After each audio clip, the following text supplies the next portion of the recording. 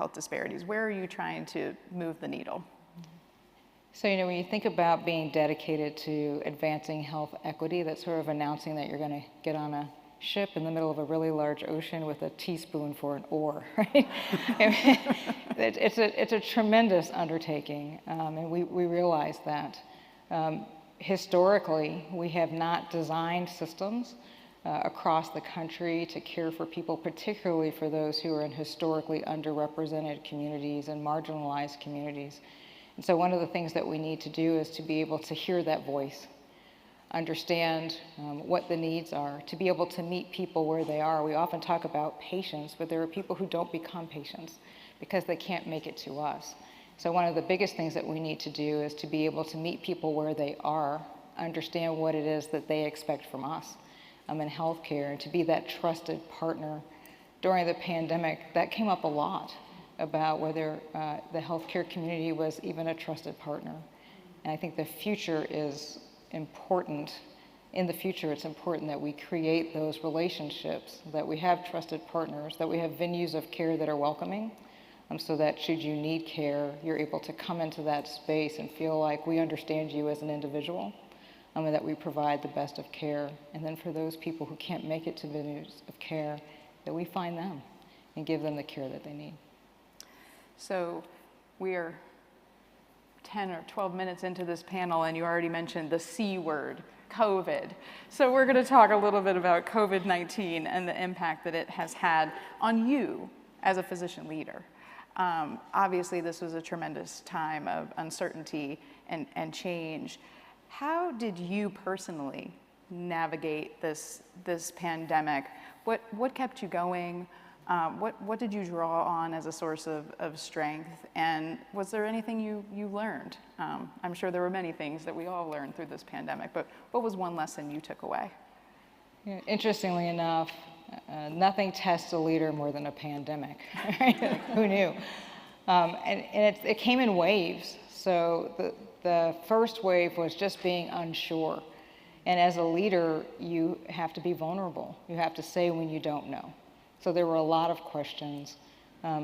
My approach was to say, I'm worried too. I'm afraid too. I have a family also. We're in this together. And one of the strongest traits of a leader is to be able to create psychological safety. And we didn't always feel safe physically.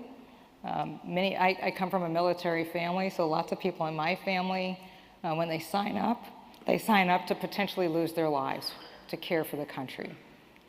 We don't necessarily do that in medicine. And so we were faced with really asking ourselves, what did we sign up for? And leading a team that asked that question, and then to watch them grow, to watch them to connect with each other, to watch them to agree that the work that we were doing was important. And it wasn't just the medical community, it was all of the support teams, our environmental services team, our nutrition team that fed us to keep us standing during the pandemic. I think as a leader, you begin to realize just how important it is to have diverse teams. And that's diversity across job descriptions. So when people talk about heroes, anyone that walked into a medical venue of care was a hero. We have something called Walk a Mile as a senior leader, and I had the opportunity to go out to an outpatient office, and just as the day grew long, they said, okay, let's get started. I said, get started? And they put their coats on and went outside and talked to patients in cars and screened patients and gave them the reassurance that they needed. And it was a freezing cold day. And I think as a leader, you realize how to celebrate having tremendous dedicated teams that will do things that they've never had to do before to deliver the care, and to be able to follow up with people and say thank you, and to celebrate them, and to remind them that there's possibility even when you're not quite sure what the future holds. So you talked a lot about taking care of your team.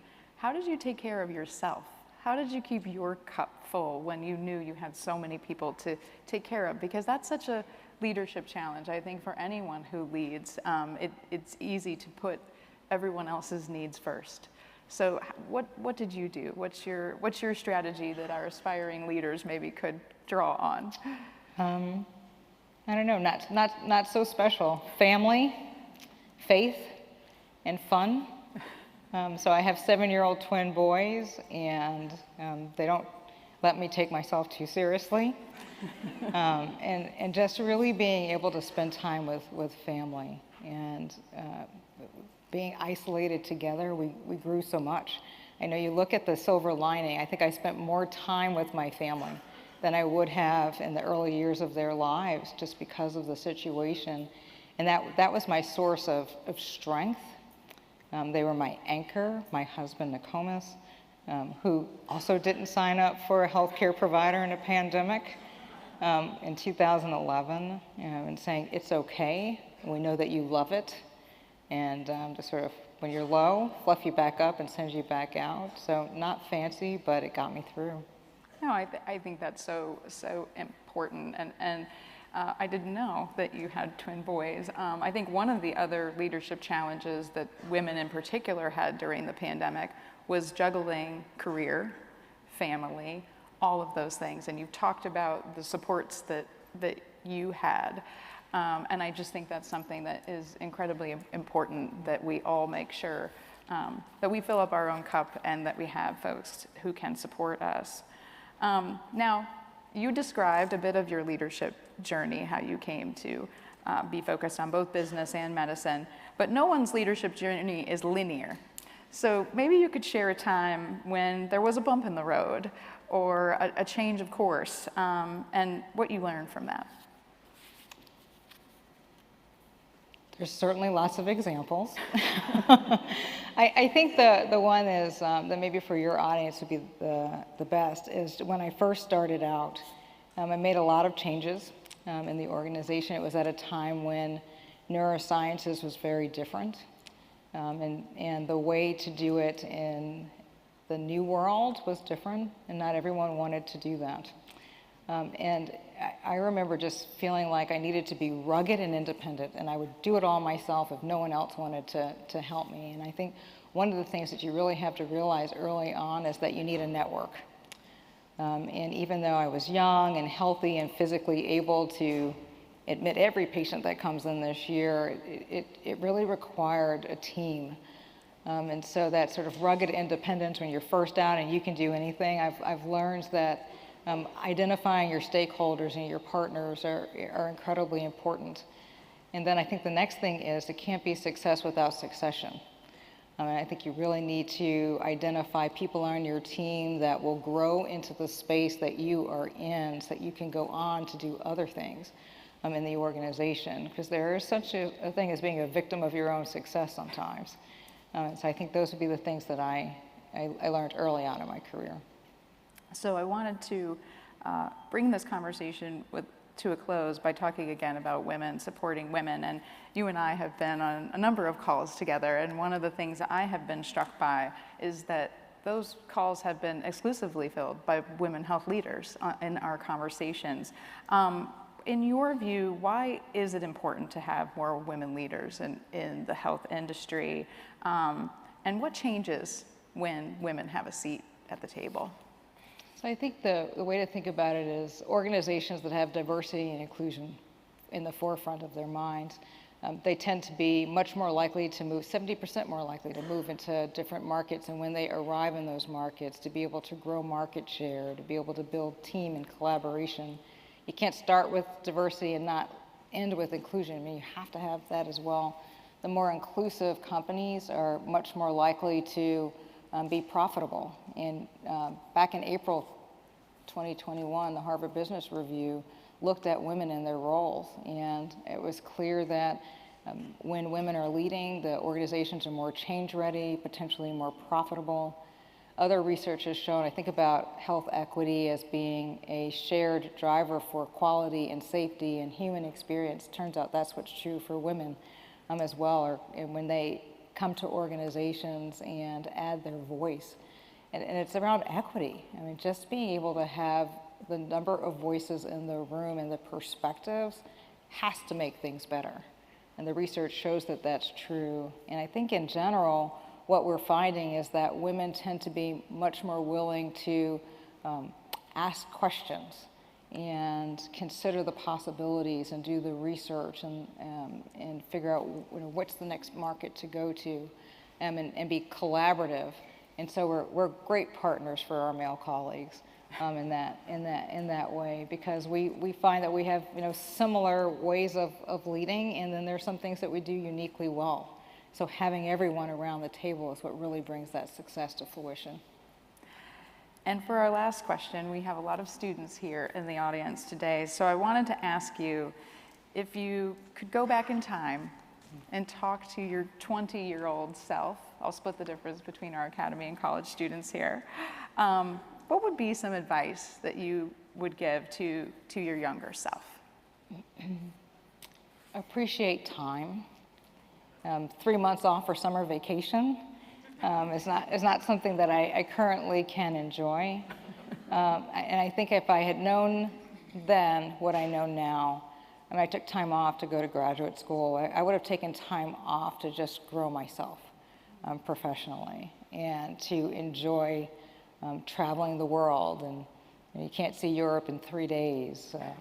There's just so much that you can do when you have that time. And there's time for everything. I had babies at 47 years old. There's time to go back to school and to do those things. People call it a gap year now. I think when I graduated, there was no gap year.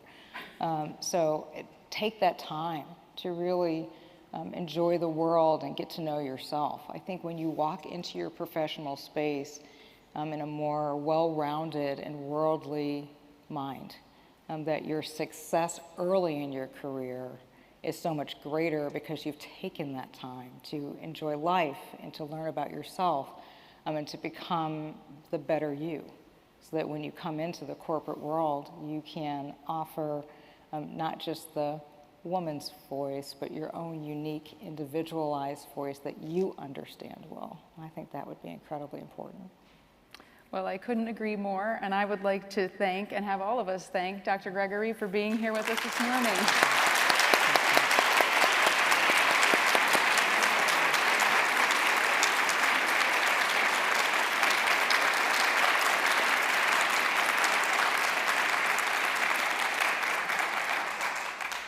And it is now my pleasure to welcome Jenny McLaurin to the stage to begin our first panel session of the day.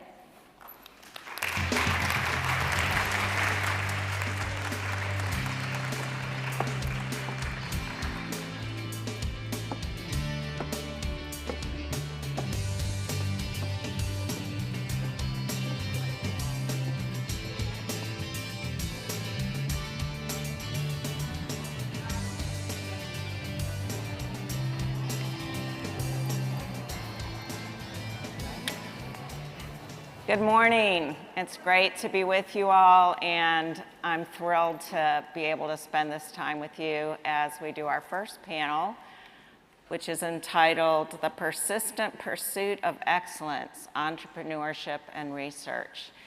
And as Dr. McGee said, I'm Dr. Jenny McLaurin. I'm a Salem College graduate in chemistry, and also a physician and a friend and colleague with the two women to my left. I picked the title, this title for this session because I'm assuming that all of you bright people in the audience are good readers, and you can read the bio sketches, you can go online and read CVs, but what you can't get just by reading is understanding the character that it took for these women next to me and for all the women who are presenting today to be able to reach the success that they've reached in their careers. That's something that you don't get in a document, and yet I know from knowing them well that it has taken great persistence, a great commitment to excellence, and a lot of courage and risk that demands entrepreneurship along the way that isn't an option to get to where you go. So that's what we're going to talk about, and like Dr. McGee said, there is no single roadmap, and I think we'll hear that today. Dr. Paula Myers-Rowland is a fellow Salem graduate. We overlapped a bit, and she has additional degrees in global public health and a doctorate in comparative international education with a certificate in program evaluation. She's worked on a number of national and international projects, but is now the Vice President of Culture and Organizational Learning at ORS Impact in Seattle. And that company is a strategy and evaluation consultancy that measures social impact. Dr. Cymbeline Couliot, who is affectionately known as BEM, is a molecular geneticist who, like Paula, has an international reach. She formerly was a scientist at the National Labs in Oak Ridge, Tennessee, with work that included projects cataloging the human genome. She is now an entrepreneur and co-founder of NEL1 Therapeutics, an exciting application of her discoveries in microcellular healing that have the potential to radically improve our approaches to soft tissue regeneration. I've been delighted to work with both of these women as colleagues on a grant, and both are very close friends of the heart. I admire their intellect, kindness, humor, humility, and faith. Let's give them a warm welcome. Thank you.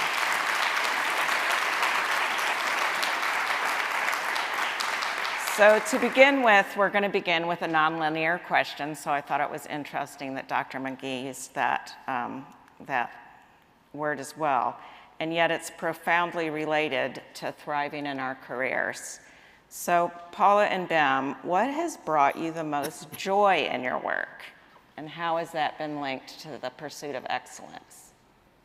I can start. All right. Thank you, Jenny. That question reminds me of a quote that many of you, I'm sure, are familiar with from Frederick Buechner, who said, "Your vocation is where your greatest joy intersects with the world's greatest need."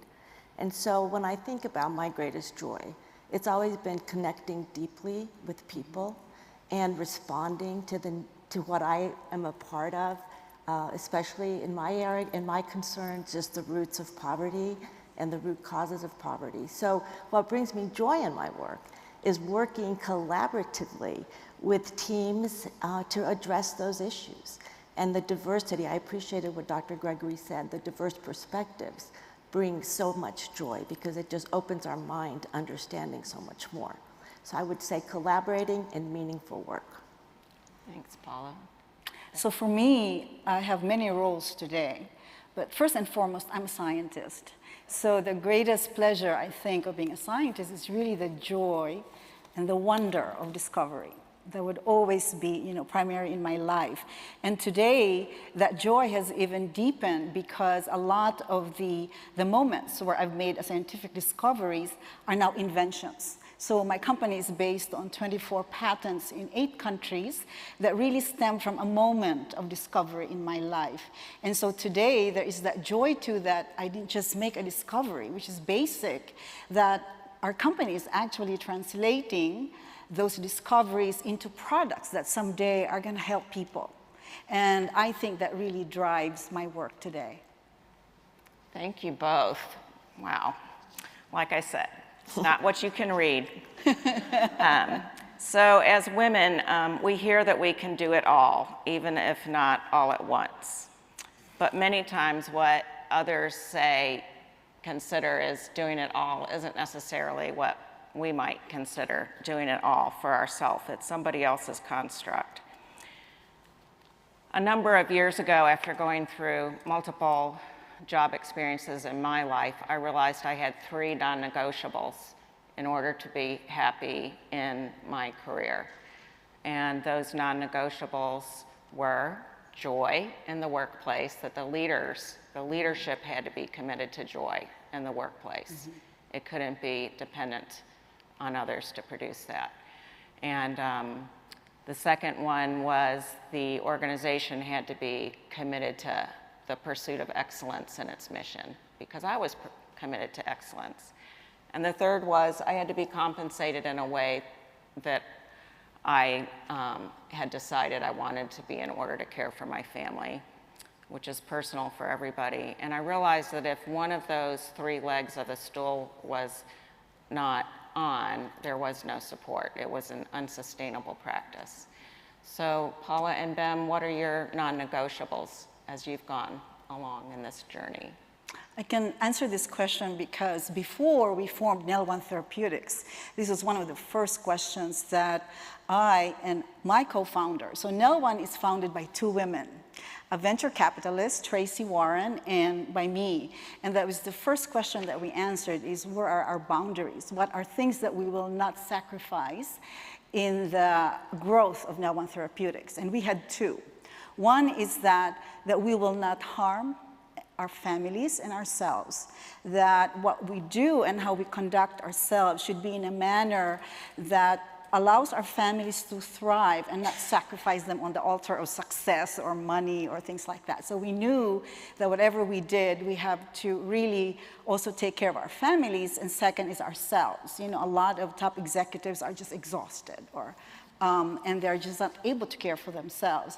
And so we agreed that it would not be to the detriment of our mental, our physical, and our spiritual health. So that was the first one. The second is the ethical standard, that we will do the right thing. That we would, not all decisions are always have an ethical component. Some of them are purely financial. Some of them are purely an experimental design. But in some very complex decisions you have to make as a company, there really are ethical components to it. And so we really intentionally think through, are we doing the right thing? Thank you, Ben. Paula, how about you? Thank you, Jenny. Three things do come to mind. One is it has to be more than the mission, because sometimes we tend to gravitate toward organizations or areas that share us a mission, like a mission statement that's inspiring, and you want to get on board and you want to be a part of it. But it's not enough. The mission itself is not enough. I've seen many organizations with wonderful missions chew up and spit out all the people that come work for them. And so, and I've been one of those. Yeah. And so it's really the values that are guiding the organization. And are those values, am I aligned to those values? That's an absolute non-negotiable for me. I need to feel alignment with the values that are guiding the organization. The second thing that's really important is that the organization is a learning organization, that there is trust to fail and to learn from failure. And that self-reflection, you have time to self-reflect, you have time to pivot, you have time to change direction, because there's a trusting environment of failure. And that's how we learn through the struggle. So that's a second thing that I would say. And a third thing that Dr. Gregory mentioned, and it goes back to values as well, is really being in an organization, being with people who are committed to advancing equity. So many of the issues our world faces today are because of inequities that are structural.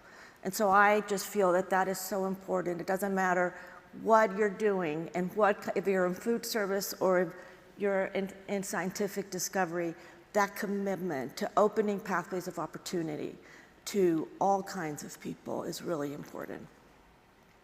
Thank you both.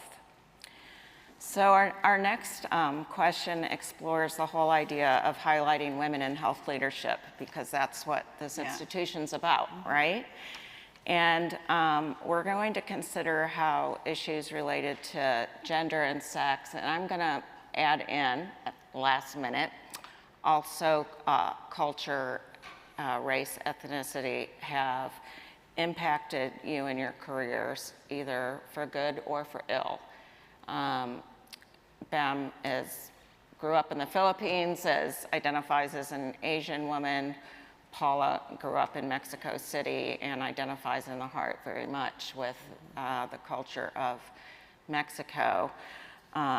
So in addition to being a woman, those two aspects I know have been important. But how have those attributes of yours shown up in your careers? And I know for me, we discussed this because I went to Salem, and Paula did as her last 2 years. Every single chemistry major was a woman, so it was no big deal that you know, you're taking organic chemistry or physical chemistry, or you're the president of the student body or whatever it is, because everybody's a woman.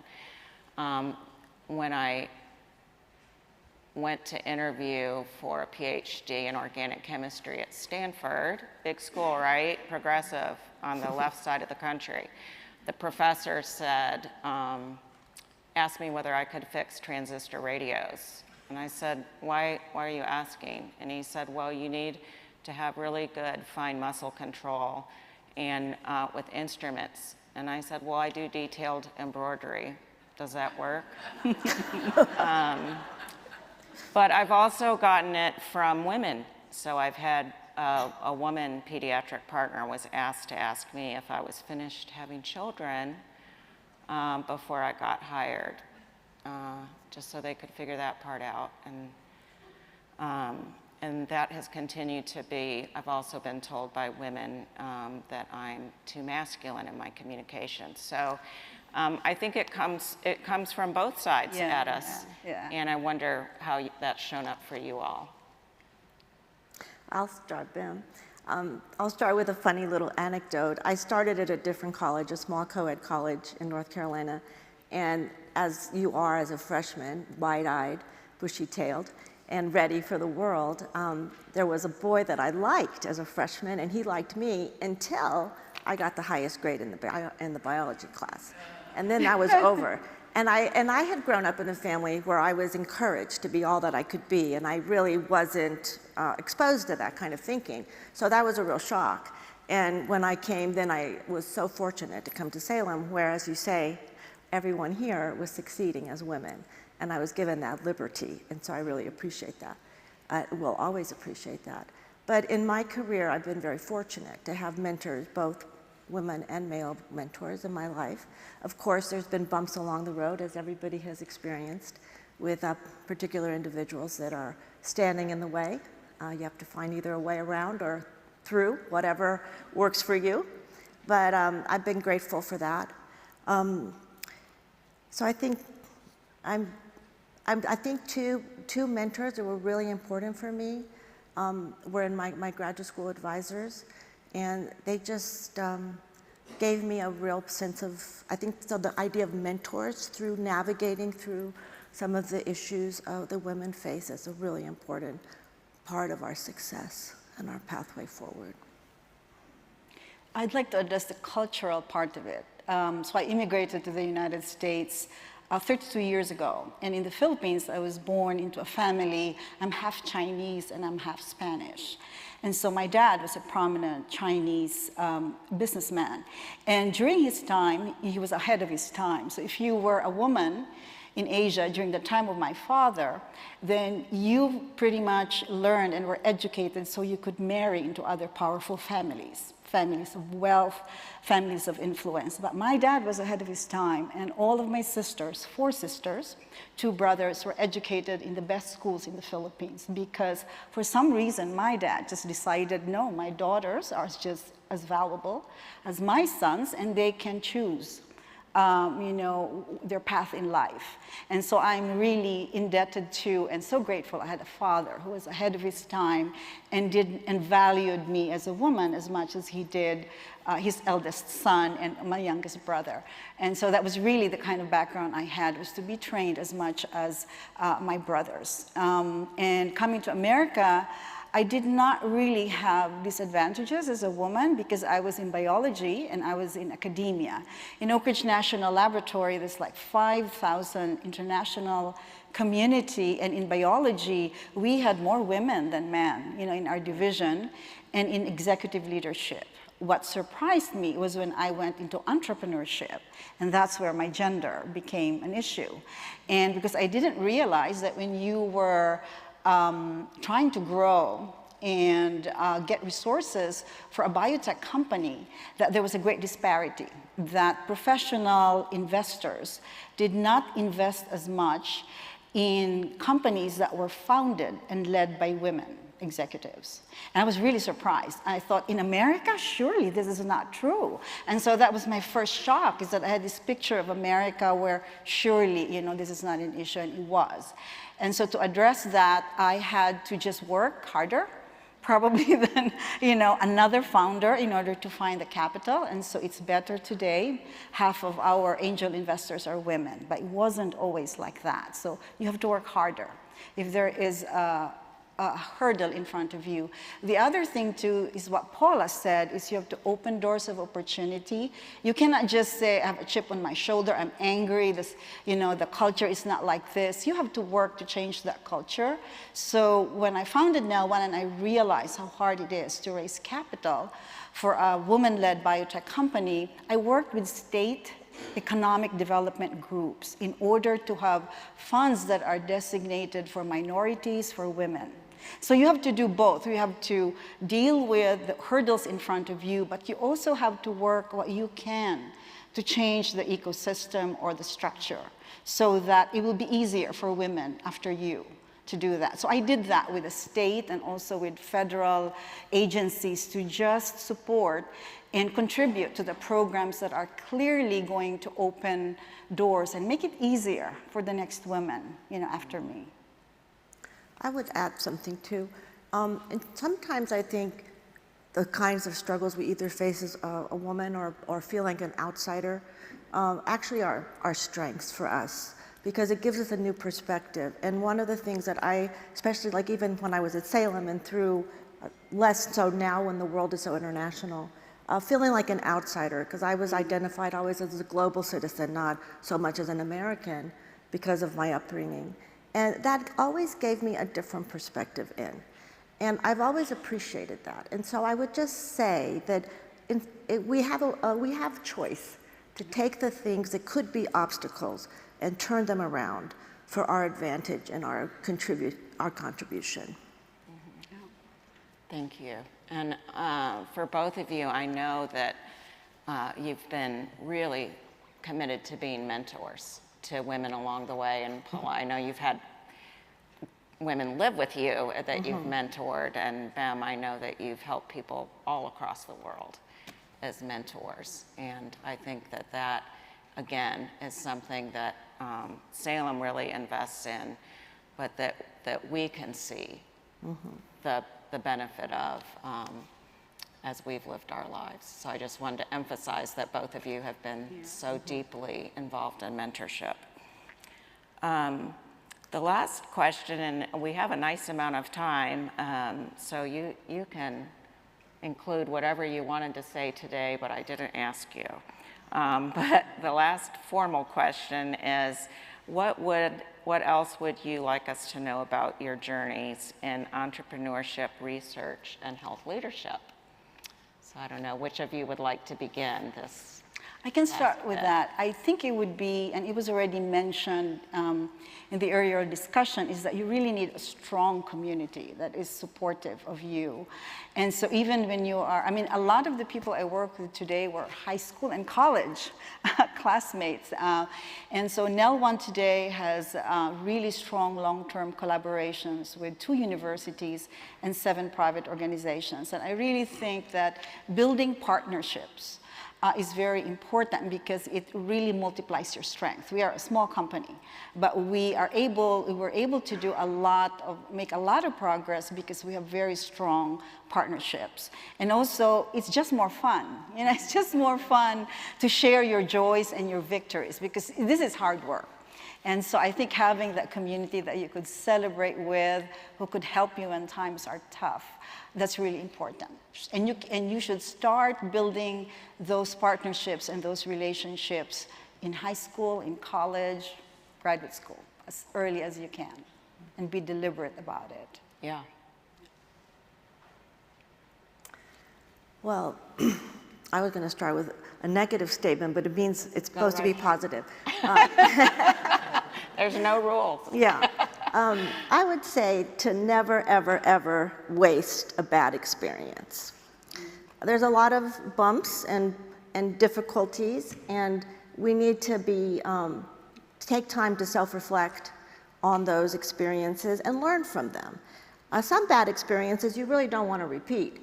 And if you can learn, you might be able to avoid them in the future. So I think just one of the things that's really served me well is trying to learn from bad experiences. And that in itself provides guidance.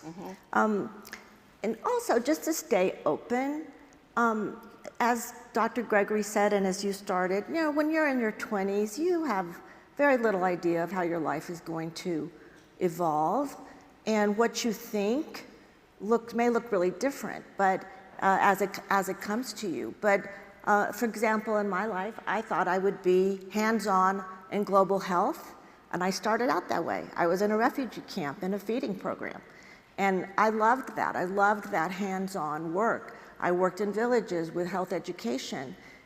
But then I wanted my influence to be greater than that, and so I had to find ways forward. And what came packaged in what I'm doing now, I would have never recognized then. That working with data and trying to understand the impact of social programs, health and social programs, would actually be a calling for me. I never thought that, but it came in such a weird package that it took me a while to recognize it. And so I would just say, stay open, be creative, open up the packages that come your way, respond to the opportunities. I love that. And I'm going to we do have some more time, so I'm going to share an anecdote about Paula. And that is, she is a program evaluator, and we are friends. And I absolutely hate shopping. And so I needed some clothes, and Paula said she was going to take me. Be her personal shopper. Supervise the event. And so we went into a store, and I looked around for about 10 minutes, and I was just like, oh. And she said, you have to be committed. You need to be committed. And then she said, what will define success for you? So I gave her my, something I could wear to work, and it wouldn't look like I just rolled out of bed, basically. And she steered me through, and we were ready to leave, and she's like, what are you going to wear on your feet? And so, anyway, the moral of the story is I wore those clothes for years. And I have thought of what will define success for you ever since. And that's my go-to when I think about, should I do something? Where should I go? What do we want this particular day today to look like? What will define success for you? So that is, I think, something Paula has done really well as she's pursued health leadership. And Bem, how would you answer that question? What defines success for you? I think for me, it's always been that if some other people's lives were made better by mine, I think it is, and it goes back to your previous question, is that what really drives you? And I want my life to matter. And that's why I think if this may be, it's not a shameless plug for a book or something, but I think when I started Now One Therapeutics, I thought that my life won't matter until our drug is in the market and it's helping people. But 4 years ago, I wrote a book with Jenny McLaurin, and in this book we put together our experiences, our lessons, and then just the feedback of people coming back and saying, hey, my life was better, my community was better. I sort of felt like that's success. I don't need to have the drug in market yet, but I actually did something that combined everything in my life, and somebody's life was made better by what I did, by sharing, sharing my journey. So that for me is always the metric. Is somebody's life better because I walked this earth, my family, my friends. So that's success for me. Yeah. Thank you both. And I know both of you well enough to know that it was definitely not a linear path from school to where you are now, and that you never could have even described, and I couldn't describe what my job is today. I didn't know those jobs existed. No. Nor would I have known how to get there. It's just, it was that, like you said, open the packages that come. And that I know both of you also defined success around being present for your families, and you have to close out a lot of cultural noise to decide what that means for yourself, because people will be very ready to tell you what that means. Yeah. So any last words of advice on that one? Can I pick up on the last one? Yeah, you can pick on So something one thing I different. wanted just to emphasize again about, Dr. Gregory said this, and alluded to it, and you were talking about it, Bim, importance of network and your friends and your support system. So I had the privilege of being in the room with Bim and Jenny when Bim was telling her stories and what she was learning about tissue regeneration, and Jenny was bringing her lens of bioethics and understanding medical from the physical, caring for people, and they were telling a story, and it was so powerful. And the group around, there were 8 of us at that retreat? 8 women. 8 women, and all of us almost at the same time said, this has to be a book. You have to write a book. And here we have the book. But I just want to say that because your effort was supported by a group of women who believed in your vision and endorsed it before it was realized. Yes. Yeah. I guess my last word, Jenny, is that as women, I've always asked what it is about being a woman that was unique and was helpful for you to found and lead a biotech company. And it always comes back to resilience, because I think as women, we take on a lot. We have very many roles, and more often we are thrust into roles, or we accept roles that we were not trained for. I don't have an MBA degree. I have a PhD in genetics and molecular biology, and yet, I have a biotech company where I have to learn corporate law, patent law, regulatory processes, business, finance. I had to learn so much, and I think as women, we naturally can do that. That's why we can be leaders in complex situations, is because it doesn't matter how many books you read when you become a mother for the first time, care for an aging parent, you have a health crisis or some tragedy in your family, you are in there trying to solve the situation and learning as fast as you can in order to resolve it. So I think women naturally have abilities to multitask, abilities to be resilient and adapt and learn very quickly, because something needs to be done. And so I think I celebrate that a lot about being a woman, that even if I didn't have degrees in law or degrees in regulatory approval or business, that I was able to at least bring that trait into learning as much as I can, being open-minded, and just pretty much adapting and being resilient. And so that's kind of, I think, an aspect of being a woman that I really celebrate. Well, I celebrate both of you, and I think our audience would love to celebrate both of you right now. And then Catherine Knapp-Watts is going to give us some directions. Okay, thank you. Good job.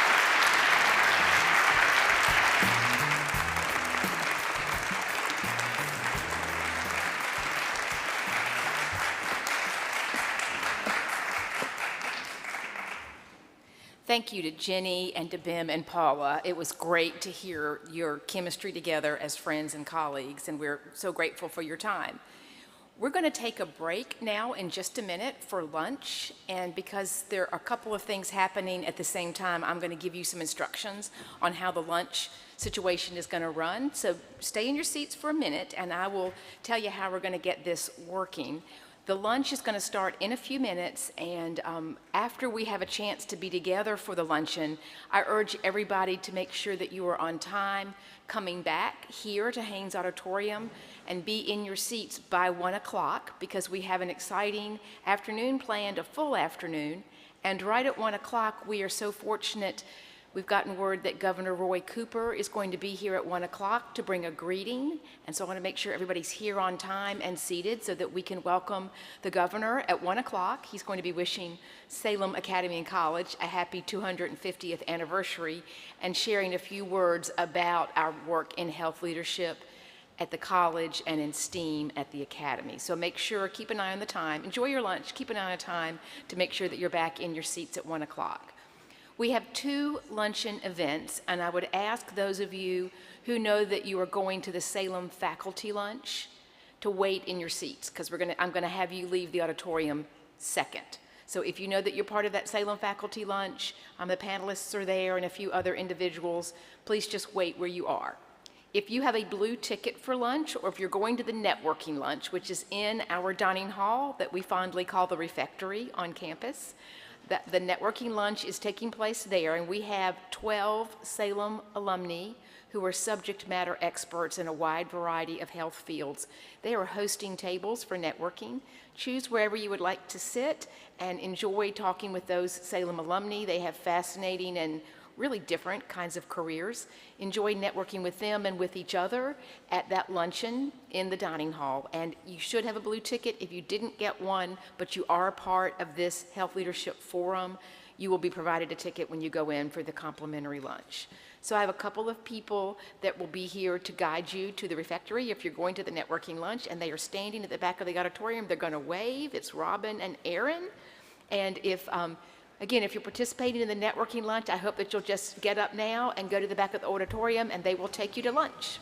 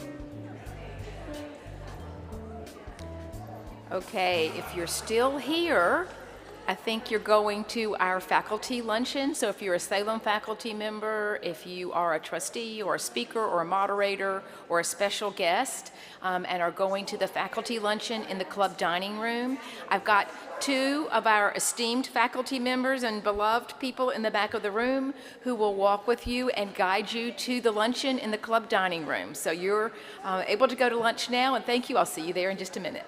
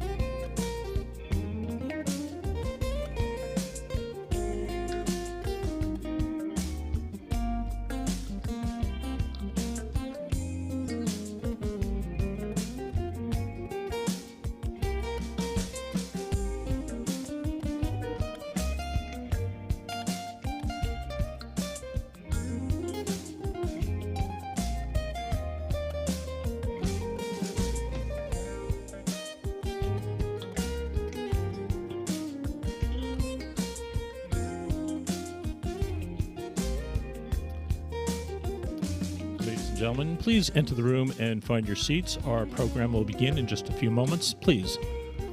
Additionally, please remember to silence your phones. Thank you for your cooperation.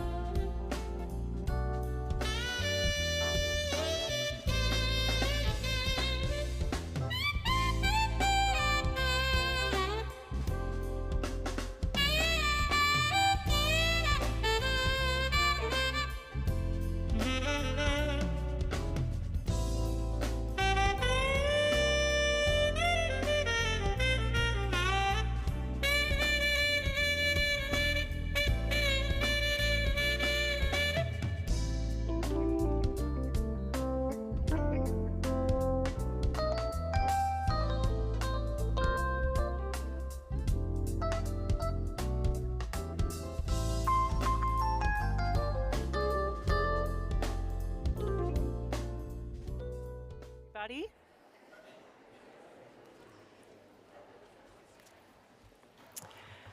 I hope that you all had a wonderful and productive networking lunch. I loved being able to walk on campus back over to the refectory. It brings back so many happy memories, and it was just a treat to be here on campus. It is such an honor for me to present our special guest to kick off this afternoon's portion of Salem's inaugural Health Leadership Forum, North Carolina's Governor Roy Cooper.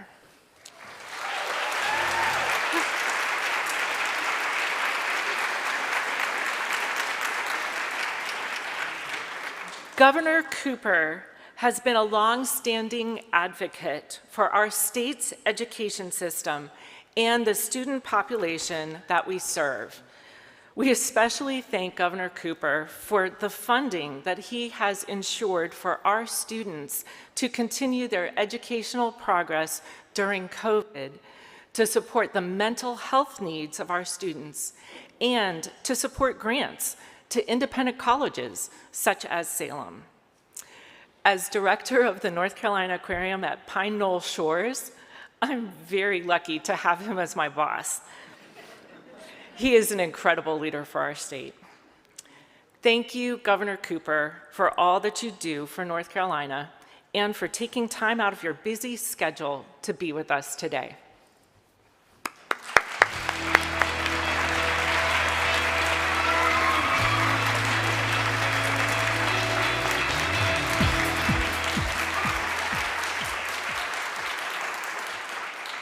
Hello, Salem. Thank you, Liz. I appreciate that introduction. And President McGee, congratulations tomorrow on accepting the presidency and being inaugurated as president of Salem. That is exciting. Glad to have my friends Gwen and Dan Taylor here. I've appreciated all that they've done for this community and for Salem. 250 years of Salem? That is amazing.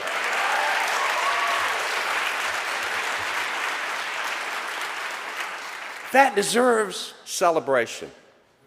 You know, Liz said, I see your notes here. They're all handwritten. And I said, yeah, I wrote them on the way over here because I remember being here, I think back in 2019 when you had governor's school here and going through and touring and talking to a number of students. So exciting what's going on here. And when you think of the 250 years of history here. You think about the many women who have left these halls and made such an impact on this community, on our state, and the world. And when you think about it, Salem's history is our history. We've had ups and downs, but both of us, our state, this great educational institution, have always stepped up to meet the moment. So I do think it's appropriate and amazing to bask in the glow of Salem's historic past, and it's important to take the time to do that. I'm glad this celebration is happening. But I'm even more excited about its future. Look at all of the potential in this student body. I was reading about some of your accomplishments. I don't know about the judgment. I saw this button here. Says, Salem College Art Society, more like Roy Cooper Fan Club. Thanks, guys.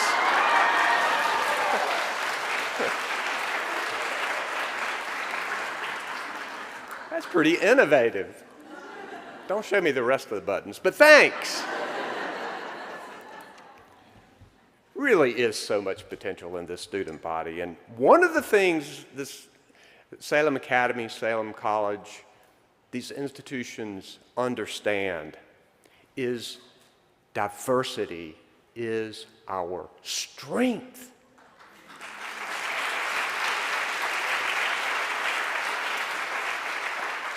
It is something for us to celebrate, because one of the things that is becoming more and more apparent is that diversity makes you better. Diversity increases the bottom line of a corporation. Diversity makes a government more responsive. I have appointed by far the most diverse cabinet in the history of the state of North Carolina, and the most diverse staff.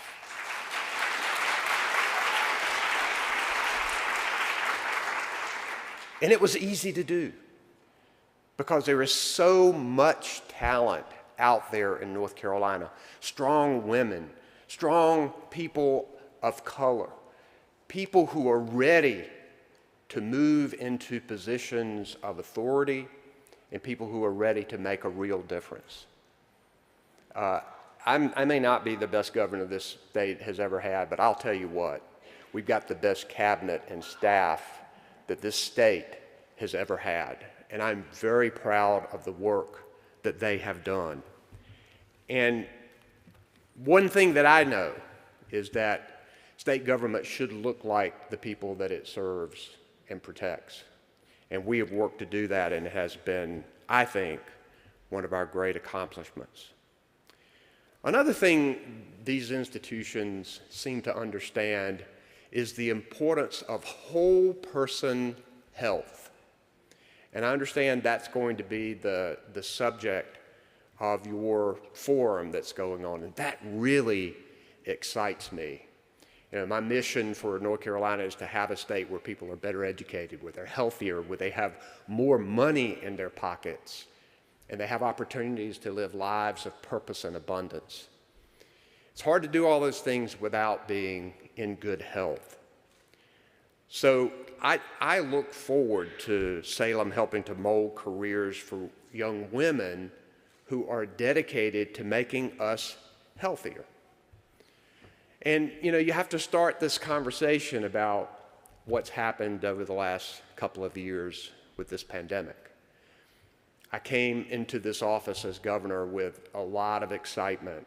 I grew up here, grew up in Eastern North Carolina, went to school here, practiced law here for many years, served in the legislature as Attorney General. Having the opportunity to be the CEO of the state that I love so much, the best state in the country, has been a challenging but amazing experience for me. And I had a long checklist of challenges, and global pandemic was just not on there anywhere when I started looking. You know, we were all sailing uncharted waters here, but we approached this with relying on science and data, listening to the health professionals, making sure that we put the health and safety of our people first, but also understanding that we had to keep our economy going, we had to keep food on the table, that frontline workers needed to be out there continuing to move society forward. And so we had to take into account those things. Well, we did. I'll just give you one measurement of how we've done. The CDC and the Bureau of Labor Statistics did a joint study, and North Carolina ranked among the lowest states in COVID deaths and in job loss per capita. And I think it shows that, of course, we valued people's lives first, but we also valued their livelihoods. And I believe with all my heart that we are going to come out of this pandemic even stronger than before. And I also know that if we do it right, we'll learn a lot of lessons that we can take with us to make life better. Now, I know it's been hard. It's been hard for high school students, for college students. It's hard for parents who had you home that didn't think you were going to be home. It was hard for businesses. It was hard for people who got sick and families to support them. It was hard on people's mental health. It has been a difficult time. But being the Presbyterian elder that I am, you got to find something good out of something bad. There is a lot that we can take out of this pandemic that we can learn that will be good for us in the future.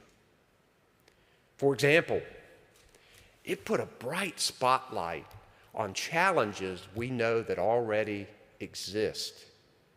We know there are tremendous disparities in health that should not be there. Why do twice as many black women die when they have children than white women? That should not happen. Nothing genetic there, nothing scientific about it. But we know what it is, it's disparities in access to health, unconscious bias, systemic racism, all that's there that become a part of us tackling this healthcare challenge. And this spotlight of disparities, we went into this pandemic saying we know they're going to be there. And one of the things we did when these miraculous, thank God for these miraculous vaccines that are so effective, that came out in a record amount of time based on research of scientists and health professionals for years. What an amazing thing as to how effective that they were. When they first came out, when we first started giving them to people, we had the federal government provide for us a database, and we said, nah, that doesn't give us enough information. We've got to establish our own COVID management database so that we can capture all of the demographic information so we can measure how we are doing. You can't tackle a problem unless you can see it. And of course, as people started getting their vaccines, we saw that underserved communities, communities of color, did not get as many vaccines, did not have as much access. And we concentrated on those areas because the data told us that. And we are going to continue to take that message, our equitable approach to trying to get health care across our state. And we also, I was so grateful to have as my partner during this, the Secretary of Health and Human Services, Dr. Mandy Cohen. She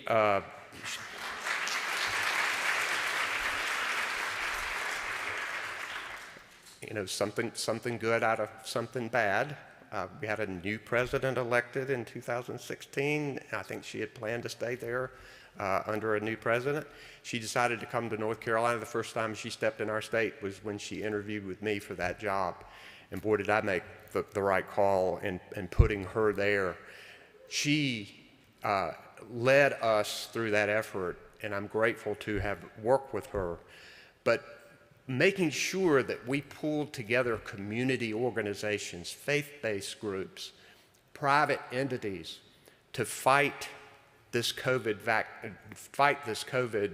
scourge that we've all faced. I think we have done it well, but we've got a lot to do. Anybody in here who's not vaccinated, get vaccinated. Anybody who's not boosted, get boosted. It's safe, it's effective. We have turned the corner in this pandemic. We know what we need to do now.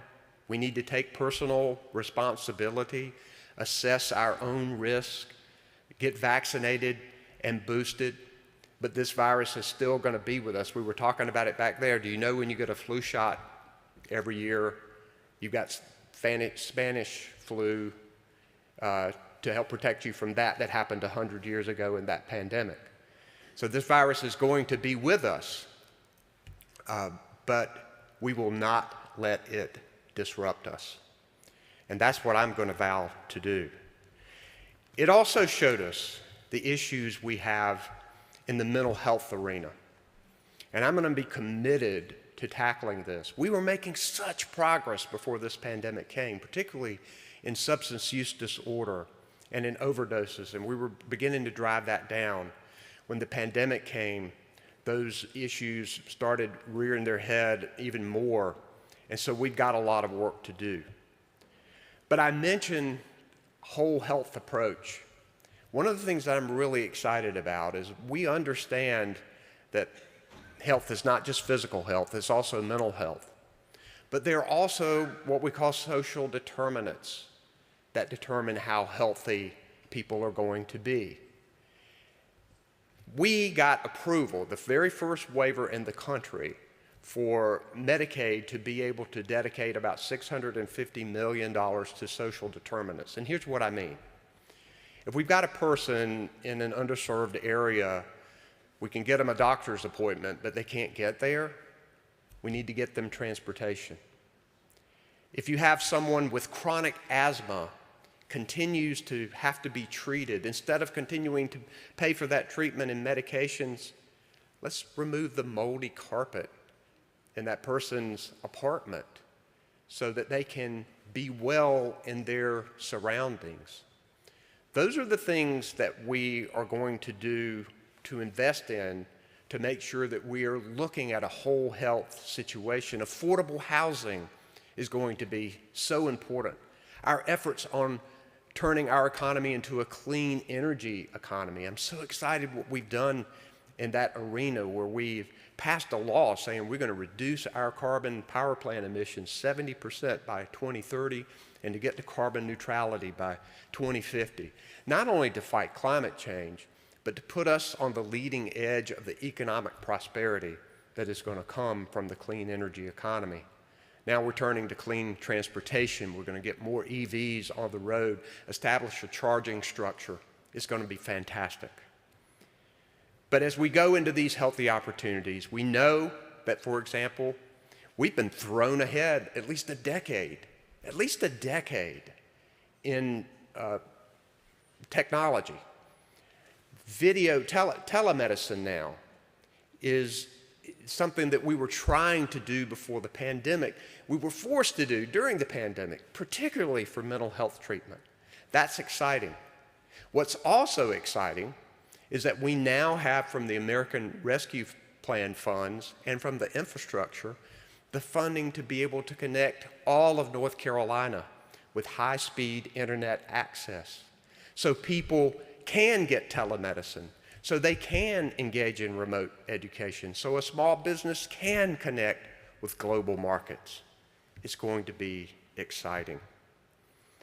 We also know that having a strong healthcare workforce will be critical. And a lot of the women who graduate from these institutions here will enter the healthcare field directly and fields that will help influence the health of North Carolinians. I'm excited for you. I'm excited that together we can build a healthier state. We need to pull together these education institutions to help lead the way, along with our private businesses and our nonprofits and governmental entities.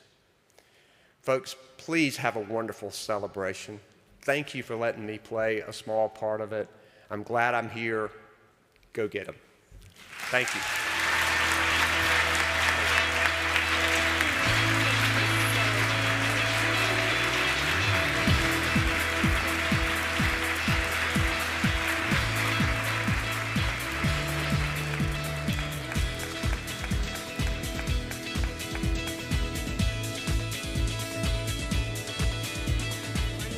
Wow, that was wonderful, and I think we're having just such a fabulous day. I have the honor today, first I'm Ellen Drew, and I'm on the Board of Trustees for Salem Academy and College, class of '81. And I am pleased to introduce to you Dr. Stephanie Cooper-Luter, who she is taking Dr. Gerald's place, who couldn't make it with us today. She is from the Kate B. Reynolds Charitable Trust. And I also need to add here that Kate B. Reynolds attended Salem Female Academy in the 1880s, so glad to have her. The foundation that Dr. Cooper-Luter oversees is the operational works of staff of all departments and serves as strategic partner to the Trust President, Dr. Laura Gerald. As a longtime leader in nonprofit and philanthropic sectors, Dr. Cooper-Luter brings to the Trust the wealth of experience in fields ranging from poverty and immigration to women's well-being and education. Dr. Cooper-Luter is currently on the Board of Trustees of the Southern Council of Foundations. She recently served as the Charlotte City Directors for Walker's Legacy, a global platform for professional and entrepreneurial multicultural women. An immigrant from India, she was also on the National Board of Directors for grant makers concerned with immigrants and refugees. She holds a PhD at a Council on Social Work Education Minority Clinical Fellow from the University of South Carolina, a Master's of Social Work degree as a Child Welfare Scholar from the University of Minnesota, and a bachelor's degree in social work. She resides in Winston-Salem with her family.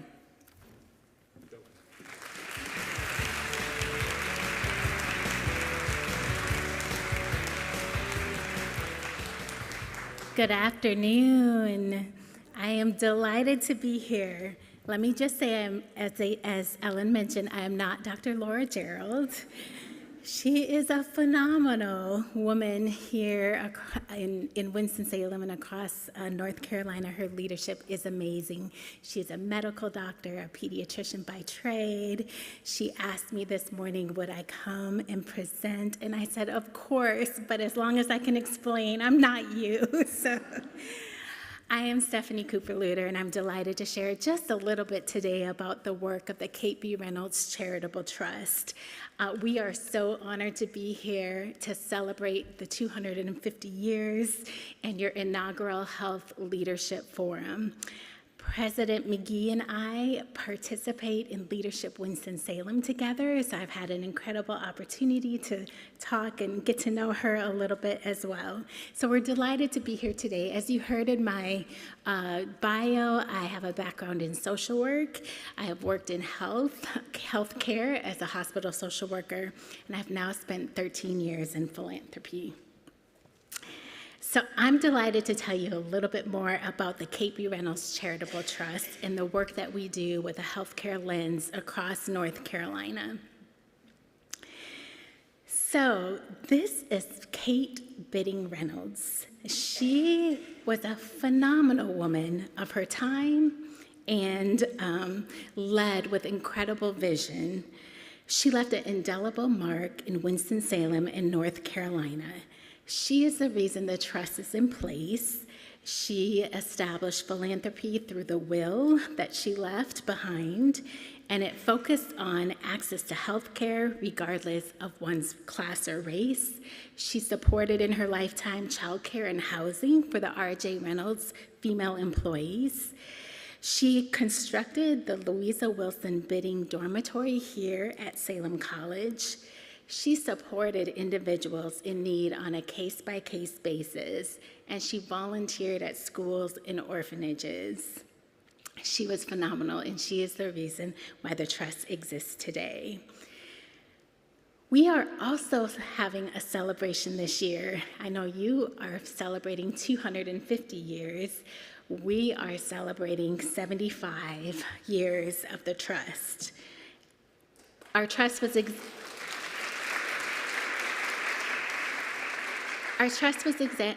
established in 1947, and with the establishment of her will, Ms. Reynolds said that the dollars would be spent 25% here in Forsyth County and 75% across the state.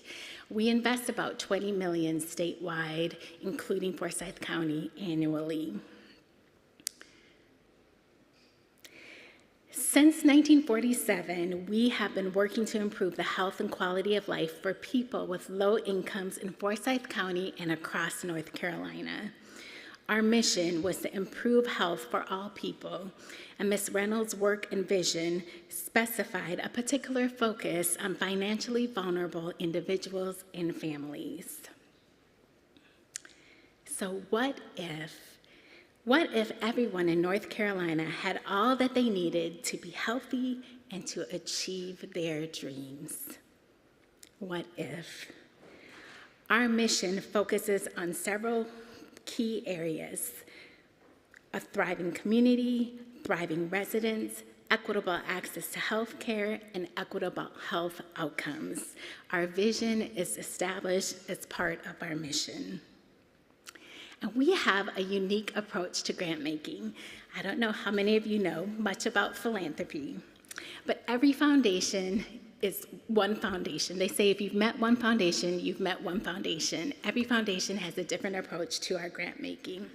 We believe that we can do significant impact when we focus on building power, supporting capacity in communities that have been marginalized, and collaborating with community partners to change systems to become equitable and ensure people get the support and opportunities they need to thrive. In essence, at the Trust, we invest for impact. We focus on outcomes rather than issues because we believe this is the most effective way to achieve long-term sustainable change. So you will see in this graphic our approach to our investments. We start by listening. We believe in the communities that we serve. We engage unlikely partners. We employ a place-based approach. We believe that equity is essential to the work that we do, and we work to foster equity in all our efforts to ensure organizations, programs, and systems are serving residents and communities that have been historically left behind. And at the Trust, we focus on outcomes. We identify outcomes that we want to impact to make change. We set goals and we determine actionable strategies to meet each goal and open funding opportunities to support these outcomes. And in addition, we are invested in supporting scale and sustainability. We assess how people can be served by a specific grant-making approach, and we support opportunities to do so. The tools that we use in the inner circle are grant-making, capacity building, communication, evaluation and learning, convening, and facilitating. I could talk a lot about each of those in a little bit. Our equity framework is the only path that we see us achieving Ms. Reynolds' vision, and it's established through confronting disparities faced in our communities.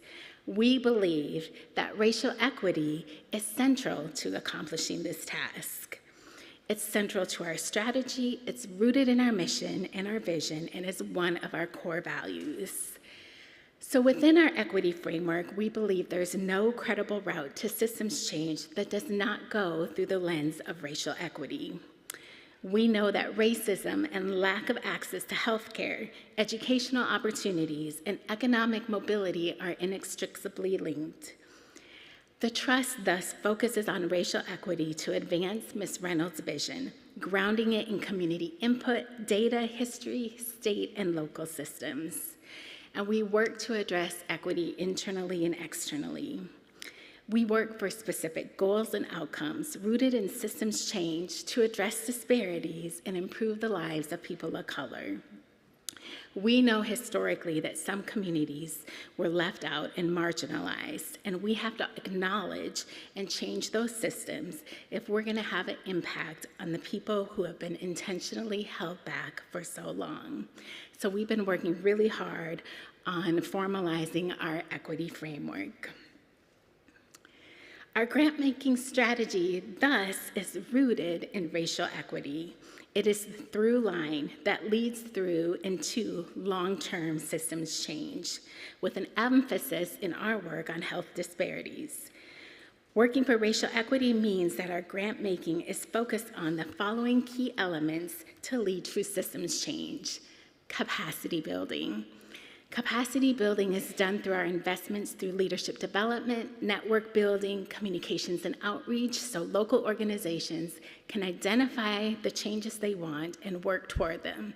We're also invested in leading and supporting leaders of color and organizations who are leading nonprofits across the state. Capacity building and philanthropy includes general operating support, technical assistance, and professional development. Convening and facilitating. Foundations love to bring people together, and if you're invited to one of those opportunities, you also get a really good meal like we had today. We know that part of our work is to help connect the dots across communities. So we bring community groups, partners, educators, a number of funders and collaborators to the table for us to learn from each other and to broaden our impact. We believe that through that listening, we can hear the solutions that the community wants to move forward. Mapping is another strategy that provides organizations in the community with funding to conduct research and gather data on the issues they want to address. Implementing is putting funding and dollars behind the health, economic, and educational challenges to correct disparities in their communities or across the state.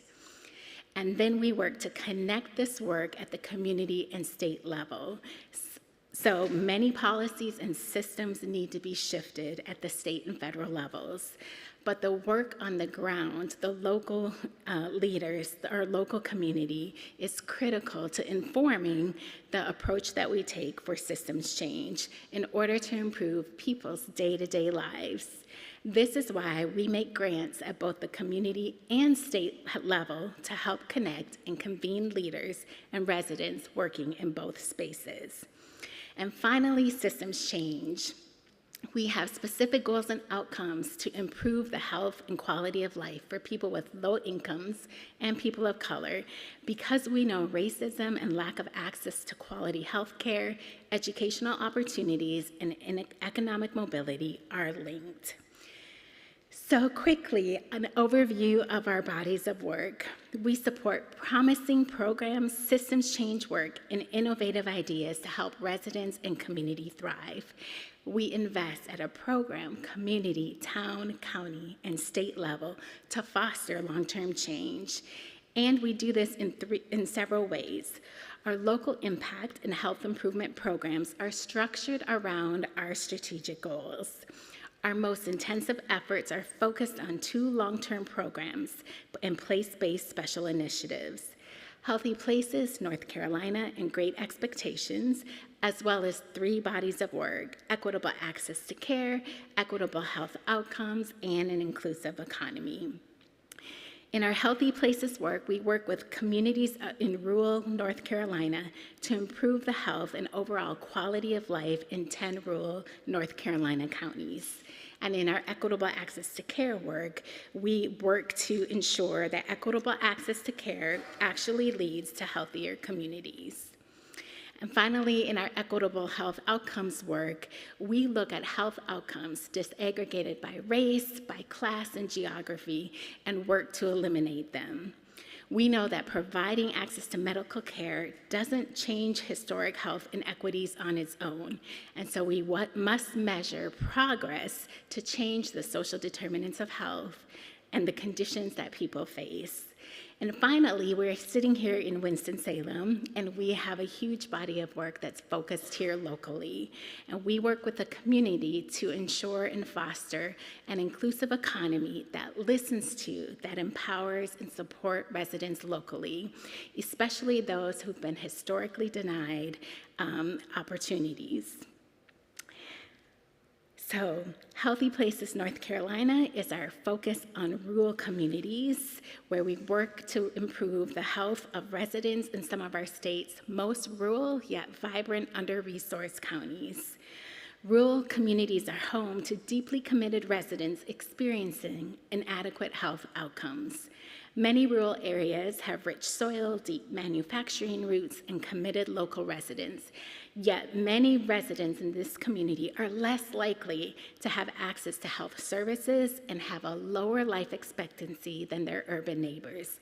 That is why we work together so our rural communities can thrive.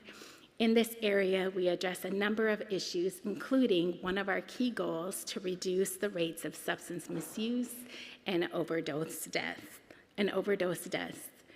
A lack of treatment capacity, high uninsured rates in some sections of the population, and a rising opioid overdose deaths have prompted stakeholders to confront the complex issues of behavioral health and substance misuse at the state level.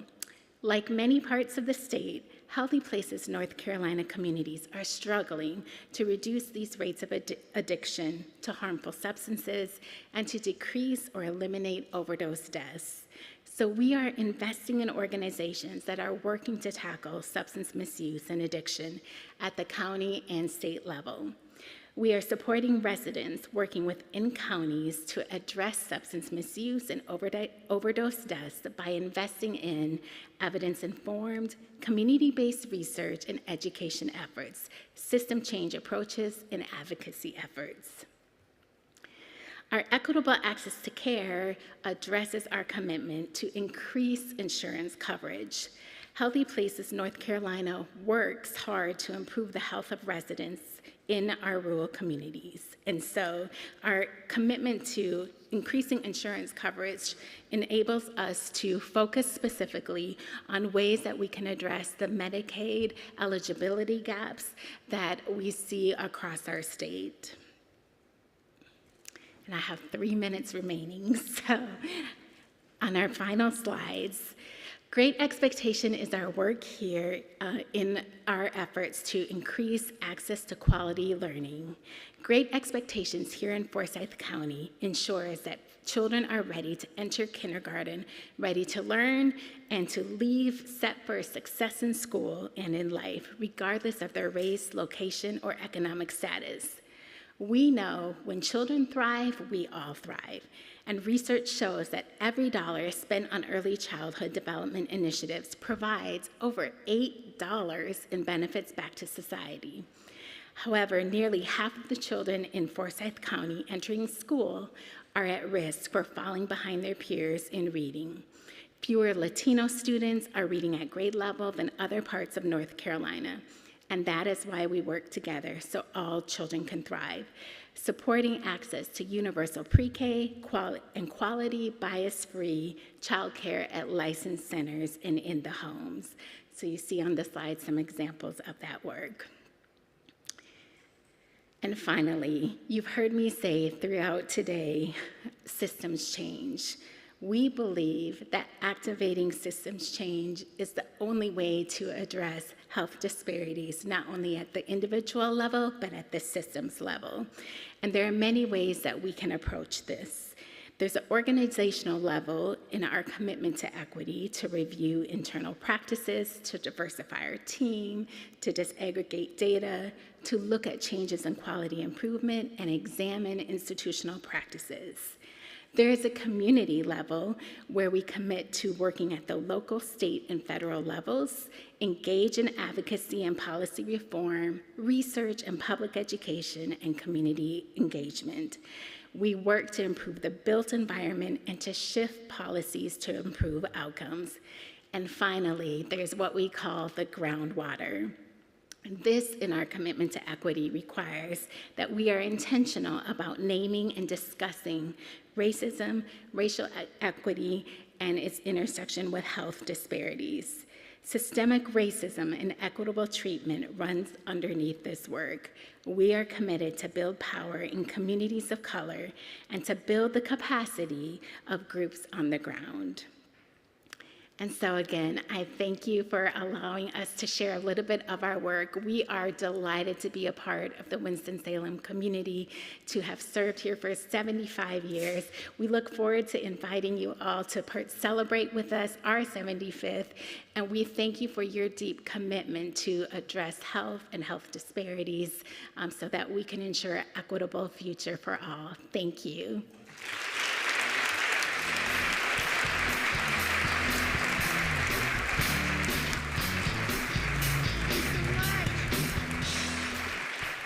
Thank you so much, Dr. Kupu-Haluit, and for joining us today and for sharing your wisdom.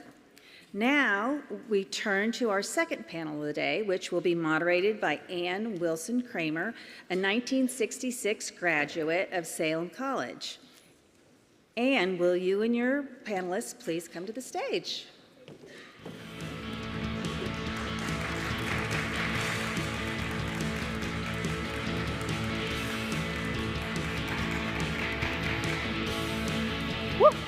Good afternoon, Salem. Is everyone having a wonderful afternoon? Yes.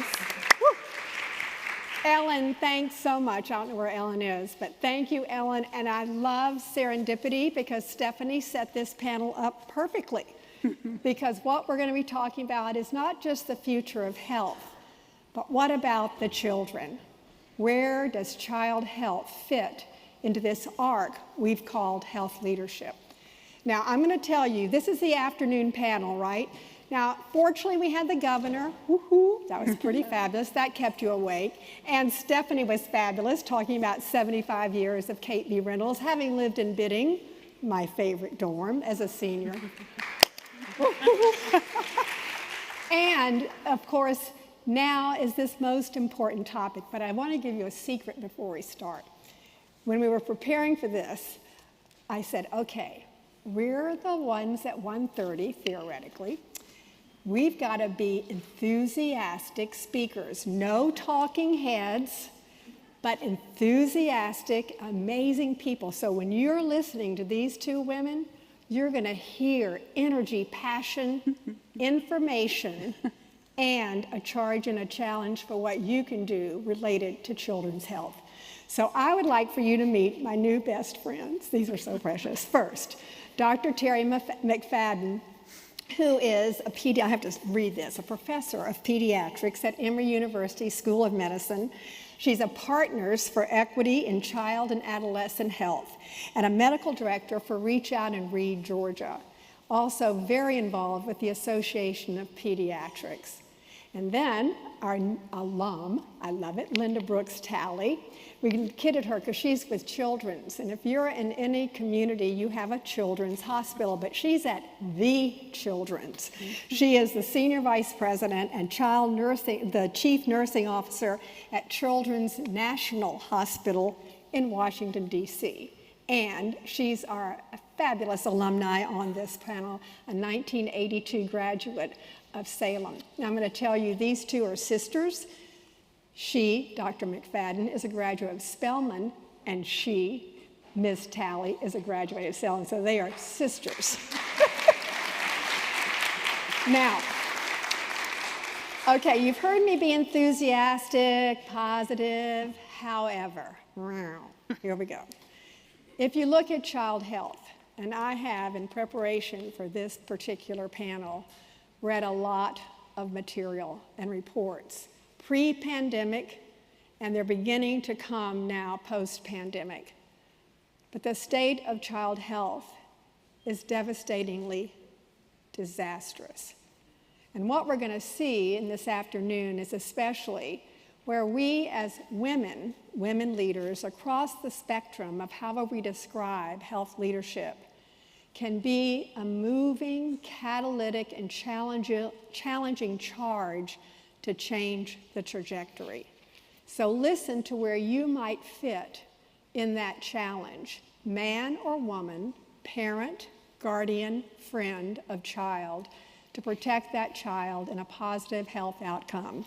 So tell me, new best friends,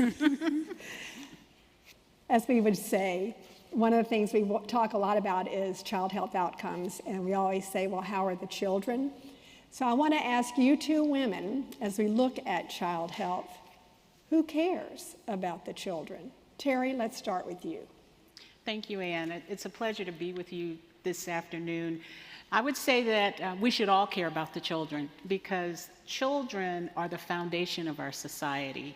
And so child health, child development is the foundation of our society.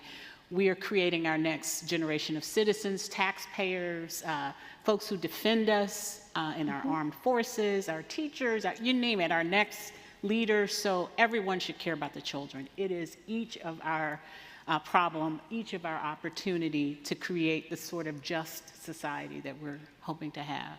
And so how would you describe that status of child health? So, as you alluded to, going into the pandemic, we really had issues with child health, issues around early brain development, literacy, it's so many social determinants of health.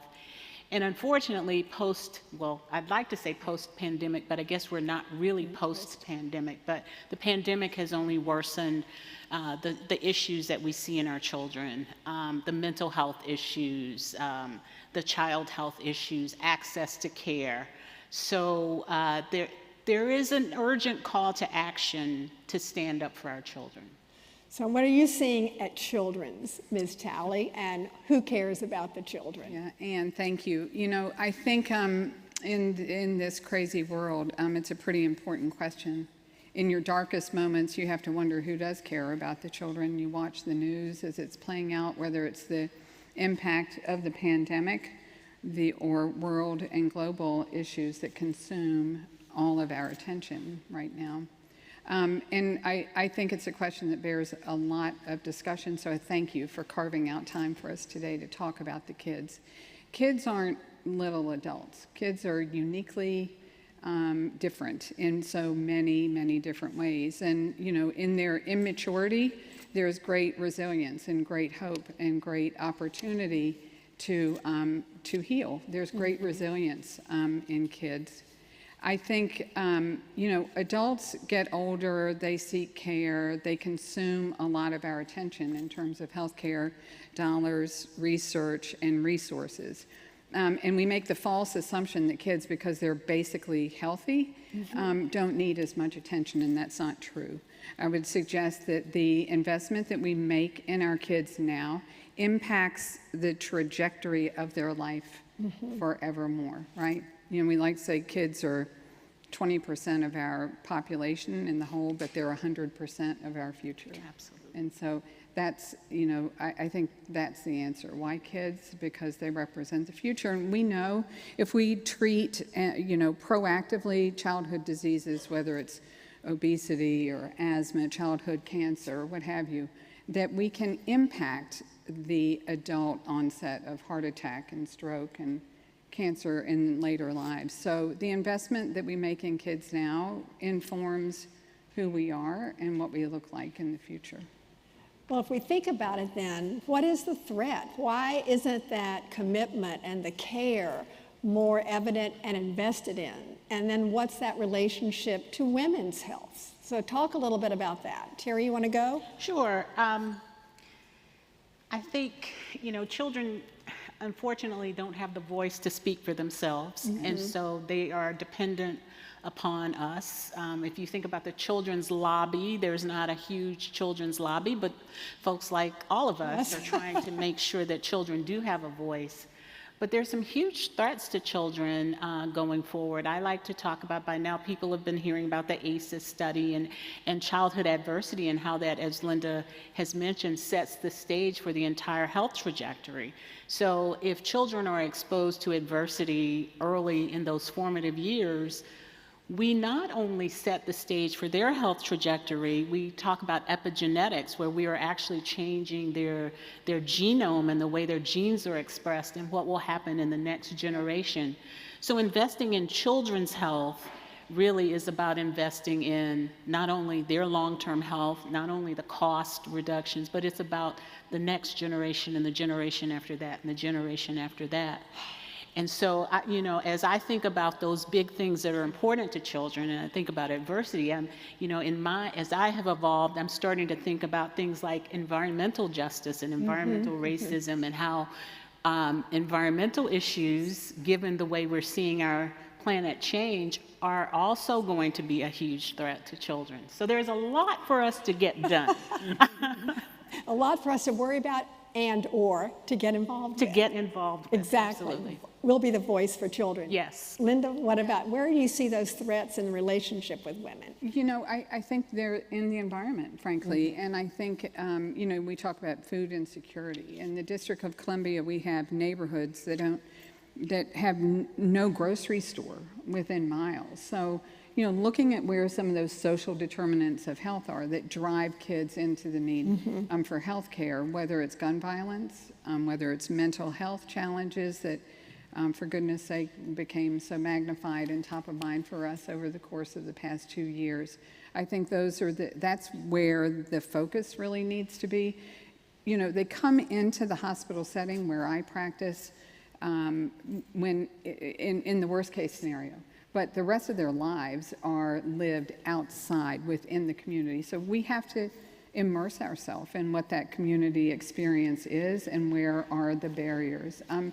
Disproportionately so for kids who are underserved, and just finding, access points for them so that they can get vaccinations, so that they can be tested for COVID, for goodness sake. Didn't come as easily for those children. So I think we have to be very intentional and very proactive in, finding where the barriers are, where the gaps are, and addressing them in the community before they even have to cross the threshold of a hospital. Honey, you are speaking my language. So we've heard the word intersectionality, and when we talk about health and the health sector, it is equally as dependent or interdependent with safety, housing, education, connectivity, and then employment for the adult and the child. And so that health, being healthy, is one of those determinants within a community. A healthy community creates a healthy child and family. So I love how you all both continue to talk about intersectionality. So especially at Salem, when we talk about health leadership, we can look at it as that holistic approach. And for that tiniest pre-baby to the adult and senior. So thank you. Okay, you also alluded to pandemic. Yeah. What have you seen in terms of the impact on the children and the families? And you've talked about the mental health outcome and the interconnectivity or isolation. Talk a little bit more about what you're seeing relative to COVID, pandemic, the issues that we faced last year, or all with politics, with race relations, systemic and structural inequities. Hello. That's a big that's a loaded question. Yes. So my experience obviously is very relative to my perspective as the chief nursing officer of the Children's Hospital in the nation's capital. So we weren't only thinking about what was happening within our community, we were thinking broadly. We were thinking about the national impact, we were thinking about global impact, and we were thinking about our role as advocates and how we could use the fact that we are only about 3 miles away from the nation's capital, and how could we leverage relationships, right, on behalf of those kids. Early in the pandemic, I would say about 6 days in, our CEO came to me and said, we need to erect a testing site for kids. Like, who's talking about the kids? I reached out to a local partner over at Trinity Washington University, by the way, an all-women's school as well, university, and they said, come on over, use our parking lot, set up the tents. We did this in about 48 hours time, and just, you know, again, with great intentionality, we're out in the community creating drive-by testing sites for kids. As vaccinations started to roll out, we were in the community making sure that kids didn't have to look or figure out where they were going to go. So 50,000 shots in arms from DC public schools and teachers so that they could get back into their work, and then making sure that we were just available and meeting kids where they are. It was easy for those who have easy access. So they were going to their primary care, they were going, you know, to their local CVS. But for those kids who really, really are marginalized and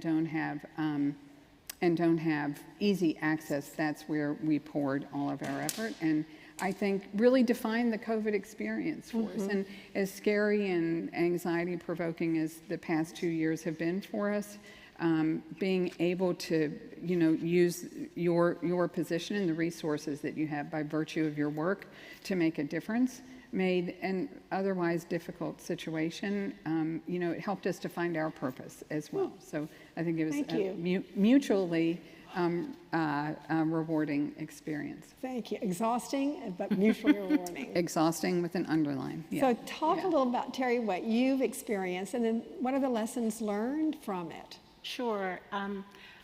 I have some concerns, but I know we're not going to end with our concerns. But you know, one is around the erosion of trust for health and healthcare. And, you know, we, as many of us listen to a talk at lunchtime, we will have to work to rebuild trust in our healthcare system, because that has sort of trickled down into immunizations. Right. And immunizations are the single most important story about health and child mortality in the last 100 years. But unfortunately, with some of the politicization of, you know, COVID, you know, the children suffered. I guess the other thing is around being able to staff up for parents, because you know, if you think about it, many times moms were laboring alone without a support person. Families were traumatized. I just, you know, my children are a little older, but I can't imagine bringing home a new baby in this time of extreme stress. And so we really staffed up to be able to support parents in a way that we had always tried to do, but really important given, you know, what they've been going through. So I think there's a real opportunity for us to sort of re-engineer the way we support and approach families, recognizing that there has been a bit of a breach in trust, and how you rebuild that by listening, by having empathy, by understanding that what may seem obvious to me as a pediatrician is not necessarily obvious to the patients and parents that I work with. So that puts the onus back on me to make sure that I'm communicating effectively. I love it. Oh, thank you. So tell me, each of you, sort of one of your favorite stories. It can be a hard one that we learned from. It can be a glorious one that we rejoice over. But what have you seen that touched your heart based on where we do see hope in child health? Want to go? Well, I'll take a stab at this, because you know, I lead a nursing workforce of over 2,000 nurses, and to Terry's point, the pendulum swung back and forth from having a lot of support to feeling really, really marginalized. So we talked a lot, almost every day, about where are the silver linings. You know, what keeps us going, and you know, I think there's healing in caring for others, and it really, really spoke to our purpose, and that's what we tried to hold on to. I think that's what got you up out of bed every day, is knowing that you had a gift by virtue of your expertise, and that and that's your calling. And so, you know, my goodness, and opportunity abounded for us to be able to impact. I think the community support was a silver lining, and continues to be one for me and my team. You know, starting with my friends from Salem College, who were texting me frequently and saying, just how are you? What's going on? To members of the community who came forward and brought bagels, or days where we had so much food we didn't know what we were going to do with it. To philanthropic partners who would call me and say, what do you need? I want to be your first phone call. So that lifted us up. It may have, felt like just a small gesture, but it filled our tank and allowed us to get up and just kind of do it again. So when I reflect on the past 2 years, I think about the community support that allowed us to be there for kids who desperately needed us.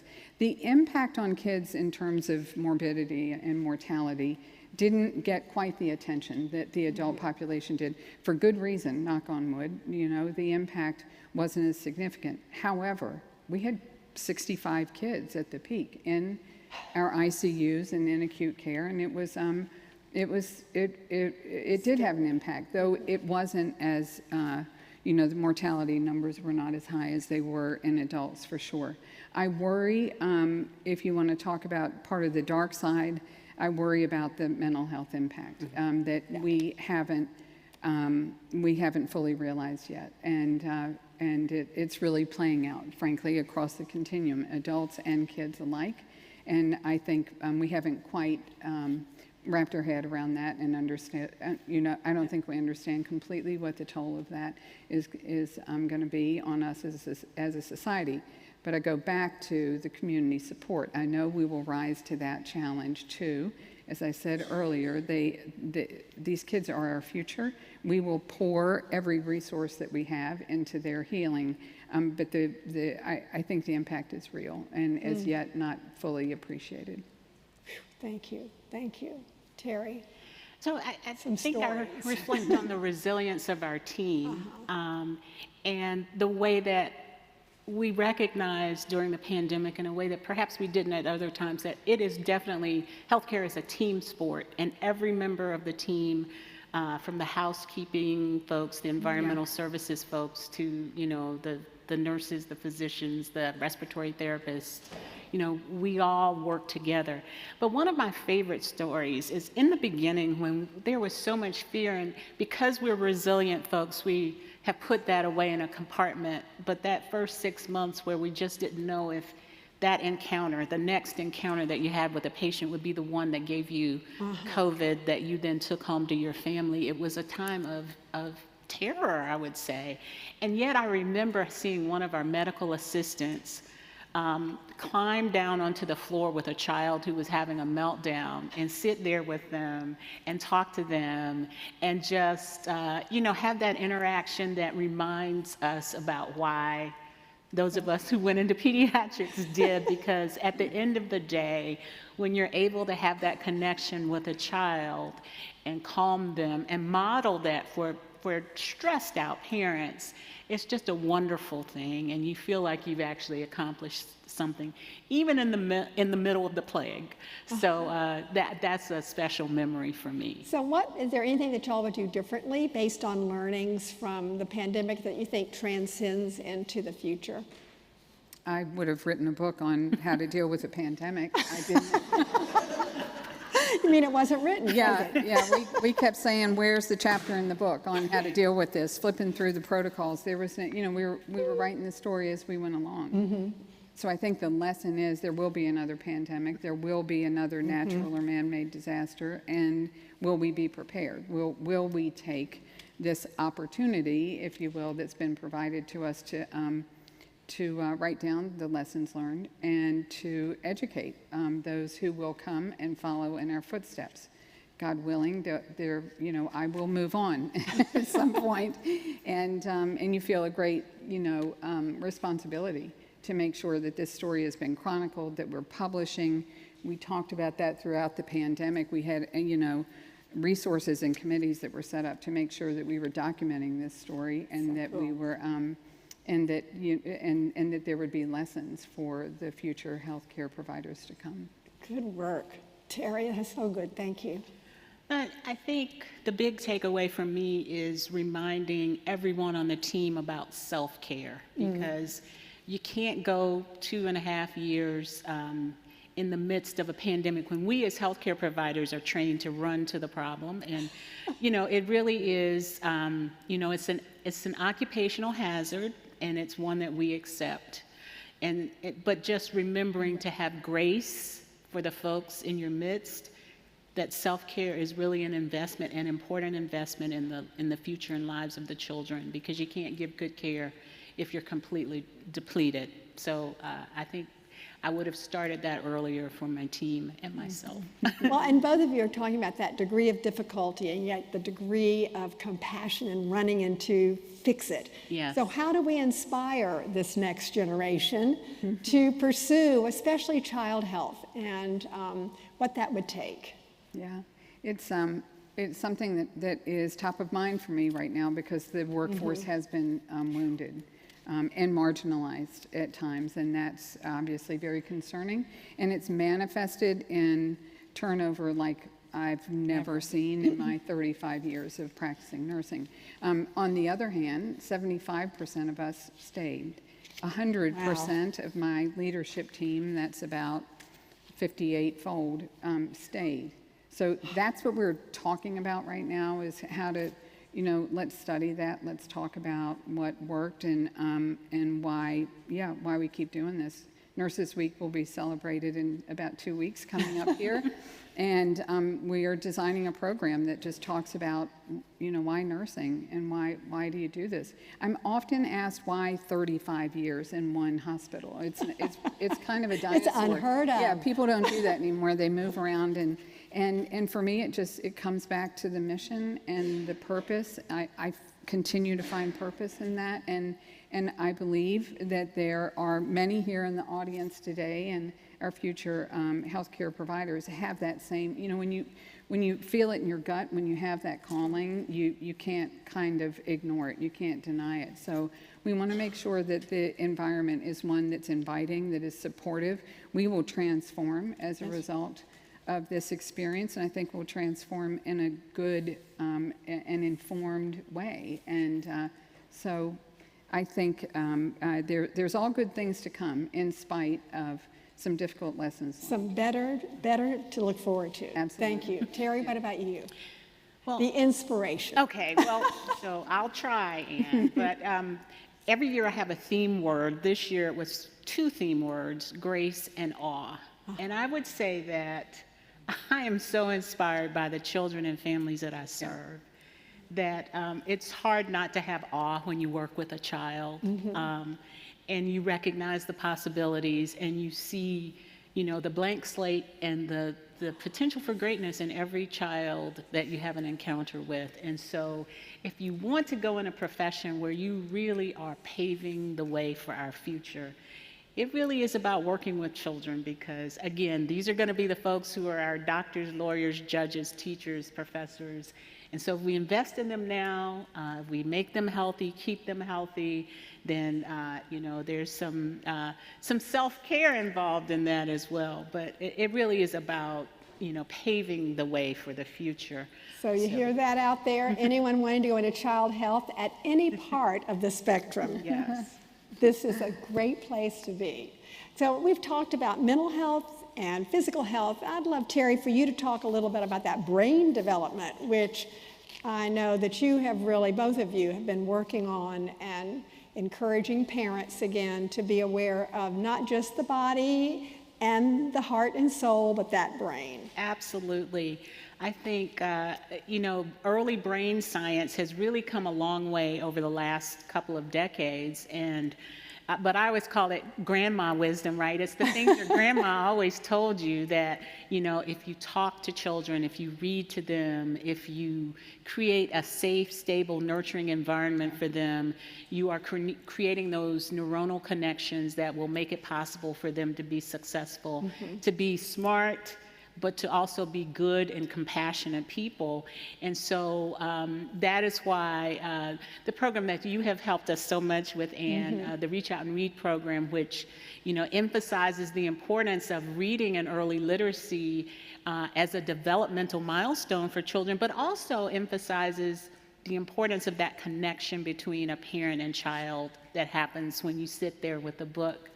And so early brain science tells us that we, as Linda has alluded to, we set the trajectory for the life course based on the way the brain develops in those first 3 years. So when we invest in those first 3 years, we are investing in helping children to reach their full potential. Yes, you can remediate, but you never remediate someone back to where they would have been had they reached their full potential by getting that nurturing along. Plus, it's expensive to remediate, really expensive. So, you know, the health economists have shown us if you invest early, the return on your investment is much greater than if you invest late. Even by the time a child is in first grade or kindergarten, if you wait to invest then, you still don't get the return on your investment that you'll get in those first few years and prenatally. Yeah. Well, it's so important, as we just heard from Stephanie and KB Reynolds, and so many of our foundations, corporate and donors, are investing in early learning, and the idea if you're not reading by third grade, you won't be reading to learn. The and is the starting as in pre-birth with moms and pops to begin to think about that importance from the very beginning. Linda, what are you seeing as well in the hospital, parents reading? I'm thinking about the wraparound services that we have at Children's and elsewhere. I've worked in a pediatric-only hospital all of my life, and there are great advantages to that, meaning pediatrics within a bigger health system is always competing for the resources that the adult patients get. So there's something uniquely different about being able to pour 100% of your resources, not only in, addressing the primary reason for admission in case of an inpatient admission, but taking advantage of that encounter to do a complete assessment, and that's what we kind of call the wraparound services, a very active child life department, a very active social work and chaplain, and looking at spirituality and looking at the whole child, right? And looking at their needs individualized and through a holistic lens. See why I love these two? It's all about the whole, and that includes the adults in the room, which is the other piece of that puzzle, is that the child alone is critical for health. The and is how that child interfaces with the adults in his or her life that makes such a difference. If I could say something about that. Please. We talk about in pediatrics now this 2-generation approach. Yes, ma'am. Which is to recognize that you really can't care for a child without understanding the needs of the parent. If the parent has a mental health issue, how do you think that child will thrive? They won't. Right. If the parent has those social determinants that we're talking about, if they're so busy trying to figure out where the next meal is going to come from, or if there's a roof over their child's head, how do you expect them to follow your plan for them, your healthcare plan? They can't. They're just trying to attend to the basic needs.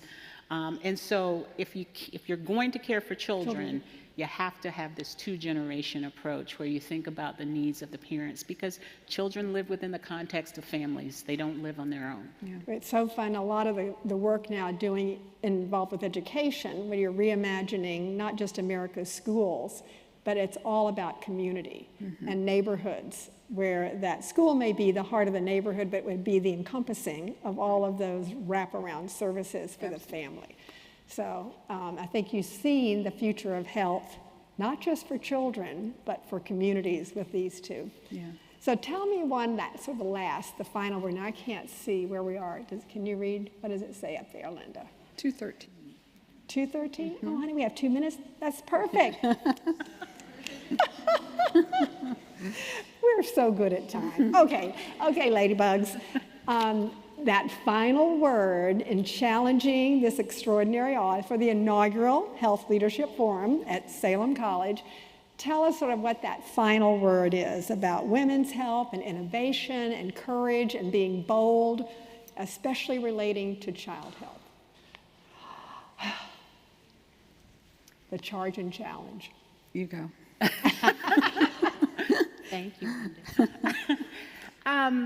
You talked about boldness and courage, and I think that's what's required at this moment in our history. After moments of darkness, I think there's great opportunity. I think You know, what the pandemic has shown for us is all of our vulnerability. But with that vulnerability comes an opportunity to really redesign systems so that they're equitable, so that they, you know, from all standpoints, but just to redesign systems so that they give children and families the care that they need. And that's whether you're a healthcare professional or a teacher or a pastor, a priest, you know, whatever. I think there's a real opportunity for us to reimagine the way we support children and families. And I'm excited about the possibilities because I think, you know, this whole episode has really helped us to focus our lens on, okay, what works, what doesn't work, and why these disparities that have existed forever, you know, really became illuminated for folks. So I'm really encouraged about what the future will bring, and I hope that the young folks in our audience will jump right in with us. And because you guys, I know I'm probably behind the times by saying you give me life. That's probably an old statement, but hey, you give me life, and I think that you know, you innovate in a way that some of us are sometimes too tired to do. So we're waiting on you. Well, but also the light is on, and we can't hide anymore. Right. So therefore, life and light, go for it. Okay, Linda. I am thinking of a lot of words, but I'll pick one hyphenated word. I would say work-life balance. To women leaders, those who aspire to lead need to be very grounded in what your own needs are, and don't be afraid to say that and to carve out time. It's a bold and courageous choice to lead in this world where there are an abundance of opportunities and needs, and sometimes barriers and sometimes naysayers that you will encounter along the way. And I think it's a lifelong journey, and it requires a lifelong investment in self. We wear many, many different hats. Each hat requires 110% of us, needless to say. But I think it's a noble cause that we choose when we go into healthcare.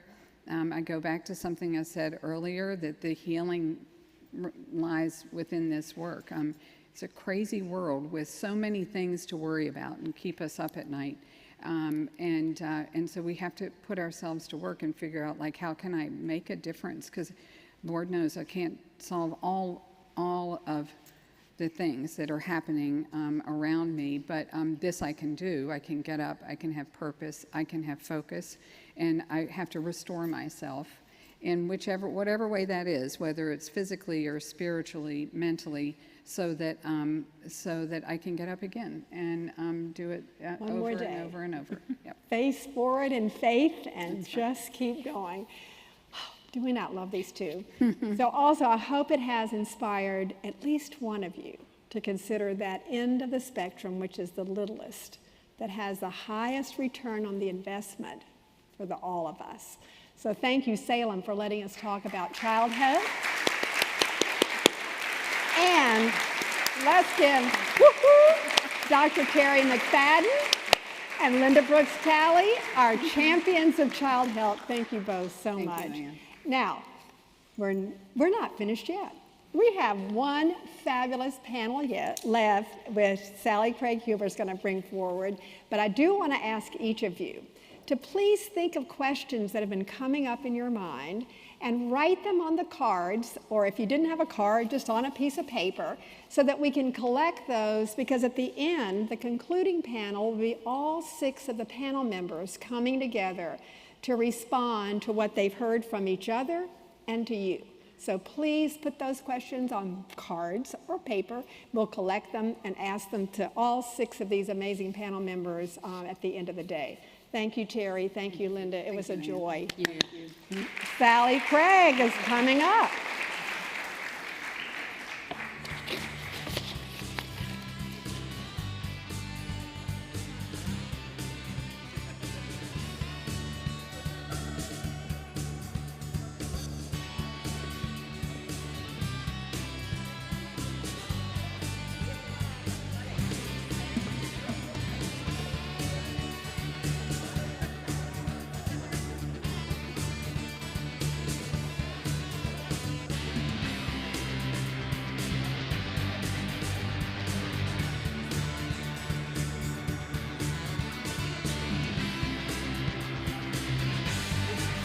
sound? Oh, it's warm.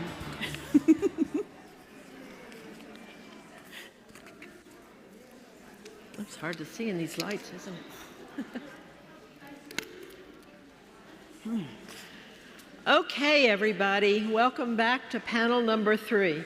I love Terry's 2 words, grace and awe. Have we heard a lot of that today? And I think you're in store for a lot more to come. Welcome to panel number 3. It's really a joy to be back at Salem, always, but especially in springtime, and to see so many friends and familiar faces and meet new folks. It's just really wonderful to be here today. Our panel now is titled, Where in the World? Global Health. I think that I was tagged to moderate this panel because I had a very long and wonderfully fulfilling career in global health, starting my journey here at Salem. And today, I can't think of a more timely topic. Well, we've heard a few timely ones, but this one's very timely now too. Because today, more than ever, we live in this interconnected world. And in the world of health in particular, I think that the pandemic has provided very clear evidence of this fact, of our interconnectedness. So there's a lot more to explore on the topic of global health and the opportunities for women's leadership in this particular field. So I'm delighted to introduce our next 2 panelists. On my far left, Dr. Africa Stewart is president of Doctors Without Borders, Médecins Sans Frontières, USA. And in the center here, in her bright, beautiful orange jacket, is Dr. Hanan Abdul Rahim, who is associate professor and dean of the College of Health Sciences at Qatar University in Doha. She's also a proud graduate of Salem College, class of 1992. Yeah. Welcome her back because it's her first time back. Welcome both of them. And I hope you've had a chance to look at their brief bios in the program. And as someone said this morning, we can all read, I hope. And so I'm not going to recite their bios, but leave that to you to take a look at. But I would like to take a few moments to invite each of you to spend a couple of minutes sharing your journey from where you began this journey to women's health leadership to where you are today. And I think because Hanan wins the award for the longest journey to get here today, she started traveling, I don't know, 3 days ago or whatever. I'll start with Hanan. Tell us briefly your journey, Hanan.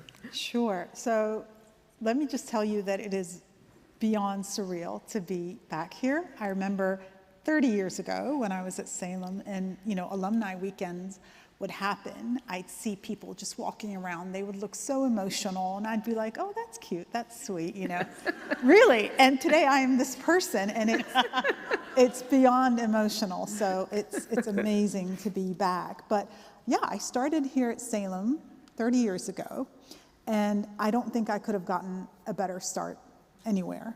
It was just perfect. It gave me the perfect foundation that I needed, and we can talk more about why that is, but just so important for what I do now in health. And you would think, well, what does my major in biology back then have to do with what I'm doing now? But it gave me that incredible foundation and the confidence and everything that I needed to be on my way. And then, so for the first part of my journey, I was really in basic science. I was in biology and chemistry and so on until my master's. And then I became interested in public health. It just seemed like it was just a perfect way to capture the big picture. Right? So the really big needs, the really pressing needs, I just really felt like I found my calling there. So I went on to get my PhD in public health. And I've worked in academia all my life, so, working my way up, I guess, to being the dean. But yeah, that's my journey. Started in basic science, and then it evolved into public health, specifically in epidemiology.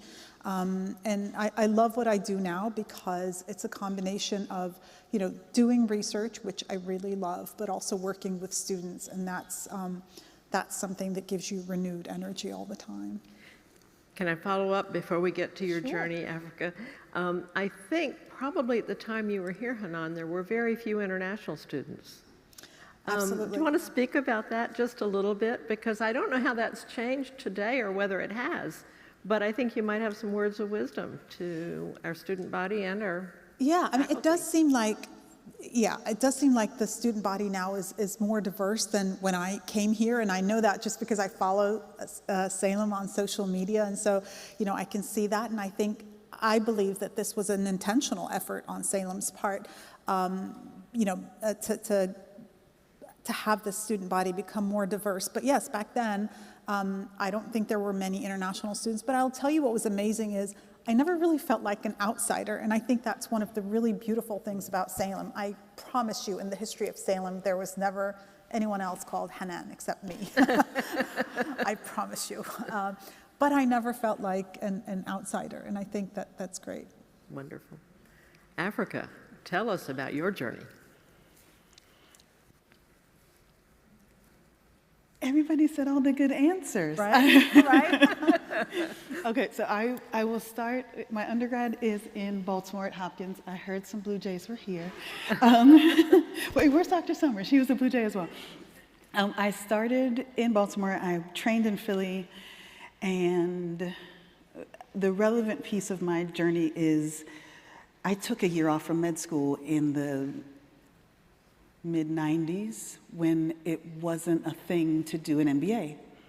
And I wanted to, and I couldn't figure out how. And my dean called my mother at work to tell her that I was going to drop out of medical school, but I was going to come back. And that was the interlocutor that sort of made this piece of my journey possible, because her response was, "You're dropping out of medical school, we've done so, And my Dean Hines, she called my mother at work and said, "I will see her when she gets back if you'll let her come home." So I went home to my parents in Pittsburgh, and I went to the University of Pittsburgh MBA program. And for a couple of months in the summer, I was a med student and a business school student because the calendar wouldn't work. And I remember Dean Hines just sort of being like, "Oh, don't worry about that," and put it somewhere else. And she carved a path that could be mine. And I remember that, and it's still part of my leadership, which is when you get a kid who wants to do something that doesn't have a name, we don't have to name it. We can just walk that way. And I think in that way, that is what, hey. Just do it. We can just do it. It doesn't need a name. I did that, and I came back to med school, and I graduated, and I did OBGYN, because that's where my heart was. And my mom was a surgical tech, so I grew up in the OR. So I knew I was good at that part. And I knew that there was a voice that was too small to speak, and I could do that too. So I did that, and I loved it, and it was who I was, and it was what I was doing. And then I took a small break from private practice because I hated it. It wasn't what I was supposed to be doing, and I knew it, but that didn't have a name either, because it wasn't the gratitude that I should have for this expensive education. It wasn't the peace that I should have at having arrived at this job, and it wasn't the activism that I grew up in. It was just a little bit of what I was good at and a whole bunch of what I hated. But the universe intervened. So I took a long maternity leave. And a friend from medical school, I live in Atlanta, had a long layover in Atlanta. So we're like, "Come on over, to meet the kids," like, blah. And he was coming back from working with another NGO that didn't have obstetrical services. They only had sort of trauma services.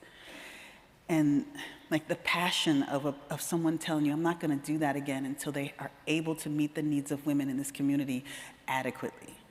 And I was like, word, that sounds, but I am nursing my youngest. My son is probably naked, running around. Like, I felt so removed from what he was describing.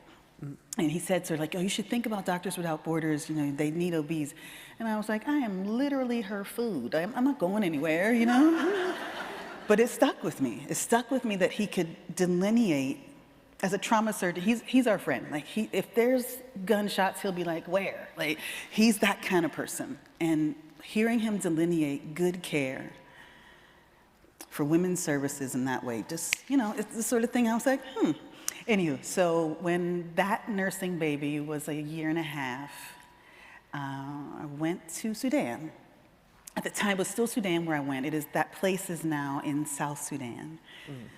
Which is why I went. They were about to secede from the north. So Sudan used to be a much larger country. Now it's smaller.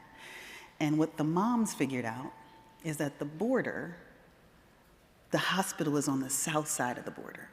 So instead of trauma and fighting and that sort of medical care, it was just a bunch of moms on the road, like pregnant with a toddler in front, another one in her hand, walking towards the hospital. So the trauma surgeon that I replaced in my first assignment was like, oh, thank goodness. Then nobody's been shot. There's just all these babies. And I remember him saying the moms figured it out. That international border at the time, the politics were such that if you crossed the border, there was no guarantee that you would be able to come back. Like, you would be a South Sudanese citizen as of June 9th. And people made the decision to leave everything they knew to be on the side where the hospital is. And I don't know, that's a beginning of a career in some ways, but it was also the beginning of like, man, moms will do anything. In all these different languages, moms will do anything. And I was like, man, I was feeling so put upon when I gave up wheat and dairy for my daughter's allergies. And I have more than once, I've been called to the ER. I have a little tiny maternal health project, like running as fast as I can, because the watchman called to base to say, there's a lady here that needs you, doctor. And I appreciate that he went around protocol and called me directly because something was wrong. There was a lady with a belly sitting crisscross applesauce on a gurney. They call them trolleys, the bed that has wheels, and there's blood everywhere. And nobody from my team was seeing to her, and he knew it was wrong. He didn't know what to do. So he called base, and he asked for Dr. Africa. He asked me to come. I ran, because people who never ask for anything, when they do, you gotta come quick. And he thought she was bleeding vaginally.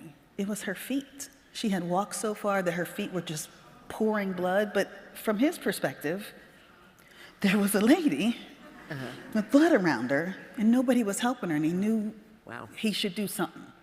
And the beginning of her career, and I was like, I could work here. If the watchmen are empowered to bypass the 75 people that you have to talk to get to me, because something was wrong. And I'm like, I think I understand what people feel when they talk about Doctors Without Borders. They're talking about these little things that are right. In a world that's on fire and wrong. And I'm like, oh, this is my jam. I can do this. That's a great, this is what I'm supposed story. to be doing. It's a great story. So that's how I ended up here-ish. And I love the concept of doing something that doesn't have a name. Because I think that's the number one lesson. About. Be open to doing things that don't have names. Yes. You never know where that's going to lead you on your journey.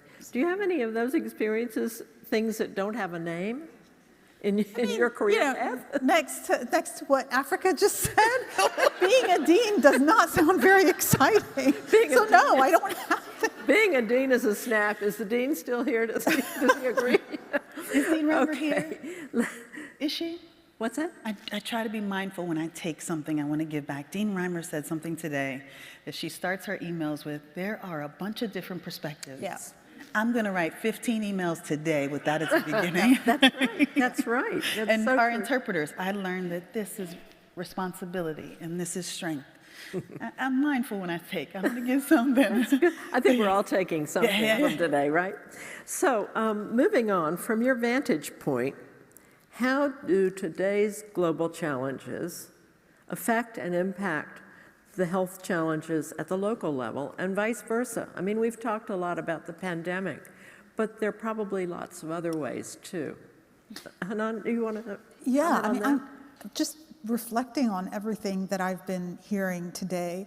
There are a lot less differences between global and local than we probably realize. Everything that I've been hearing today, stories from, from rural areas of North Carolina or other parts of the US, there are very similar stories around the world. So the differences are not very large.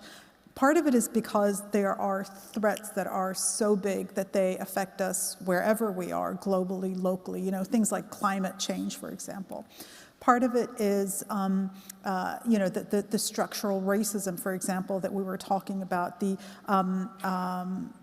legacy of colonialism all around the world that is actually the root of global health. And so the kinds of issues that it gives birth to, the disparities, the discrimination, and so on, that's a lot more common than I think one realizes.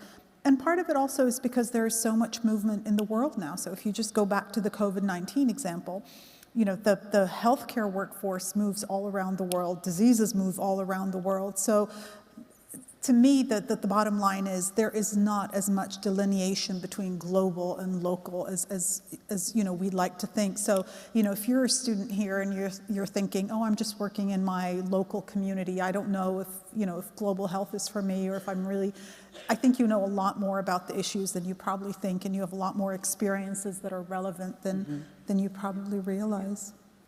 And Africa, you've sort of straddled both the global and the local, because you still practice some medicine here, right? I do. Do you have any thoughts on that? I mean, I think what I noticed first was how surprised people were to find out the communities needed different solutions. It felt like if we had we would give it to everybody and they would be better. And I think when that global local connection is that the communities know what they need, they haven't been asked. So we have in our work, I can send a sterile operating tent to anywhere in the world. You push this button, it inflates, and you walk in and you're in a sterile operating room like that. I can get a pallet of plumpy nuts. But when I visited our projects in Puerto Rico at the fall of 2020, use my fingers, yes, fall of 2020, they had all that stuff. And they didn't need us to fly in doctors or a tent or food. What they needed was personal protective equipment, because Puerto Rico isn't a state. So when California was buying masks and Oregon was getting ventilators, Puerto Rico was struggling. And they had doctors that were willing to work, and they had communities that knew what they needed. What they didn't have was the buying power of a real state. And they're like, oh, I can do that. Why you didn't call me before? Like that, the ability to negotiate, to stand in a gap for a community and give them what they need, not what we have. And I think that has been the link that I've noticed first, which is, if you ask the moms, they already know what the community needs. Nobody ever asks. But there was a time when all I could see on television were doctors talking about virology and vaccines. And it occurred to me, how are you going to pull that off? Where are the logistical supports? Where are those barriers that everybody around here knows is going to harm you? And it could be as simple as, well, everybody knows when it rains real hard, you can't use that bridge. Like, everybody around here knows that. But if you planned that as your route for ultra cold vaccines that are only good in there for X amount of time, you have lost millions of doses. And in that way, I think the global local connection for me has been in the, who did you ask? Where did you start? Because the idea of that colonial notion of we'll show up and pass out what we have,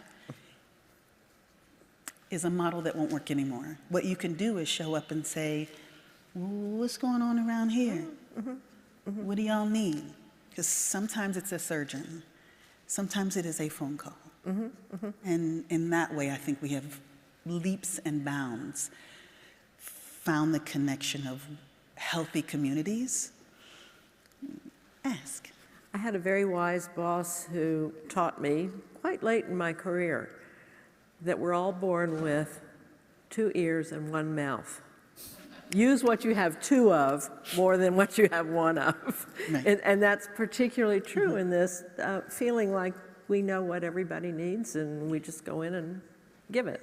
And yeah, Hannah, sorry to interrupt please. you, but just following up on what you said, Africa, I think, and this is something that's been alluded to, I think also in Dean Reimer's comments today, is that idea that we really need to respect that there are different kinds of knowledge and they are valuable. I have a very specific training. So my training is in epidemiology. I know what I know because of how I trained and so on. But I hope that I can still appreciate that there are many other ways of knowing. There is very valuable and valid knowledge that lies within the community that you have to truly respect, not condescend to, not say, okay, I'll listen to what you're going to say, but I don't think it makes much sense. Initially, it might sound very strange. It might sound very counterintuitive. It's not what you were trained to see, but you will find real solutions there. And I think the time is long gone that, we would go in and just do things without that kind of true engagement with the community. That just doesn't work. One would hope that we've learned that lesson. We seem to, tend to forget some of these important lessons sometimes. Yeah. And I think we've heard throughout the day a lot of comment on the importance of culture and communication and paying attention to the culture and what people are saying and how they communicate and how you best communicate with them. So good lessons, again, for this local, global connection. I think we have some students in the audience, some of whom may be here because they have aspirations to become engaged in global health. You don't have to raise your hands. But what's a piece of advice or two that you would give aspiring young women who are thinking about leadership roles in global health and pathways to get there? Any thoughts? Well, first of all, I'd say congratulations, you're in the right place. So, you're starting off in the right place. I think the most important piece of advice I would say is just be very, very open to experiences. The beauty of public health, the reason I have such a passion for it is that it is not one discipline, it is many disciplines, and you can find something in there for you. If you are someone who is quantitatively inclined, you like to work with, formulas and design studies, and you like patterns and so on, there is something there for you. If you are someone who prefers to work on, on how to influence behavior, if you're someone who's interested in sort of macro level policies, there is something there for everyone. So be very open. You will find opportunities. You are probably practicing a lot more of public health than you realize. And I think one thing we've heard throughout the day is that a lot of what affects our health actually lies outside of the healthcare system. So don't limit your view to the healthcare sector only. Health is so much broader. There are so many more gateways into it that you should just be open-minded about opportunities. The other piece of advice I would say is take the chance to build every possible skill that you can. Everything is an added advantage if you want to go into global health. So, learning a language, for example, taking courses in anthropology, just to figure out tools to understand other cultures better. Just look for opportunities to build skills also is what I would say. What do you think? Africa, would you add anything to that? Yeah. Aspiring young women who... Come on, you have a story. I know you want to go. You got all the good ones. There's a part of me that wants to say, listen to the voice in your head. Listen to the thing that knows you well and doesn't sit right, doesn't feel right, doesn't smell right, and don't be afraid to be a little rude. I think that is what I have learned in these years, which is I knew the answer the whole time. What I didn't know was how to say it. And in that way, I think the women that encouraged me, the women that they taught me that the voice in my head, which sounds, when I'm upset, the voice in my head is up an octave or two, and it's like, what in the world? Like, that's my inner voice. I translate that voice into, I'm sorry, I didn't hear what you said. Can you tell me that again? It's the same feeling. It's the same certain that what you said isn't right, and translate it into a space where you can turn it into something else, or I can see you for who you really are. But as a young woman, the people that gave me the strength and the safety net and all of that were the ones who said, oh no, you were right the whole time. You just shouldn't have said it like that. So I think if I look back at my career now as president of Doctors Without Borders, one of the sort of things that I didn't think I was president-y enough. I was a mom. I got orange slices in my bag. My Christmas tree is still up. It is April. Like, I'm not a president. You know what I mean? I felt like there would, I don't know, I was waiting for a leader jacket.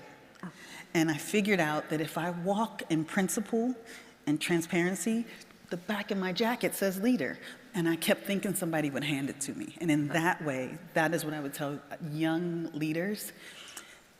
The one that's 2 octaves high, drop it. This isn't my natural speaking voice. This is how I talk to people when I want them to hear me.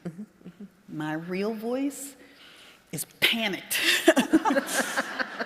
Real voice is like, that don't make no sense. What time are we gonna get there? Do we pay the deposit? That is what I would tell you. The voice in your head is right. Trust her. There's a translation that you'll grow into. There's another octave. There's a steadiness to my voice that I can do on the phone. The kids know who I'm talking to. They can tell when I'm talking to someone whose first language isn't English. They can tell when that person is Asian, because I make my sentences differently because I want to be heard. And I've gotten over feeling like I was right all the time. What I want is to be heard. And that's what I tell y'all. You're right already. Find the way for them to hear you.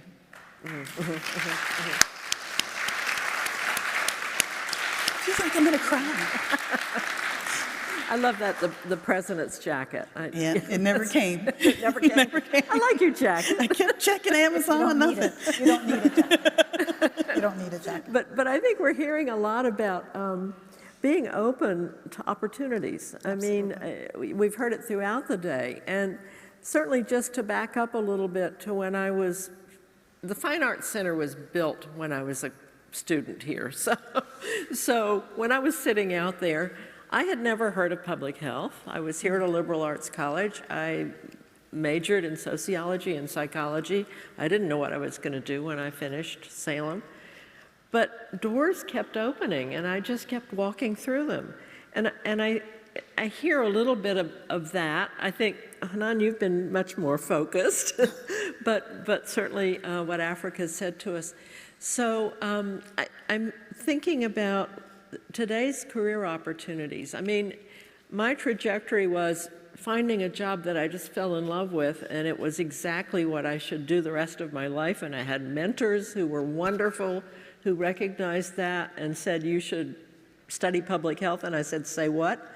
I never heard of it when I was here at Salem.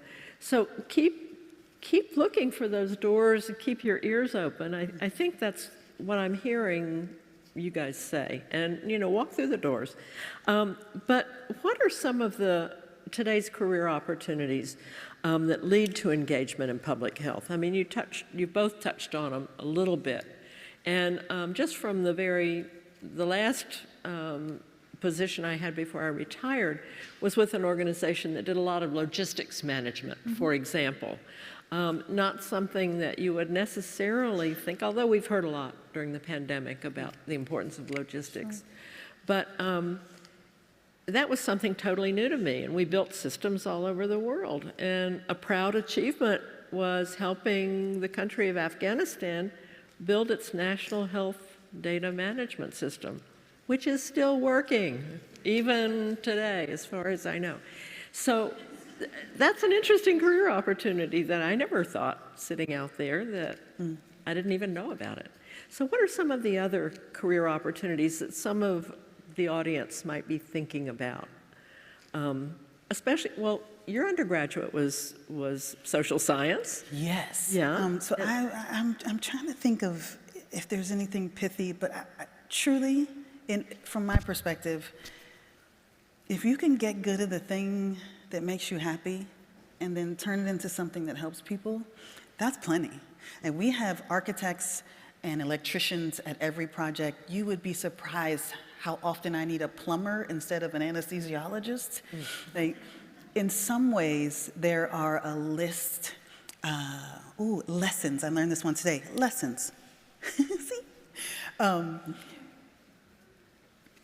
But none of them are exhaustive, because I feel like the places where I've done the most of what I do well, there was a couple of nurses, but really it was the guy holding the flashlight over my shoulder. So in that case, all you gotta do is be tall. Right. There's, I think, certainly Doctors Without Borders, and if you get a chance, doctorswithoutborders.org, it'll blow your mind how many not doctory jobs I need all the time. Before I land in a project, everything else exists and is safe and is orderly so that I can do what I do. So from a public health, global health perspective, don't narrow yourself to the kinds of jobs that get blood on your shoes. If the maths and the art speak to you, I really need a maternity center that has ramps, that connects to the neonatal center, that has nutrition in the back. Like, I need you to build me a building that serves the community that's here. And you never have to get blood on your shoes, but I'll be forever grateful. So I think that is it. Get good at your thing. Get really good. Train here, go there, do the fellowship, learn it the other way so that you can do it by yourself, because we might be the only two that know how to do the thing that we do in the middle of nowhere, and I need you to be strong with it, and I need you to be confident with it, and that comes from all the stuff you heard today. Find the people that'll mentor you. Find the people that let you make mistakes. Find the place where you can be not that smart. Like, I'm mostly in the room with people that are way smarter than me. And getting comfortable with that, I think, is women's leadership in the future. Get comfortable with maybe nobody will help you. And in that time, you'll find all these people that will. I think. If I show up in Qatar, don't think Adnan is not going to be like, girl, I got you. I have my passport, and it's expired, and the voice in my head is 3 octaves high. Don't worry. You see? So while you're getting good at your thing and feeling like I want to be able to conquer the world by myself, you keep meeting people that will do it for you, do it with you. You mentioned art. Oh, sorry. Yeah, no. I was just actually going to say, I think you're absolutely right in that don't look for a job that has this label that says health or public health. I think if we've learned anything today is that, that the concept of health is so much broader than we were used to thinking. So before, I think when people looked for narrow paths and opportunities and sort of orderly pathways, it's because they were probably thinking health care or medical care and not really thinking about health more holistically.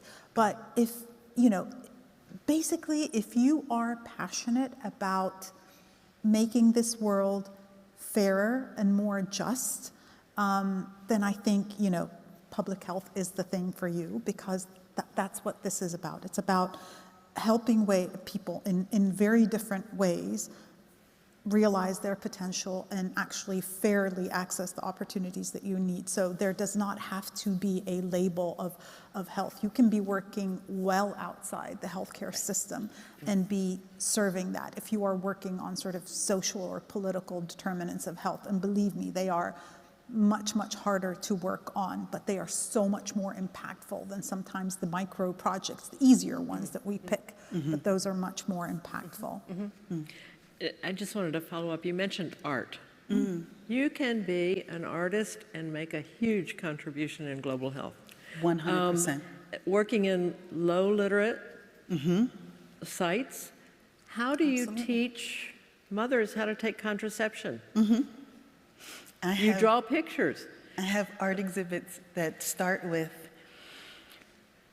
a picture of a mom and a baby. In the next picture, the baby has lines coming out. They have a fever. And the next picture is where to go. And it's beautiful, but it doesn't require literacy. It doesn't require north-south. You don't have to know where you're going. You can follow the next picture. Right. And I've made this, we did an exhibit years ago, a couple years now, called Force from Home. We did it in the US to sort of highlight what it takes, what it means to be forced from home and have to go somewhere else. And one of the things that I always highlight, which is the entire time that you're in the exhibit, you never had to read anything. Because I don't know where I'll take this stack of pictures. I don't know what language is here. I never do. But I do know that moms want to know, what do I do for a baby with a fever? What do I do with a baby that has diarrhea? What do I do with a baby that's really skinny? Those were the pictures, and we take them with us to each project. And in that way, that's part of that whole equity, a sort of assuming. What I assume is that you love your baby and you'll do anything. From there, we can build what you need. Right. Just one example. Yeah. Are there any examples of positions that your students have gone into that are really unusual? I mean, does anything jump into your head? Not yet, and I'll tell you why. I think because we're still, and actually it's a very important question, because I think we are still sort of building that understanding of public health being much broader than healthcare. So we're still sort of working towards that, but to me it's a constant message that I'm always giving my students is, look for sort of, more, just look for broader opportunities, and that's definitely something I work towards. Are your students undergraduate or all Both, graduate? both, yeah. Are there opportunities for exchange with a place like Salem? Hey. I can't think of a better I just thought of that. place. I didn't mean to put you on the spot. I just thought of that. Only if I can come with them every single time. Okay. Chaperone, yes. That's great. So based on what we've discussed so far, I think that I and the audience would love to hear a bright spot from both of your careers, something you're particularly proud of, an experience that gives us hope or optimism, or an important lesson learned. I mean, we've touched on a lot of those, but bright spot? For me, it's my students. I mean, I know that a lot of the work that I do is sort of administrative work, and it's important because it's impactful and it allows me to have impact on a larger scale. But I promise you, there is nothing that gives me more joy than working with students. They are so much more creative than I am, than most of us are. There's just energy and passion, and I think because of COVID-19, because of what they've seen, I think they've seen the heroism of frontline workers, of health and care workers, and they've seen the toll that it's taken. I think it's made them very, very proud of their careers and what they've chosen to do. Oops, sorry about that. That's right. And that just gives me, it just gives me great joy day in, day out, just to see my students. That's my brightest spot, always. I'll say, I'm going to do something that I'm proud of, because it's hard. So I started on the board in 2017. We were, the president, who was a great friend of mine, and the executive director, CEO of our organization. We had so the president, CEO, and then the entire management team were 12, I believe. There was one woman, there was one person of color. I'm counting them in my head, hold on. Yeah, so that was 2017 when I started. And so now my CEO is a woman, she's in Ukraine. I am technically president, chair of the board, and CEO right now, but she'll be home soon, and I can take one of those hats off. But we have, in my few years, done a couple of things intentionally. So now my board is majority women of color, in part because they saw me on the board and they figured, well, how bad can it be? Africa's there. And we created a space for their voice and their perspective. And then we questioned the colonial past that is hard to say out loud. Yeah. And then we figured, how do we keep getting more of the same when we don't want this? Like, we don't want to be who we were. So took a deep dive into how do we recruit, how do we replace ourselves? No success without succession. Yeah. And I think in that way, I'm most proud of creating a space where women in leadership are just leaders. Not women leaders, not black leaders, not short ones. We're just leaders. My phone, my top 3 are all women. Is that right? Yeah. I'm thinking of them one by one. And our management team as well. So on our website, you'll see that I've been intentional about who works here, because it's a culture. Yeah. I can't necessarily change what we did, but I can make it so that everybody who enters while I'm here knows what kind of place I'm running. Mm-hmm. And in that way, I'm proud of what the culture of leadership can do, because I wasn't sure, I had no intention of transforming the MT in that way. What happened is, they heard that I was running an anti-racist organization and wanted to join. When I was recruiting fundraisers and a COO, some of the applications we got were brand name people that were willing to be my number 3, because they wanted to work in a place that wasn't afraid to say out loud that we're an anti-racist organization. And it blew my mind. I was like, the pay cut, right? You sure? And in that way, I was empowered a little bit more to be like, well, if what my mentors say is true, I can just be my real self, and it'll attract more of what I want around here. And that's what's happened. So our director of development, which is the fundraising chair, she has upended the way that nonprofits in the US go about asking for money. It makes me sweaty to ask for money, so that's another reason why I love her. But when George Floyd died, I sent 800,000 emails. The subject was Black Lives Matter. And I just laid out who I am, this is my leadership, and I'll run this place with $42 if I have to. And I got a lot. They don't come to me. My staff protected me, which I didn't even know then. I just doing it. I got a bunch of All Lives Matter and I'll never donate again and something like that. But mostly what I got is, holy crap, the website's going bananas. Like, there's all these donations. I wrote it, I think it went public to y'all. Like, we have internal communication. I think it went public to y'all on June 3rd. And it was a banner fundraising a day. And our next team meeting was, well, now they know. What can we do from here? Can we decolonize the way we ask for money? Mm-hmm. Can we change your expectation of what it is that I do?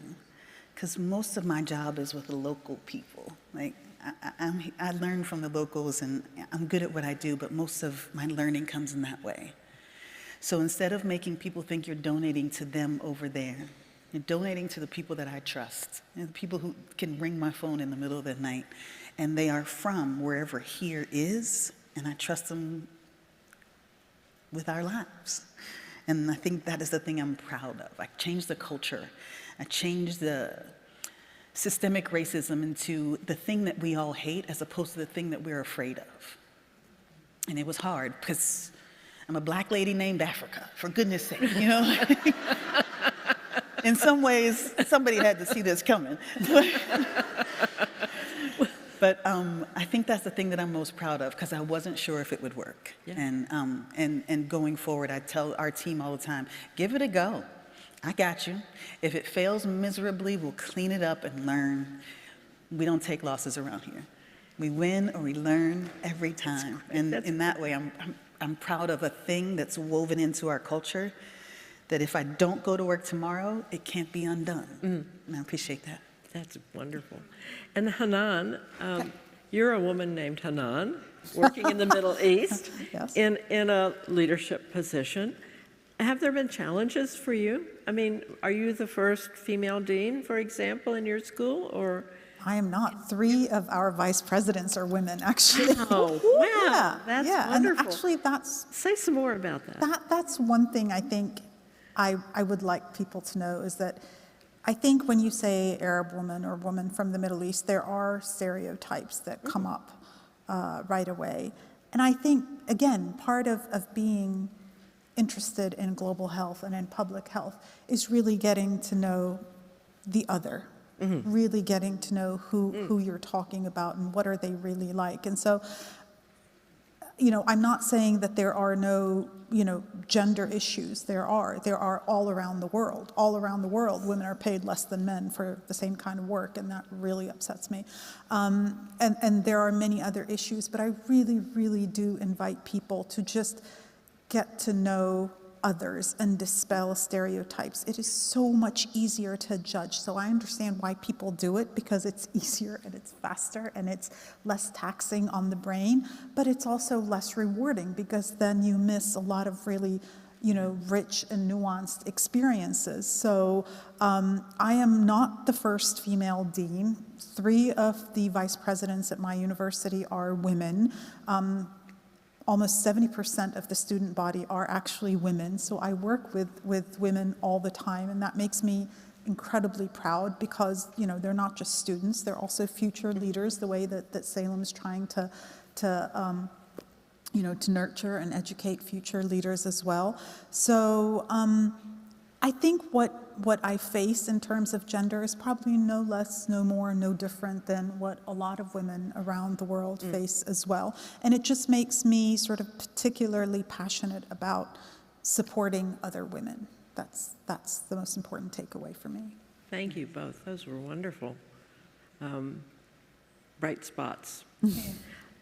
Final word or call to action. Anything you want to leave us, this audience, with, particularly on our theme of women in health leadership today?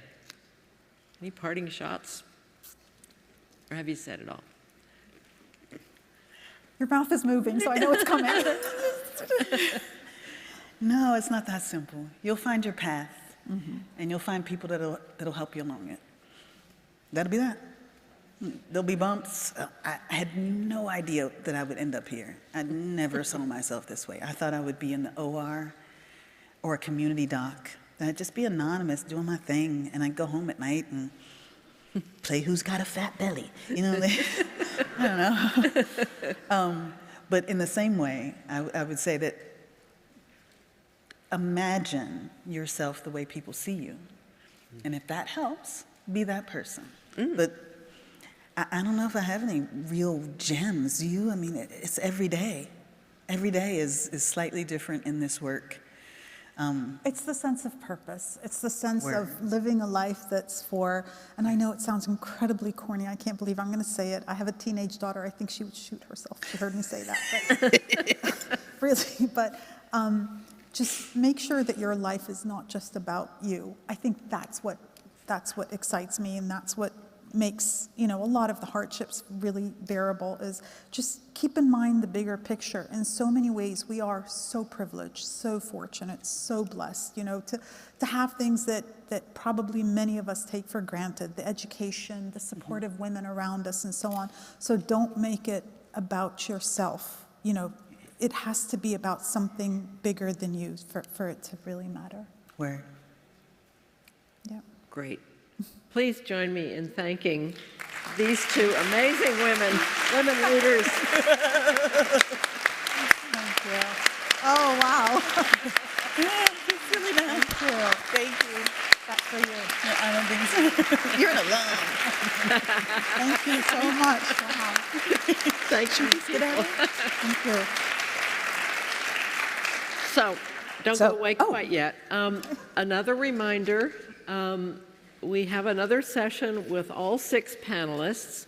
There are bright green chartreuse cards outside. You must have questions for somebody that you've heard from today, maybe from all 6 people you've heard from today. Please write your question on a card. We're going to take a brief stretch break. There will be small refreshments out in the gallery. Please come back here at 3:45 for the next session. Catherine, do you have more than that? Just a slight adjustment on the schedule. Rather than coming back at 3:45, we're going to come back at 3:30. So we're just going to shorten our break slightly. There are refreshments, and we do hope that you'll seek out those cards for our panelists. Right. They're excited to come and get the energy going with all 6 together, but we haven't given you a chance to ask questions yet. So we really want to hear from you. Please take and fill out those cards, put them on the registration desk, enjoy your refreshments, and come back in at 3:30. Again, thank you to Sally Craig and Hanan and Africa. This was an amazing panel. We loved it. Thank you. That was great. Oh, you were great. Thank you so much.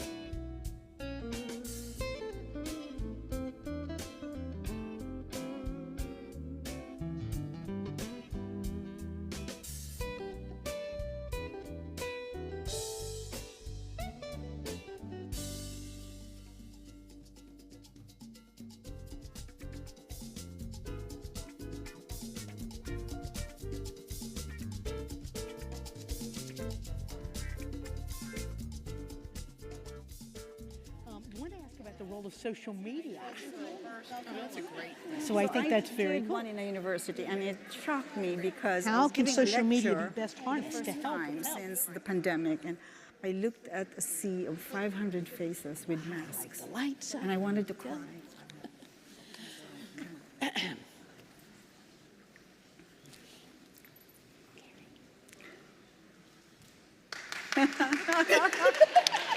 Okay, so here's the thing, team. Gary said there'd be music introing in, and then at the end of the music, we're supposed to start. Oh, I thought you wanted me to. Gary from Indiana, I guess, missed the music, or are you going to hum in your leadership jacket? Yeah, I forgot. I just asked her about her leadership jacket. It actually does have a zipper in the back, so she said she'd be happy to share with me. Like to share Africa's jacket. Thank you. And Terry, I was picking up. I think it was you that was talking about the words all in grace. Yes. Is that correct? I just want to say before we even start that for me, my word of the year is gratitude. Yes. And I could not be more grateful. I have to use the right tense of that word, right? Then I'm up here today with you guys. What a special day this has been. Thank you. Really has been. And it will continue to be. Honestly, it's just wonderful. We are here. We're going to try to answer some of you all's questions, and we do have a lot, and we love a lot more. So if you do have other questions, feel free to continue writing them on the cards. You can pass them to the aisles, and we'll have folks collect, and they can bring them right on up here, and we'll see if we can't answer those as well. But thank you all for being here. Thank you all for a wonderful day. Yeah. Unbelievable. And we're going to continue the conversation. Some of the questions you've kind of heard semi-takes of them already, but only with 2 of you. Now we have 6, so we can expand this. And I'd like to really start out with kind of a leadership perspective first. Okay, all of you all are great at this. You're all powerful women leaders in your own rights, clearly, and you demonstrated that today as well. If you were to say, and I'm going to go around and have each of you do one to get us started. We heard a wonderful presentation on leadership attributes at lunch today. Several of us had the opportunity to hear that, and she shared 11. Okay, you guys are going to get by easy. I'm going to ask each of you to share 1. That's all you got to do, okay? So if each of you, Bim, I'm going to start with you, if that's okay. One word? One, no, it can be as many words, but one leadership attribute that you believe for you is one of those that any successful future women leader needs to have in order to be able to lead this world to a better place in the health ecosystem. Competence. And I think Africa touched on that earlier about get good at what you're good at. You have to be competent. And competence is a function of your training and your education, which is formal, but really you become competent when you also have experience and you are getting knowledge and wisdom from other people in your field and beyond. So I think competence is very important for me. Okay, outstanding. Thank you. Terry, do you mind if I just kind of go around the horseshoe here? Would you go next? Sure.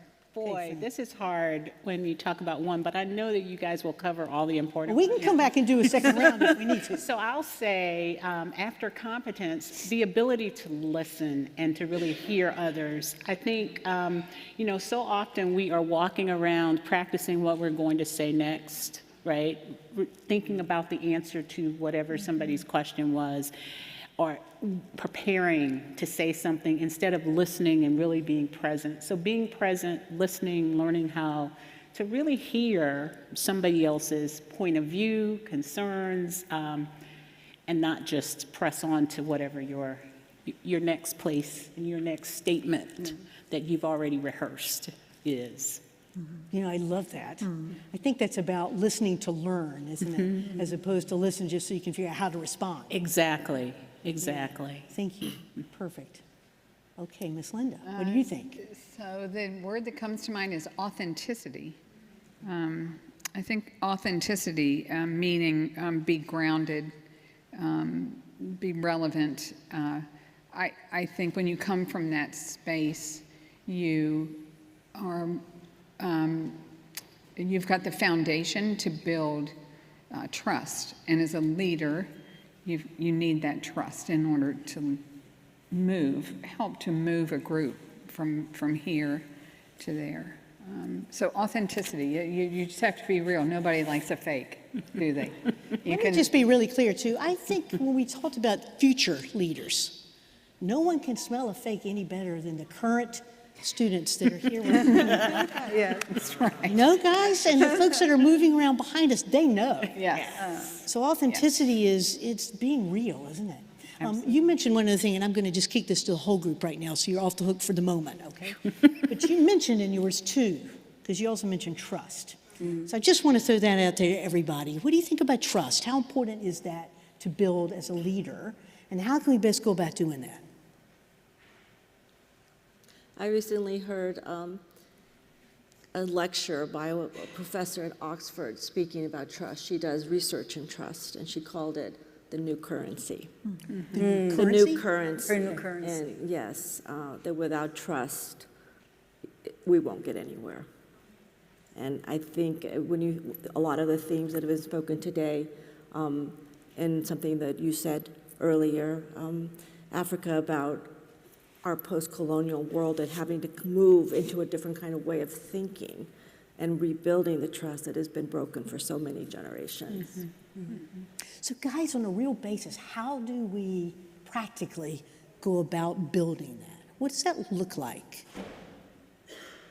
I think it's showing up, being visible. Some of us were talking about this on the break, and COVID forced that, at least for me.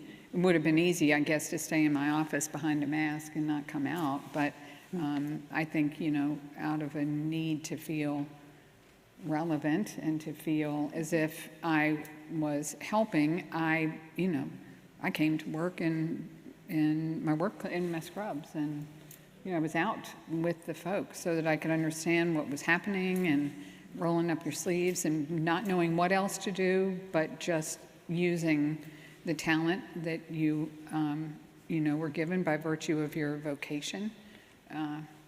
I think showing up, being visible, created, again, it made you relatable, not so much as a leader, but as a colleague. And then from there, I think, teaming up helped us to solve big problems on the one hand, and to address this, the fear that was hanging over our head every day. Doing it, the togetherness, I think, made a difference. So basically modeling what you're asking people to do is model the behavior that you're asking your team to do. And the thing about trust is it's a matter of record. It's not just something, you can't just show up and you say, trust me, right? You have to be consistent. You have to earn it. And you can only earn it if you've been doing what you say you're going to do and living those values and modeling the behavior day in, day out. It's just one of those things where you really need to build a record. Otherwise, words like trust me are hollow, I feel. I'd like to give a very specific example of that, because the past panels today talk about that globally, the trust in healthcare providers and workers was really eroded. And it's also true of scientists like me. People were asking me, did scientists tinker around and create a very dangerous virus to hurt people? And did scientists who did the basic research on the RNA vaccines, new vaccines for the first time, did they do it because they really have ulterior motives in doing something? I had to do lectures internationally for scientists, universities, pastors, churches, just telling them about, what a virus is and what was going on. And they asked me to do that because they knew me.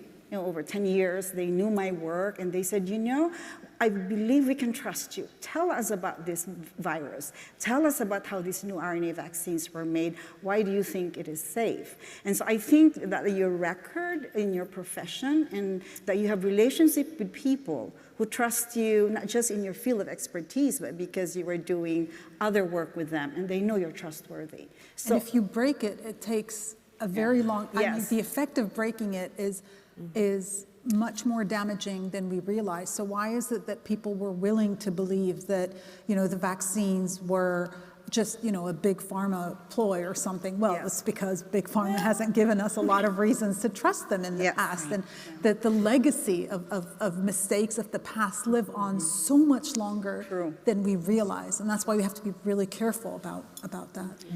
I'm probably telling my age by saying that I'm an old Stephen Coveyite, The 7 Habits. But I always think about the habit, I can't remember which one it is, but seek first to understand, then to be understood. I think, as we think about what we've lived through over the last 2.5 years, if we had listened more, right? Because we have the answer. Africa you guys both talked about how we have the answer and we're bringing it to you. We have this vaccine, it's going to keep you safe. And that's true, but if you don't hear what people's preconceived notions are, if you're not listening to them, you can't even address with counterpoint what their concerns are.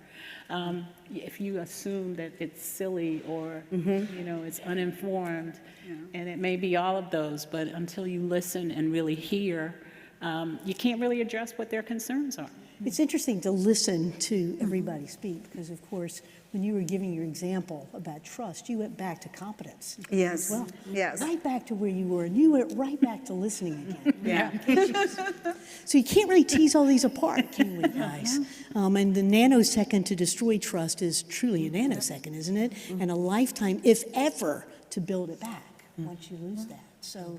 What a fascinating thing, and it bleeds into communications and the ability to do that. All the things we've been talking about all day today, which is why I wanted to divert just a second when I heard you mention that word, go to trust. Can I offer just one other perspective? Please. I also think leadership is knowing when to say you don't know, or you've made a mistake. Yeah.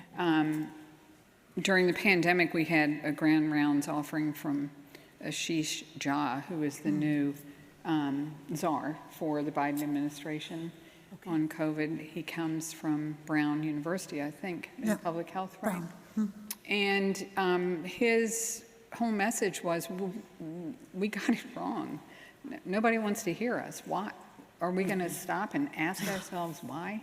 Like, what, did we get the message wrong? We thought that science was the be-all, end-all. Well, it didn't translate for the world at large. So where are our lessons learned? And see, that takes us back to communications again, doesn't it? And something you and I talked about in our Salem Voices interview. We talked about how important it is as a leader to communicate uncertainty. I know that in times of crisis, we all want to be very sort of reassuring and credible and to say, we know what we're talking about, don't worry, and so on. And it's great if we can do that.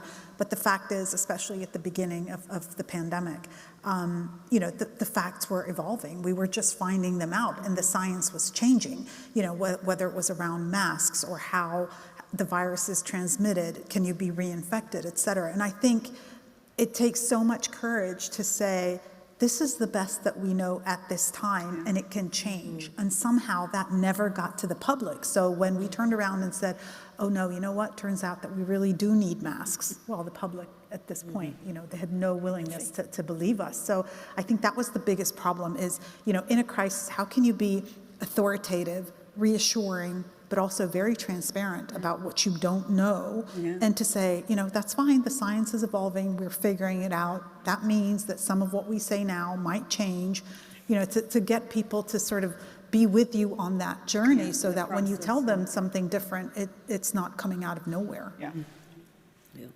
It's just amazing how all interrelated all of this is. Because as we think about communications, again, and we talked about that some at lunch as well today, as we think about health communications as a profession as well, how important that is and how important it will be to Salem as we move forward, to be able to have those voices out there thinking, like you all have just said, and bringing the right message to the forefront all the time. But in each of our everyday work, how important it is to all of us from a trust perspective too.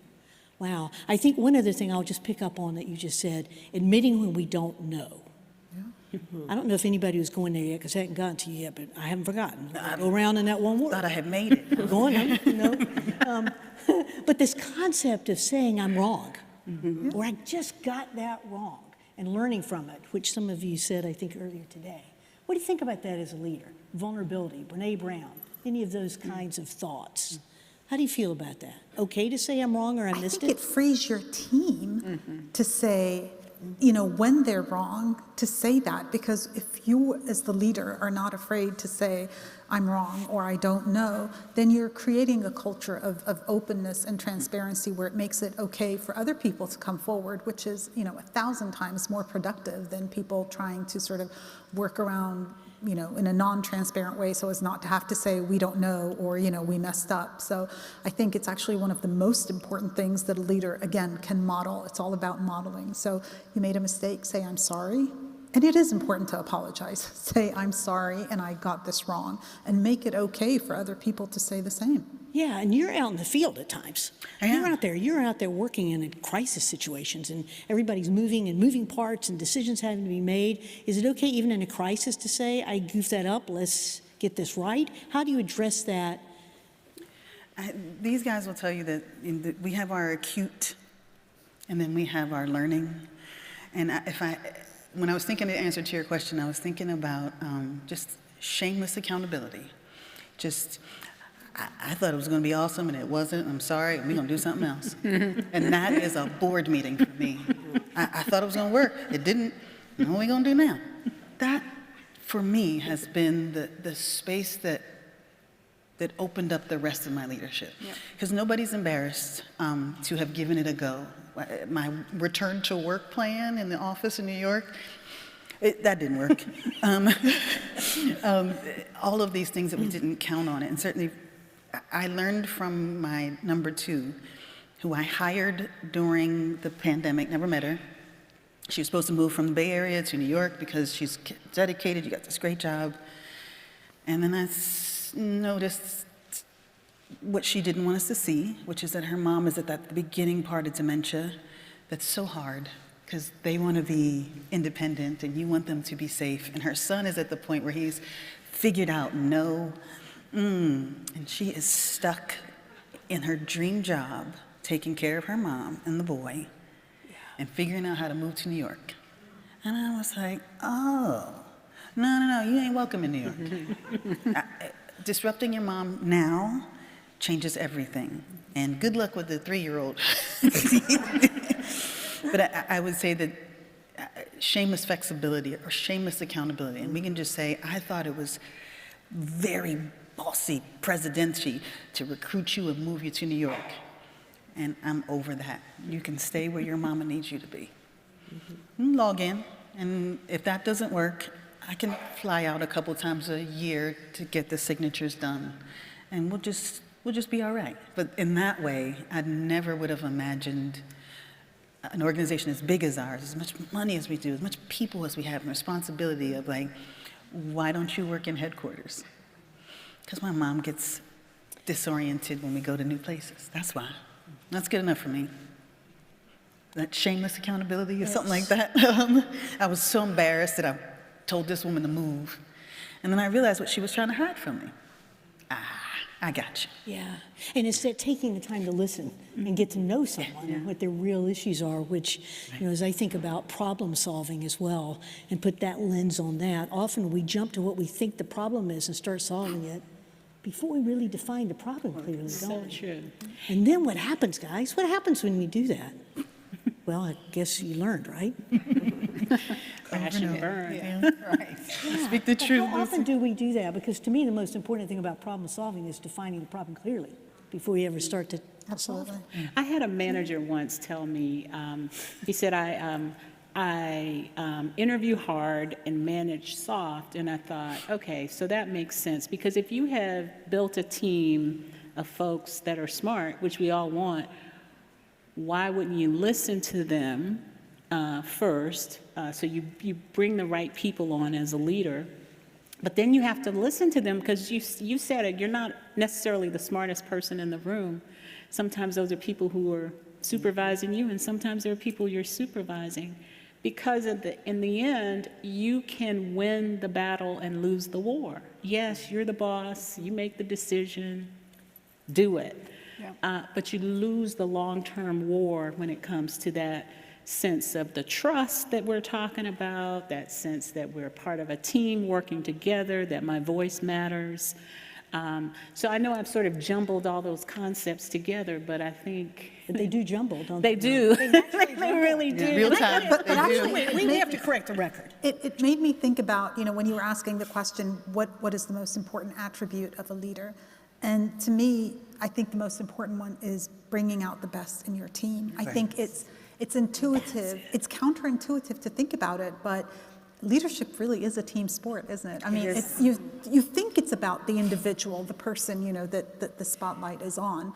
But actually, you're only as good as your team. If you cannot bring out their best, if you don't recognize what motivates them, what frustrates them, what makes them bring their best game, what alienates them, if you can't recognize that and then orchestrate everyone, because you're not going to get everyone to perform in the same way, because they're individuals, they're people. If you can't orchestrate that, then I'm not sure that you're necessarily And the being other thing leader. is, though you did go out of order, but thank you. I like to think that I took initiative. I like to think Don't leave me hanging. I do, though. I just think you're so right. And one other piece for that, just to tag on, is the concept again is you don't always have to lead from a position of authority, do you? Yeah. I think we lead from everywhere, don't we? It's a matter of how we think and how we deal with that really matters, not the position you have. Yes, you may, dear. Jump right on in. Are you sure? You're positive? I think you lead from a position of moral authority. That's the most important thing. So it's not the authority that people think about of being the big boss with the big office with the big chair, right? It's the moral authority, that trust. It comes back to people really trust you to make the right calls and to have their backs and so on. So if you don't have that moral authority, you're a manager, you're not a leader. Yes. Oh, how about that? And there is a difference. I wish we had 3 hours so we could start teasing the difference in management and leadership and all kinds of cool things. But Bim, just one, you're still on the radar screen. One quick thing for you, and we think about trust. I just want to come back to that. We talked about individuals with trust, and somebody mentioned pharma, I think. Was it you? It was me. I have nothing against pharma. I was just saying. Clearly, I have read in the no, okay. But as we think about that they have taken it for a long time on the chin. In fact, they are often rated below banking and oil and gas and all kinds of things in terms of credibility. So this is not to put you on the thing, but as we think about individual trust, that's one thing. As we think about organizational trust is where I really want to go, and industrial trust, and what does that look like? There's not asking you to defend or say or whatever, but what can industries do? What can large organizations do to also try to engender more trust? What could an industry take advantage of? What might they do? We actually dealt with that a lot during the pandemic because invariably I will be asked the question, pharma just wants to get rich. These things are really not that effective. They're not being tested well. They've been rushed. And this is really all about money. Selling vaccines, selling testing kits, and things like that. And so right now we're not in traditional pharma because we're a startup. And so we really listened in terms of how do we take life-saving tissue regeneration drug. And our drug right now, there are many applications, but we're focusing it on healing the lungs that are damaged after a viral infection. Because even if the virus is gone and you tested negative, some people, their lungs are still injured. And so they're going to be facing years of disability, which is a huge cost to healthcare, and also just their quality of life. And so our CEO and I and our team are always thinking of doing the right thing. So the things we've done is that we do know that there's what pharma did after the pandemic is they had a lot of drugs on the shelf that didn't work, actually. They repurpose them and say, oh, we've tried this for that, but it didn't work. But it cures inflammation. There's probably 50 of them, I think. 90 was the last one I heard. So let's just do trials. Maybe it will heal the inflammation that's going on in COVID. But COVID is new. We knew that the immune profiles, we knew the inflammation was very different. And I said, maybe we shouldn't try 100 drugs that have already failed in inflammation because they were, they were only controlling one marker and so many things are overreacting in COVID.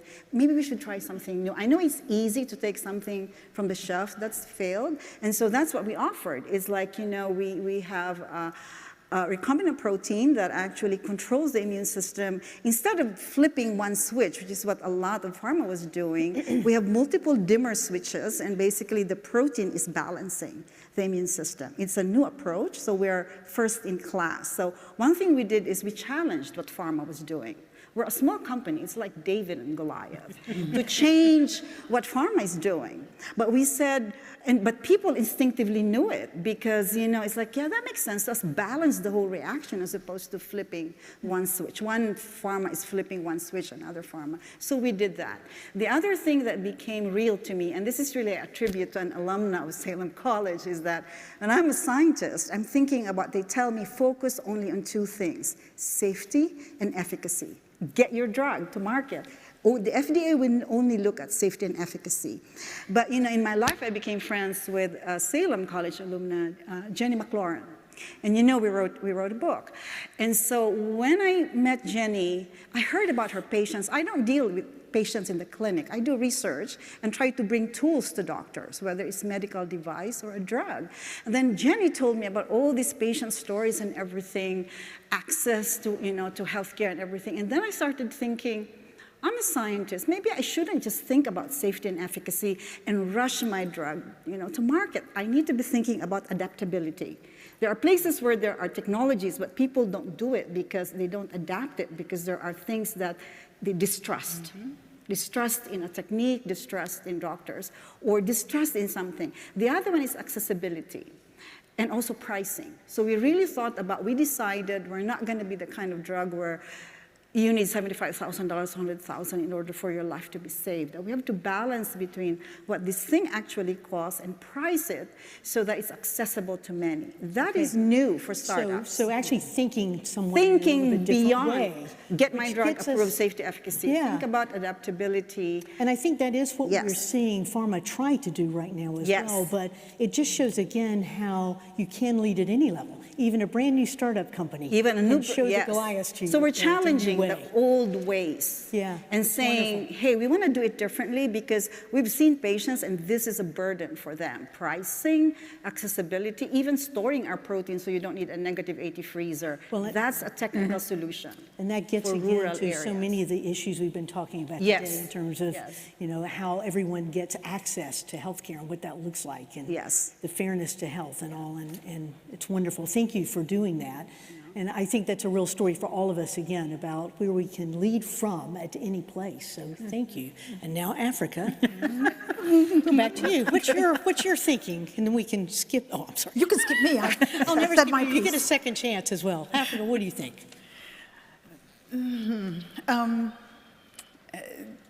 I would agree, but I think there is a part of that global question that still requires the heart of it all. Like, in some ways, people trust me because they would let me be their doctor. And in a board setting, that comes through, but it also is, they know that the places where I am weak, I will find somebody who's good at it. So the chair of the governance committee, I'm not even sure what she does sometimes. I'm like, but I need your help on something that is bigger than a phone call. I need to change how we do things. And in that way, I think we touch on the sort of where do you get those little pieces that you are not. And for me, I think it's the humility of realizing of what I'm not good at. I still haven't read the bylaws. I just call somebody and be like, can I do this? Is that a thing? And hopefully they've not read them either, and they say, sure, whatever you think's important. No, unfortunately, those people are always lawyers for me. But I have them, and I'm learning to be humble enough to know when I need help, and it doesn't embarrass me to need it. So I think that is part of, what I hear in all of your statements, which is, it has never embarrassed us to ask for help, even if it's a partner in moms or a partner in, or it doesn't. It might actually be my superpower, is asking nicely. So far, it's worked great, because people trust that I wouldn't ask you if I didn't need it. I don't call it a chit chat. I call you when I have to gas up a jet and I gotta do something, and people trust me. I think, so far, I've never gassed up a jet that wasn't necessary. So you actually also said 2. in a beautiful way, I think. One is to have the courage and the intelligence to ask for help when you need it. And the other, I think I heard tucked away in there, was humility. Sure. And I think, you know, as everything you read today about leadership talks about humility and how that feeds into the trust and the communications and all the things we've talked about today. So yeah, thank you. I feel like that is part of what women's leadership has changed about leadership, that there's something about that humility that we bring, because most of the time people think I'm bringing the lunch, and I'm mindful of who's nice to me when they know what I do. And there's something in it. It speaks to your ability to serve. And these are all big time jobs, but in the end, it's service. I mean, it's service, and if you can do that, you can at least get us a little bit further. You know, when you say that, I'm reminded, some of you probably have read Robert Greenleaf's The Servant as Leader. When I was here at Salem, we brought him here to talk with our student government leaders. He was living and had just written his books. I still have the pamphlets that they were written as soft copy little pamphlets when he came. And it stuck with me, the importance of him. He was a very quiet leader himself, but taught a lot about leadership as service and what that looks like. Thank you for bringing that to the table. Thank you. Was there something else? Did you actually share yours? I don't mean to be facetious now. Do you have another one? I wasn't going to, but only because Africa said something I feel like I have to follow up on. Please do that. We've got the Adnan Africa alley-oop going, I'm telling you. It's just that sort of the natural sequence to what you were saying, which is, you know, admitting that you need help and being humble enough to ask for help. But number 3 is empowering the people around you to actually take action and do that, because some people don't do that. They might be too insecure, or it might not occur to them. But I think that's a mark of a good leader, is to empower people around you to, you know, to give you what you want. So. And I think that might be the hallmark of my leadership the last couple of years, is nobody wakes me up in the middle of the night anymore. I check my inbox and they tell me that they did it because they knew it was right. And I'm like, that's what I'm talking about. That you knew that you made a principled decision that I would agree with in the morning. And I'm like, that's my folks. That's my folks. But that's also you empowering them. Sort of. No, it is. Did you know, Paul, I see you nodding when you listen to the words she chose. We talked about the importance of carefully choosing words over lunch today. And when you think about that principled decision, I heard her say. Two things. First of all, my word was going to be humility, but thank you for taking it. Because I think all the things we've been talking about touch on humility. And I remember I am fortunate to work at a company owned by women, and many years ago, before the current the founder, we had the conversation we were starting about our values, and I suggested that one value we wanted to follow was humility.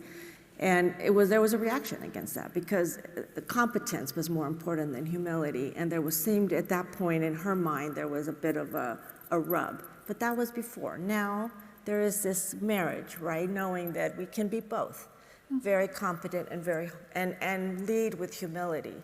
But I wasn't going to say much because you already said it all.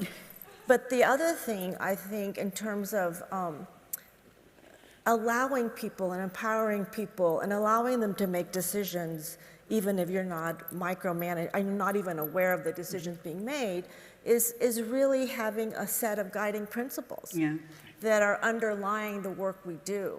And if those guiding principles are something that there's consensus in the organization, a school, whatever the venue of your workplace is, then that gives people the confidence to move forward because they're true to those principles. Anybody else want to react to that, the whole concept of guiding principles? Do you all have those in your organizations? We do. Everybody have those? Yep. Do you find that folks, I want to get back to your authenticity. Do we live those? Do people at Johnson & Johnson, they call the credo, which you can be in a meeting and they're on every single meeting wall and anybody is empowered to say that goes against our credo. How well they do that, I don't know. But I'm just wondering, as we think about authenticity, developing them is one thing. walking the talk could be another. How authentic are we to our guiding principles? And how might we better do that? Well, I could say one thing about that. In our company, we actually quarterly look at those and ask ourselves and take stock. So you have to be intentional. The fact that you create them and then you're not intentional about following them is nothing. It's just busy work. But more interesting, recently, we've actually been asked to start evaluating how companies or initiatives live into their guiding principles. Right. So a big project I'm doing right now with Habitat for Humanity is in a pilot project of 10 communities. There are guiding principles that underlie this. And instead of seeing if all these other things are in place, we're trying to explore the extent to which the principle is evidenced in the way the work is being done. And it really switches it. It's very interesting. Wow, thank you. Well, I would also say it's often the quiet person in the room who's thinking about those principles when everybody else is run off to, third base. And so figuring out how to engage that person who's not saying much, but you can see the wheels turning because they're thinking, these are not our values.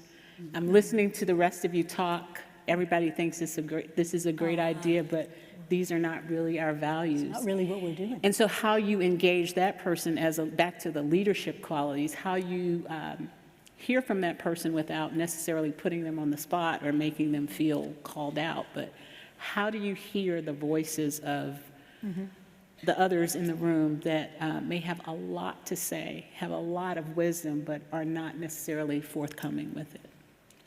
Yeah, It's a special quality. We could easily do a whole hour of that. That's a special leadership quality. Yes. As well, isn't it? Looking to see who has value but is not adding it and how to bring that in. There's a consistent theme about Terry's leadership that we've learned. you know. And what's that? Well, I mean, I've heard key words that in most of a thread, if you will, in her answers around listening and seeking, seek to understand before wanting to be understood. And that's about finding, the voice and allowing that voice, a platform, if you will. And then empowering it. Yeah. And empowerment. Yeah. And the humility. So guys, Salem is committed and has been for 250 years to developing leaders. We got several on the stage that I can look at right now that came through this education. So we've been doing a fairly good job of it for a long time.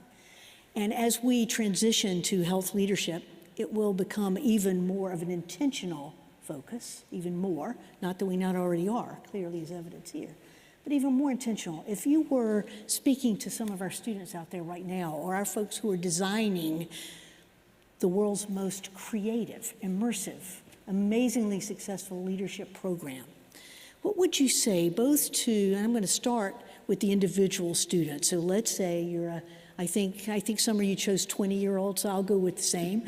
But any age works, but the student here today, what should a student do who wants to be a world-changing leader? How can they develop their own leadership now? What kind of things can they do? And then don't let me forget, I want to get back to what would you suggest Salem do as well to put into place to ensure that we raise leaders to take your places one day and lead this world to a better place in health. So let's start with individuals first. You're talking to students out there. What would you tell them? How can they become strong leaders? I'll take a stab, just real quick. The first thing that comes to my mind, find somebody that you want to be like. Find someone that you want to emulate. Find someone in the room who, you may say to yourself, oh, wish I had that assertiveness, wish I had that courage, wish I had that public speaking, way about them, and get to know them. I think, finding mentors. Someone said to me one day, I've had a lot of bosses in my life. From some I learned what I wanted to be, and from some I learned what I didn't want to be. And starting to be really attuned to the people that you're with in formal and informal encounters And then finding those folks that you want to emulate and make connections and seek the opportunity, wherever it may be, to learn a little bit more about them. And if you're lucky, you'll have a toolkit of mentors in your life. Again, some will teach you things that you may put to the side, and you don't want to be so much like those people. But if you're lucky, you're going to find some real gems in that journey. And they're happening right now. They're happening in this room, thankfully, because Salem had the vision and the insight to make today possible. But they happen in every encounter, frankly. When you start opening up your eyes and being attuned to that, the world is a garden, frankly, of opportunities. You know, and you mentioned 2 other leadership skills that I think, I mean, clearly I only limited you to 1 each, so we could have gone around 4 times and had a wonderful hour. But courage and confidence. Yep. And I think when we think about leaders who are world changers, they are ones that have the courage and the willingness to make those mistakes and learn from them and admit them and move forward again and grow. Yeah, you watch them and you're like drawn to them. I'm sorry to keep talking, but I'll say one more thing. Some of us have talked today, and I use this example a lot. The world is watching President Zelensky in the Ukraine, and God bless him, but he's a study in leadership. And right? guess what he was before he became? He was like a comedian. Comedian. Right. Again, lead from anywhere. But right? what's he doing? You know, and we talk about this a lot at work. What's he doing? He shows up, he's visible, he's in the trenches, he's talking to the people. The news ain't good, right? None of it. Yeah. More people dead, more bombs dropping, go find shelter. But he shows up every day, and he's honest, and he's authentic, and he's courageous, and he's emerging as a real study in what it means to be a leader. You know, and some of us did that during COVID. You know, news ain't good. I'm not really sure what we're going to do tomorrow, but here's what we're going to do today. And that's what. But you know, I have to go back to what Ben said. I think the foundation of all of this is competence. I think you have to be 10 times as good as everyone else in the room. I mean, especially if I'm talking to a 20-year-old. I graduated very, very, very young. So I actually started working at 22. And, you know, being young and being a woman, those 2 things put together, I mean, with time, people tend to trust age and experience and so on. It gets easier. But at the very beginning, if you want to sort of establish yourself and to have people listen to you, you have to be 10 times more prepared than anyone in the room. And I remember doing that. I remember going to meetings. I would have read everything twice. You know, I would just do twice or 3 times what anyone else would have to do at the beginning. I mean, you know, later it becomes a habit and, you know, you have a lot of other things to draw on. But I don't think you can afford to not show up fully and to be anything less than very, very competent. And then you build on it with a lot of, you know, personal attributes, all the things that we talked about here, but the foundation is being good at what you do. I think there's no getting around that. Right. Yeah. Okay. Paul, I can tell you one. I've always told my children not to be scared of really hard work, to be ready and to work hard. And so that's a real important piece of it. But I think that we shouldn't wait until we feel confident to step into opportunities. True. Because the places where I've grown the most in confidence is when I've been scared to death. Because I didn't feel that I was ready or qualified. And yet the opportunity came and I thought, well, somebody else thinks I am because they invited me into this space, so I guess I'll do it. So I don't want us to give a message that is counter to the spirit, right? That you don't have to be confident, you just have to be willing and then do the hard work and the confidence will come. Thank you for saying that. I think that's so important. And as we think, and I'm not one to try to talk gender differences too much about this, but what studies have shown over and over and over again is that often a woman will wait until she believes she's fully competent before she'll ever say yes, which means she never says yes, because are we ever fully confident? Right. Yes. So I'd like to We're all follow learning, up. whereas a guy could say, yes, I speak Russian, and believe he could go home and teach himself tonight. I mean, I'm making that up, but we have to find that nice match, don't we? And that tightrope of where we're competent enough to know that we have the skills to do what we need to do, but find that courage to say, yes, I can, somehow as well. Right? I read somewhere that you should always, when an opportunity comes up, especially for women, say yes and then figure it out later. So I guess say yes. I can't believe we only have 15 minutes left, so this is like unbelievable to me. I wish we could do this all night long. But let's transition real fast to what could Salem do right now. If Salem is committed to designing the world's best fully integrated, experiential, whatever it is, leadership program to help really establish the women leaders of the future, knowing what you all know about the future and the needs in health, what are some of the things you would think about perhaps they might want to include or think about? Networks. Building networks. Building networks. Okay, thank you. Sorry. Go ahead. No, please. I was just going to say experiences. As I think about experiences that, I won't say terrified me, but, I wanted to do a study abroad in college. I wanted to go to Africa. I had an opportunity to go to Taiwan for a year. Taiwan was not on my list. But I said, okay, let's see where this leads. And after a year in Taiwan, I was a different person. And so sometimes those experiences shape us in ways that no classroom can. Yes. And sometimes it's an experience that's a little bit outside of your comfort zone or what you think you want. If you're willing to take that on. It can't be it can't be something that's so counter to your belief system, but if it's something that you can work with, maybe you'll there's a purpose for the embrace the detour a little bit. What do you think? I want to get you in here. What do you think about this one? What would Salem do? If you could wave that magic wand and say, I'm ready to create the world's best leaders, what would be the first thing you would do? Start looking in different corners. That no matter how good you are at self-reflection, there's a piece of you that you cannot see. And in that way, I feel like Salem could be purposeful about identify the privilege that your students have and look in those places that they couldn't get here. Like, what does it take to get this education? Change how you recruit, change how you look, change how you open the doors. Sometimes you'll need a window because students who are going to be great can't imagine themselves in these kind of halls. And in that way, I think that is what Doctors Without Borders has sort of done really, really well, is our projects are local. We're 85 to 90% local people.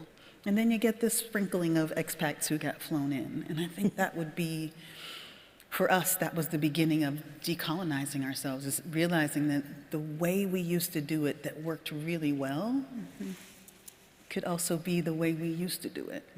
And in that way, I can't imagine what my life would be like if we hadn't been critical in that self-reflection of who's allowed to be here? What does it take to be me? And then how many of those barriers can I kick down so that somebody else can get in here? Thank you. That's what I would do if I were, say, in college. I'd start kicking stuff down. Start kicking it down and see who comes in, see who knows what y'all do here and wants it, and make it easier for them. Okay, thank you. Guys, I'm going to change gears entirely because of our time, and I want to be respectful for some folks who sent us questions. Okay, because there are a lot, and several are on the same topic.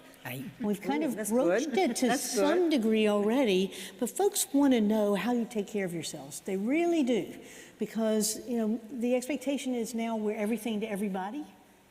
I don't know if any of you ever feel that, but you're at work, you're at family, you're at volunteerism, you're at everywhere. So I'm going to go around one more time, but this time I'm really do it instead of taking us on detour, because there's several questions I'd like to ask before we finish. If you could, what one thing do you do most fundamentally for yourself that you really believe helps you take best care of yourself? So we can give some ideas to others. And it may be anything from running to meditation, whatever, but how do you take best care of yourself? You want to start, Paula? Sure. I am very careful with what I consume, news-wise and through the media. I want my energy, my mental energy, to flow in a positive way. And I know that if I start my morning with the news and end it with the news, it sandwiches my day into some despair. And so I'm very careful with what I consume. Wow. Okay, thank you. What do you think, Kanan? Well, for me, what I need every day could be different. Sometimes it's time alone to read, sometimes it's time to go walk outside, but I think the one thing that you have to do is to be very explicit to people around you and to sort of not be embarrassed or ashamed to say, even to your kids, and that took me a while because I thought that would make me a bad mom, but then even to my kids, to my friends, to everyone, there has to be time and space for me. So what I actually need to do every single day could be different, but laying down that principle of there will be a time when I have to think of no one else but me in order for me to be better for people. Expectations, barrios, Yeah, whatever that barriers. needs to be. Well, boundaries. Boundaries is a word. I knew I used the wrong word. Yeah. Boundaries. Thank you, dear. How about you? Big picture and small. So small. I give myself quiet on purpose. I have those big old noise canceling headphones, and I spend hours on the phone, but in between, I enjoy the silence. And I give it to myself as a gift.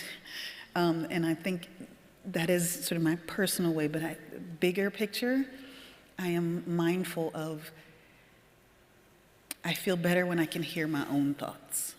And I appreciate y'all's, and it informs my work, but I need to spend some time swishing it around in my own mind, and I think that is the self-care that at least the last 2 years of,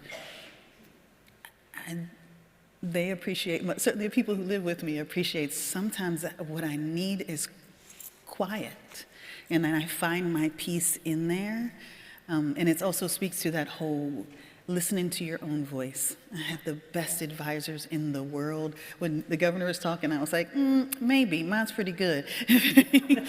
The people that I'm surrounded around, the equivalent of my cabinet are by far the best at what they do worldwide. Okay. And then I need Swishing quiet. Around time. Swish it around in my mind. I like that a lot. So I can land on something principled if I can hear my own thoughts. Thank you. But yeah, usually it's head canceling. No, I look like a DJ, but really, it's quiet. I'm not listening to anything except the quiet. But it helps me. It frames my day. I was going to say a lot of, the same things, but the truth is, I like to eat. I like to listen to loud music. I like to shop. I like to do anything that isn't. I have to spend some energy. I like to take long walks on the beach. That's quiet. I don't want anybody else talking to me. I want the radio as loud as it can go on my way into work, just to think about anything else other than work. So it's a whole toolkit. Okay. Of lots stuff. of ways to entertain yourself. Of stuff. Carrie, how about you? So I think it has varied in my life. And there have been times when I haven't been very good at it.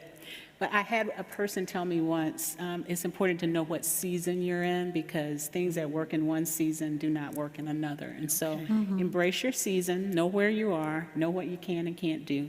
So now that I'm an empty nester, I could like to go for long walks.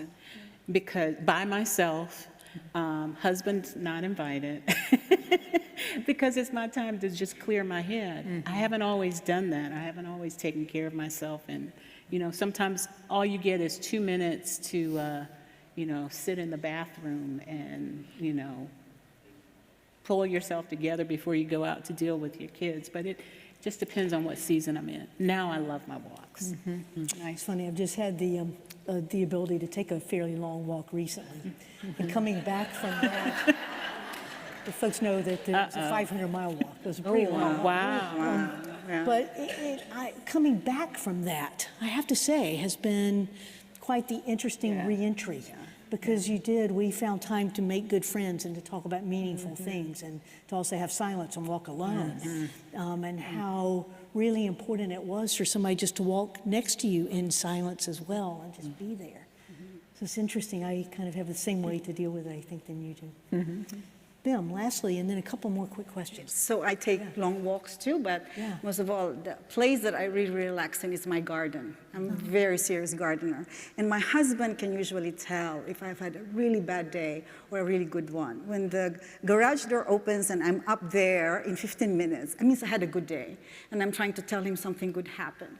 But the worse my day is directly proportional to how long I stay in the garden before I go inside the house. So he knows. You get dirty when you garden? Yes. So just the energy, but also because I think gardening is really an act of humility also, because you can, the reason why I'm relaxed by the garden is that if I messed up during the day, I walk into my garden, I see something growing and blooming, and I say, I can do something right, you know? And then also because it reminds me that no matter how much effort I place into my garden, that a lot of why my garden grows has nothing to do with me. I can't control sudden frosts. I can't control storms. I can't control winds and everything. So when I'm there, I remind myself there are things I can still do well. And second, this garden grows despite the fact that I don't control everything in this garden. And it gives me hope and humility, and it really is the place where I am reminded of things beyond that moment where I feel horrible. Wow, thank you. Now, two more quick things, just because I want to be sensitive to those who ask these. There are a lot of women that are trying post-COVID to re-enter the workforce, and we talked about that this morning, how many had to leave. In 30 seconds or less, and I'm just going to ask whoever wants to jump in, what advice might you have for a woman trying to come back into the workforce post-COVID right now? Come back. Come back. Just Number one thing, keep looking. Come on back. Keep looking. Well, we need you, and I think there's some therapeutic advantage to that. Now, I know working from home brought its own efficiency and met a certain need. But I think the socialization, the productivity, the sense of purpose that comes from being re-engaged in that work and around others is healthy. Okay, thank you. Use it as a chance to, if you can, and I realize that that's a privilege that not everyone has, so I don't want to sound presumptuous, but use it as a time to reflect and reconsider what it is that you want to do. And if you want to pivot to something else, then, re-enter, but into something else. And that might need that you have to sort of upskill or to sort of go back and re-credential yourself for certain things. And again, I say this knowing that it is a privilege that not everyone has, but it's also sort of a defining time that you don't necessarily need to go back to what you left. You could go back to something different. Oh, yeah. I was going to say, look for places that are different now. Like, don't go to a place that wants to you into a place that existed 2 years ago. Right. Look for a place that's struggling with change.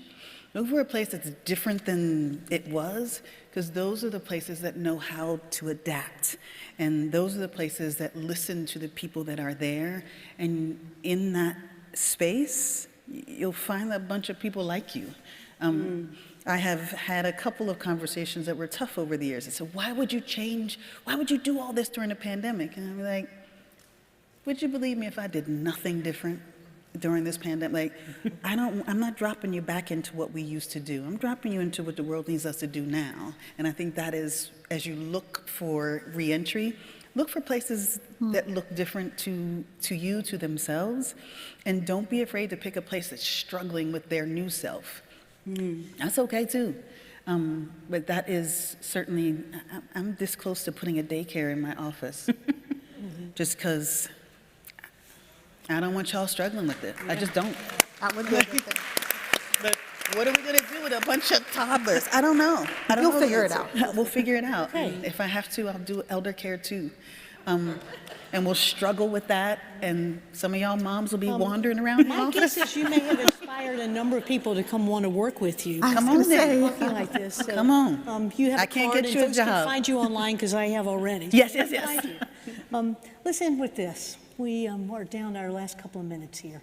But if you all were to pick up, I'm going to date myself, your magic 8-ball, you know what I mean? Or whatever you may look into to predict the future, to think about what our leaders that are coming behind us are going to have to deal with in terms of the biggest issues in health today that they need to prepare for and have those skills to try to deal with. And it could be the impact of climate and what that's going to cause in terms of food insecurity and all the other things that might, whatever it may be, what one thing would you say is the biggest thing that folks planning for tomorrow that we didn't do very well with COVID since we didn't have the playbook?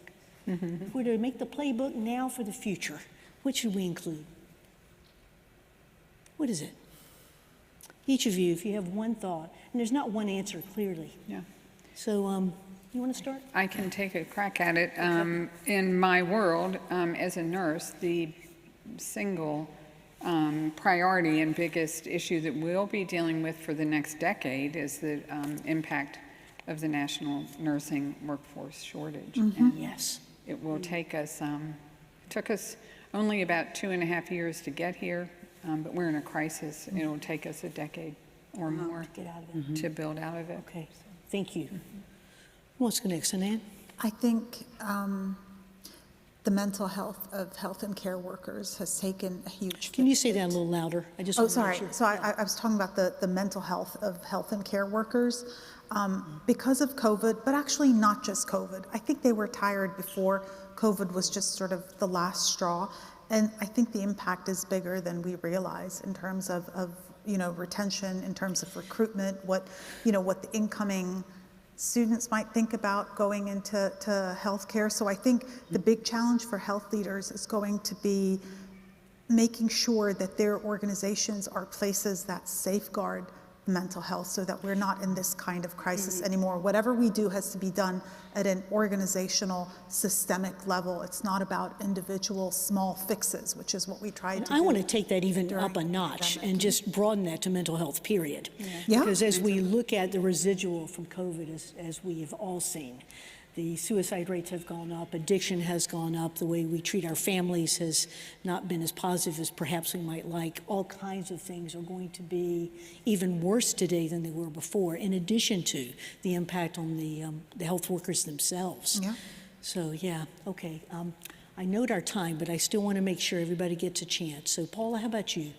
I would say reconsidering or how we measure, so how we think of success. We think of success as always progress. And sometimes when things are like we're coming out of, maybe success is having to go back a couple steps and pick up the pieces that were dropped. I'm thinking about childhood immunizations that around the world that have suffered so much through COVID. So maybe it won't look like progress because we have to go back to catch back up. But I think that's something we need to be mindful of. Which we'll have to do in education as well, won't we? So many of these pieces. Okay, friend, how about you?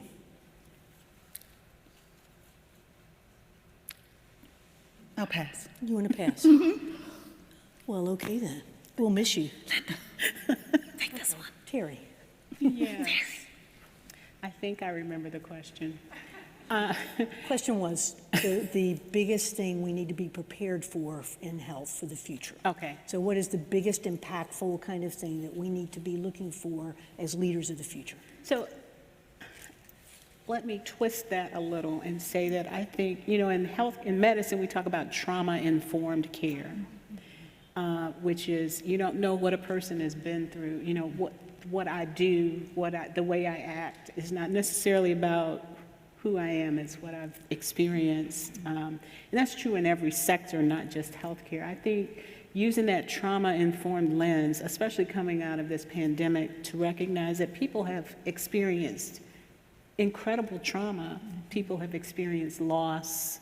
People have experienced grief. People have experienced, trauma. People have experienced health issues with themselves and their family. Children have experienced academic loss. I heard a little fourth grader saying, well, the pandemic happened when I was in second grade, so I really didn't have third grade, so I went from being a little kid to a big kid without transition period. I mean, everybody has really struggled, even people who seem like they have it all together. And so having that sort of humility and trauma-informed approach to the way we build systems going forward is going to be really important. Wow, a lot to learn. A lot to learn. Bim, last word with this one. I think this forum is an illustration of what I'm going to say, is that healthcare leaders of the future will have to learn to communicate and collaborate across disciplines. Our problems are very complex. Not one area of discipline can solve it. We saw that in the pandemic. So I really commend, and I'm very honored and privileged to be here listening to women who are doing different things than I do, but they are related to what I do. And I think as a leader, you need to have that broad, it's over now where you're in your specialty, in your lane. I'm gonna do my lane, I'm gonna get there. Today, you really have to listen to, to different fields so that you could solve, healthcare problems. And you will need to be able to communicate well. So I'm doing a lot, for example, of TV, publicity, because I have to communicate what we're doing and why is it important. And so I do federal, state, private. And I think leaders will have to learn to do that. Communicate, collaborate across. That's exactly why what's happening now at Salem is going to be very important. I think that liberal arts foundation, keeping that very strong and linking that to health and to leadership is critical, because I know, at least for me in my career, that's what's always sort of set me apart from many other people. That liberal arts foundation has made me be able to sort of appreciate complexity, to make connections that others may not necessarily make, and it makes your work so much richer, so much deeper. So I think what's happening now is sort of a very good answer to what you just said. Wow. I don't even know how to say thank you. All grace, gratitude, all three. Thank you all, and I just thank you for spending the day with us. Thank you for traveling as far as you did, you all did, and everything else. It has been a wonderful day to learn from all of you, so thank you. I do have one ask, and that is, as we move forward with this real focus on health leadership, will you stay with us and support us and help us and help us grow and learn together, because we've already started that journey together, and I just could not be more appreciative. Thank you. Please join me in thanking them for their day and their time. And now we're going to go this way. And I am going to turn the stage over to Summer, who will introduce Dr. Varkey. Thank you.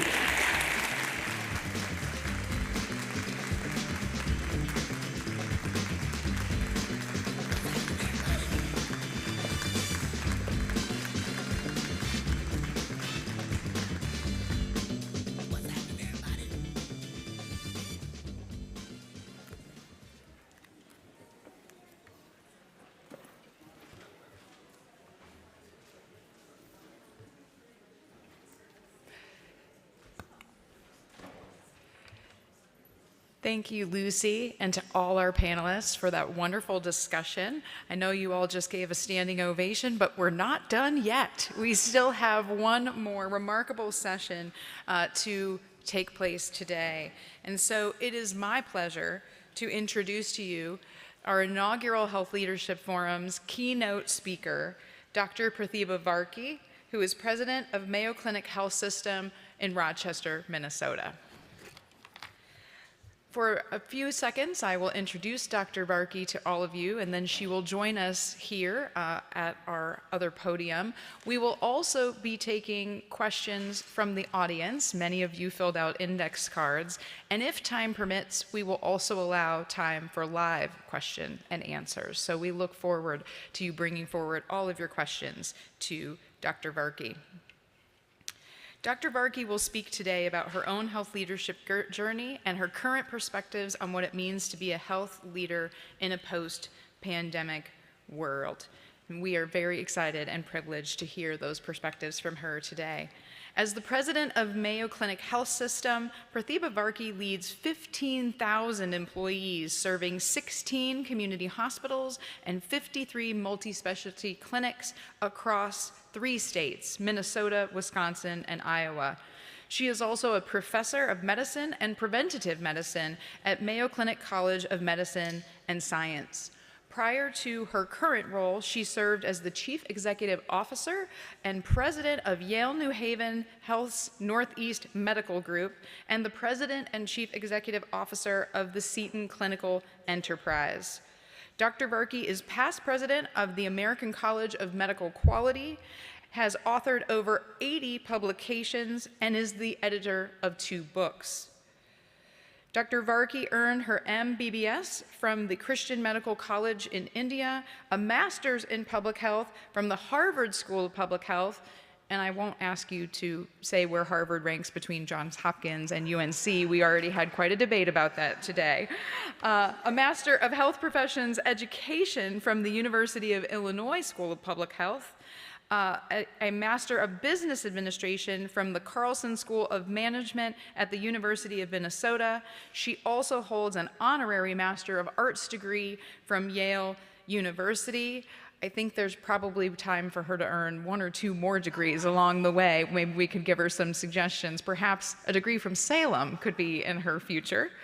And lastly, I would like to mention that Dr. Varkey and her husband, Praveen, have a young daughter and live in Rochester, Minnesota. It is my privilege to welcome my colleague and my friend, Dr. Prathibha Varkey, to the stage.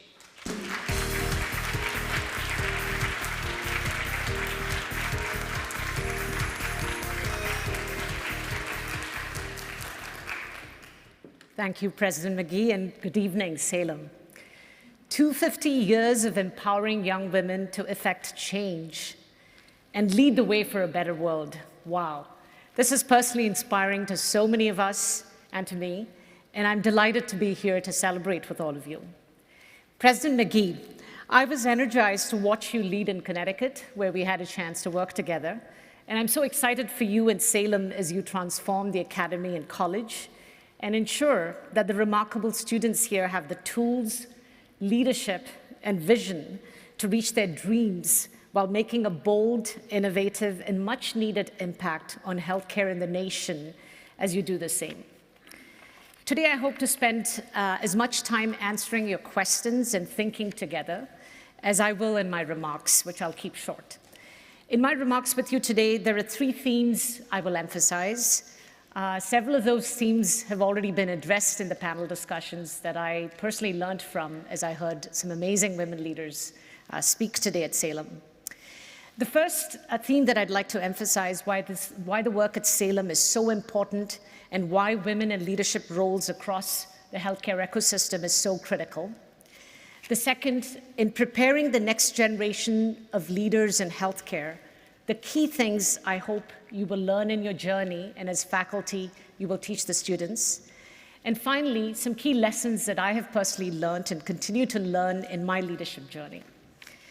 So let's talk about us, women, and why women leadership is so critical in healthcare. As I'm sure has been discussed today, 70% of healthcare workers across the globe are women. Contrast that to only 25% who hold senior roles, and just 13% of CEOs in healthcare who are women in the US. Further, close to 70% of global health organizations are headed by men, and 80% of health-related board chairs are men as well. So a lot of issues to solve for. Fortunately, women now comprise over half of today's medical students. However, because of the generational lift that is needed, women account for just 3% of chief medical officers and 6% of department chairs in the US. And I'm certain these numbers hold true, at least in trends, in most health professions in the US. So lots to solve for. I remember when I started at Mayo Clinic in 2001, I had a pie chart that I pinned to the board in my office for inspiration so that I stay focused on academic promotion. At that time, the number I had circled was that only 2% of medical school deans in the US were women.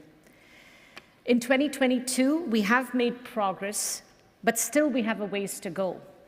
Only 25% of full professors in the US are now women, and not surprisingly, only 18% of medical school deans are women.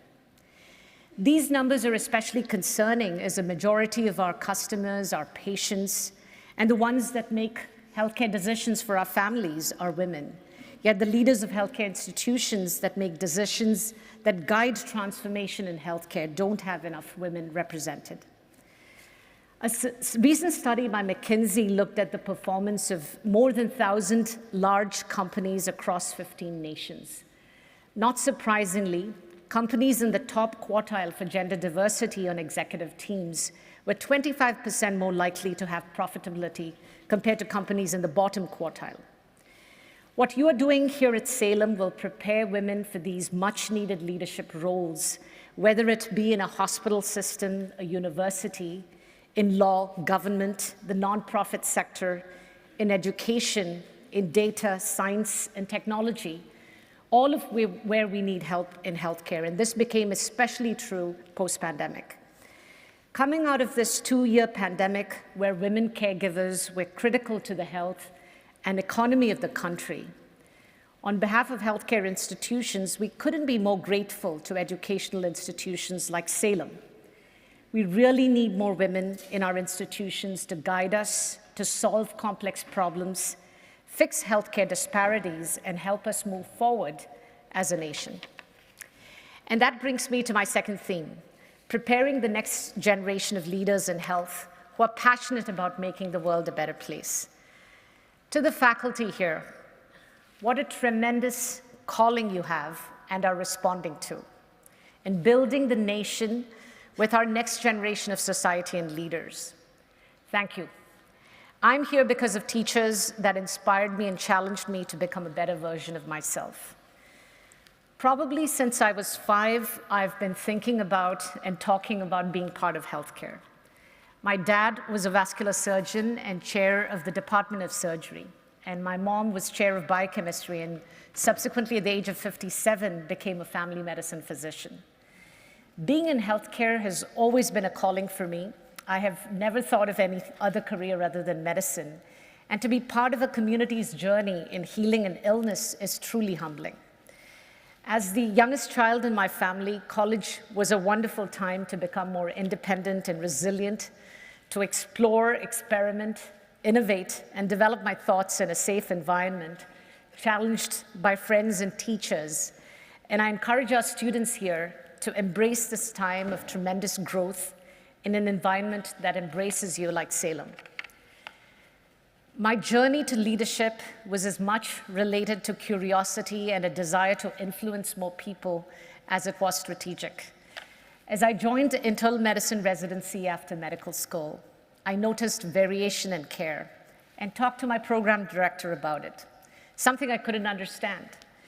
Why, when you treat pneumonia, not all healthcare providers were prescribing treatment that was standard, that was evidence-based and comprehensive? And because of my questions, I was encouraged to take an elective to view healthcare from the outside in at an insurance company, something that was so unusual in those days during residency. As I did my rotation at Oxford Insurance Company, I began reading the Harvard Business Review and learned about why some meetings are run better than others, why some leaders were more effective at creating change, and why things were just not so black and white as I had imagined. And that really prompted me to take a year after residency to study healthcare management, and I did a Master's of Public Health at the Harvard School of Public Health. On the last day of school, I went to meet Lucian Leap for career advice. As many of you know, he is widely regarded as the father of patient safety in this country. His single statement was probably worth the entire tuition I paid at Harvard. He told me as I approached my first job at Mayo to claim victory before I began any complex project, because that would free me and free my team up to problem solve creatively and not really worry about outcomes. And this is probably the most common statement I use at work with my teams as I solve complex problems and focus on transformation. So together, let us claim victory and free us up of the outcomes and focus on creative problem solving and making a difference in the world. I joined medical school when I was 17 years of age and quickly realized, as I wanted to influence more people and bring more hope and healing through my calling at work as a leader, it was critical to be more senior. Since I couldn't fix my age, I became very focused on addressing what I thought were key gaps in my expertise. Although I was a data nerd, I realized I wasn't as comfortable asking finance-related questions and problem solving for the same. Through Mayo's sponsorship, I sought further education in finance through an MBA, while remaining focused on academic growth and becoming a full professor, which automatically also aged me in the academic world. You know, of course, I don't worry about age anymore because I've started dyeing my hair as of a few years ago. But hopefully my examples are helpful in terms of really thinking outside the box in terms of the barriers you face, and really moving forward to fix some of those issues and gaps that you identify in terms of your growth opportunities. Finance, operations, strategy, the ability to manage people, problem solving, change management, negotiation, digital health, AI, and the ability to manage conflict are key additional skills that have helped all of us as leaders in healthcare, and I think are the core skills to focus on as we train our next generation of healthcare leaders. This is really the core of what we're facing in Mayo Clinic and most healthcare institutions as we look at transformation coming out of the pandemic. Typically, what happens with physicians, as also many other healthcare professions, is that we are very vertically trained. We become very narrowly trained and super specialized in whatever specialty we focus on. But we fail to focus on developing our lateral and sort of broader skills. But when it comes to leadership, you actually do need those lateral and broader skills. So my advice to you as you look for taking on leadership positions in the future is to train yourself up ahead of time. Think 10 years ahead. Identify the gaps and eliminate those issues, which is particularly important for women to get into the very senior leadership roles in institutions. And again, that is why what all of you are doing at Salem Academy and College is so important. You are helping young women see health from a holistic perspective, to gain those broad skills early on so that they are positioned to lead throughout their careers and throughout their lives. In helping our students pick the right courses to take, find the right internships, network, explore career ideas through informational interviews, as well as forums and inspirational conferences such as the one today, we're truly creating a pipeline that is much needed in healthcare. And that brings me to the final theme I wanted to address today. Summer asked me to share key lessons I've learned through my leadership journey, and I have 7 to share. The first is approach opportunities with grit and courage. Be fearless in execution and persistent despite evolving challenges. And through hard work, always deliver more than you promise. Recognizing and embracing our fear, and I realize this was talked upon by several of our panelists, really helps us find where we need to channel our courage and that of our teams, and how to continue iterating on our path towards success. There's a wonderful little book called Feel the Fear and Do It Anyway by Susan Jeffers that addresses this issue, and that really helped me in my journey about 20 years ago, and I would really encourage our students to read the short book. The second, have a plan, have a map for where you want to go in life, but totally feel free to disregard it and deviate from the map as well. In my early 20s, I had a detailed map of milestones I wanted to achieve personally and professionally. But over the years, as I look back, I realized that all my key milestones actually occurred when I pursued interesting and challenging opportunities that I had not envisioned before, that were not outlined in my map. But the map really helped me make a conscious decision to move at a right angle to what I had mapped out. Life is truly a long and wonderful journey, and the risks that you take are what creates the magic. Follow your passions, have fun, be authentic, and take care of yourself is my next theme. We talked quite a lot about this in some of the previous panel discussions. It's really wonderful to spend time hanging out with friends and families, having hobbies. Really important to have a full life and bring your full self to contribute to the world. Finding ways such as exercising, meditation, and for me more recently sleep has been very critical in being a balanced and calm leader, because the energy you bring to your teams is the energy that your teams will reflect to their teams. So really being very balanced as you come into work is very critical. Pay it forward. Be kind to yourself and others and leave the world a better place. Help others, volunteer with organizations and causes that you care about. And as you do that, you naturally become a better person, and you also learn a lot from the people you serve. A lot that I learned about leadership, frankly, came from organizations and boards that I volunteered for. Being kind to oneself is another one that I just want to emphasize, because I've seen women struggle with this. Women are wonderful and kind to others, but are often difficult in themselves. So be kind to yourselves as you tackle big problems and as you help others. Don't fear glass ceilings. Just work to be the best version of yourself and contribute your talents to make the world better. To move to senior leadership roles, you'll often need to be willing to take on projects or jobs that others shy away from because they are hard and challenging. And that's something that I've learned through my journey. Seek out mentors, both women and men. I have been tremendously influenced by male colleagues and male mentors, as I have been by women colleagues and women mentors. What I've found is sometimes it's really good to have mentors that don't think like you, that have had different life journeys, as they'll really challenge you to think differently.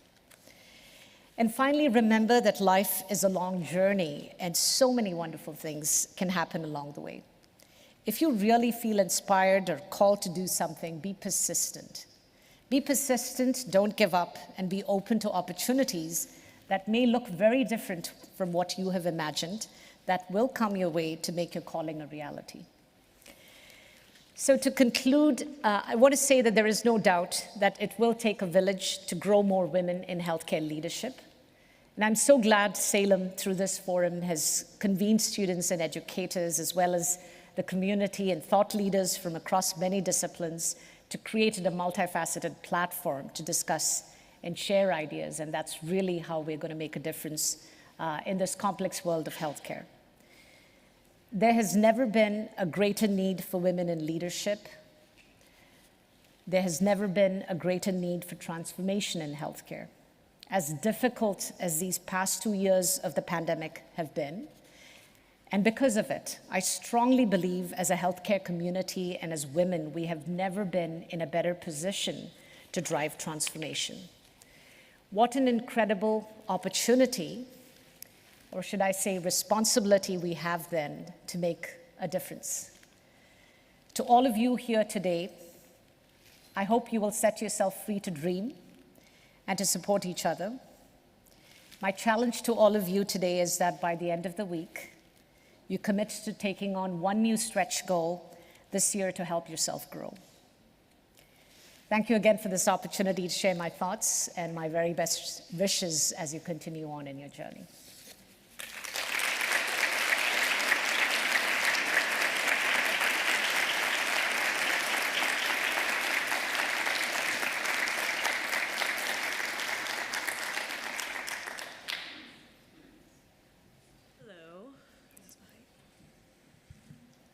Can y'all hear me?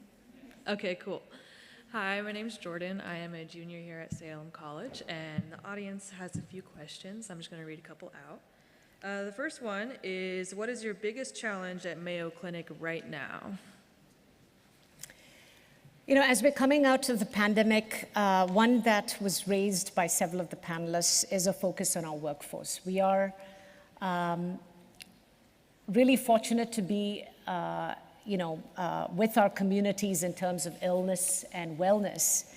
And as healers, when healers hurt, it's really difficult to watch. And as our healers have emerged out of the pandemic, they're fatigued.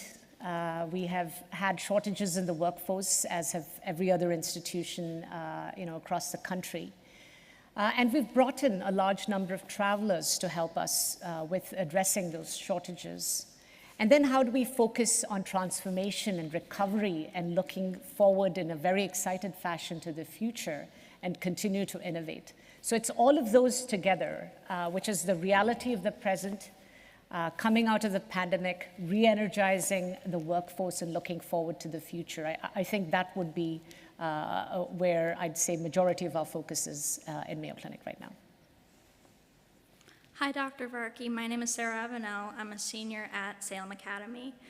You talked a lot about your work life and how you've driven yourself to get to where you are. How do you find the balance between your work life and your home life? That's a great question, and one that I'm sure most of the healthcare leaders here get asked.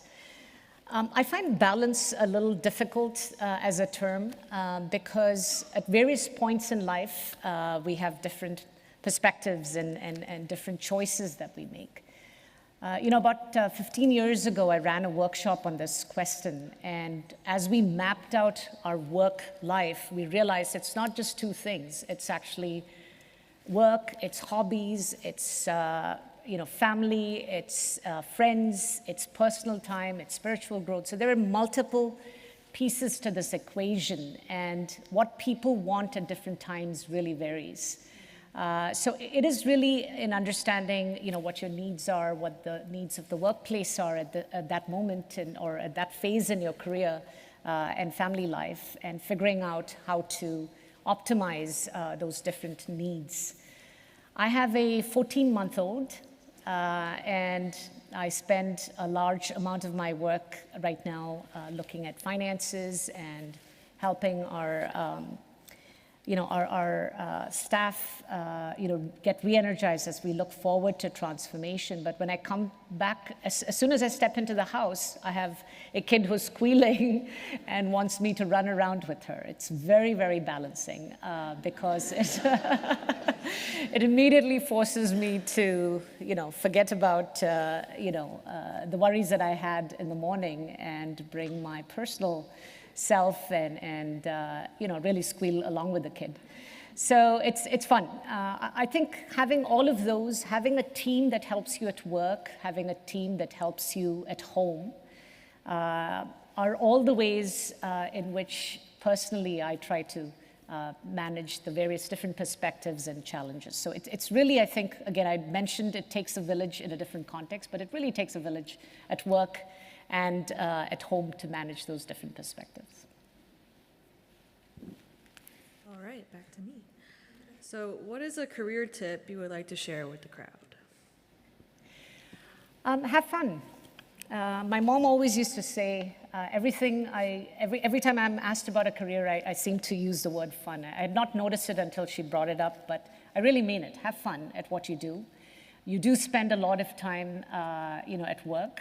And so it's really important to be with people that you trust, that you develop people that are around you and have fun while you're making a difference. The other thing I'd say is, especially for our students, who are, early in the journey, is to relax. Everything will be okay. Everything will be wonderful. Things will come and fall in place. And, dream big and be prepared to appreciate a journey that may be different from what you had envisioned, but will be as fulfilling and maybe even more fulfilling than you had imagined. And we heard different variations of that theme through the panelist discussions today. Okay, and then our final question is, you talked a lot about your family life and how you've come to who you are now. With that being said, who is your favorite woman leader and that you've really looked up to get to where you are? Definitely my mother. She was a physician leader. I think I briefly mentioned her. She was the chair of biochemistry, and at 57 decided that she missed clinical medicine and did the USMLE with me and joined a family medicine residency 1 year after I started my residency, and I got to give a talk to her class and actually asked her some questions. So it was fun to be on the other side. But she was a leader. She was an amazing leader. Before she did her family medicine residency, she was the first woman president of the medical society in India that had only male members. And was always a trailblazer, was always optimistic, and really believed in making sustainable change in the communities that she was in, and an amazing role model that I continue to hope to emulate. Thank you, Dr. Varkey. Thank you.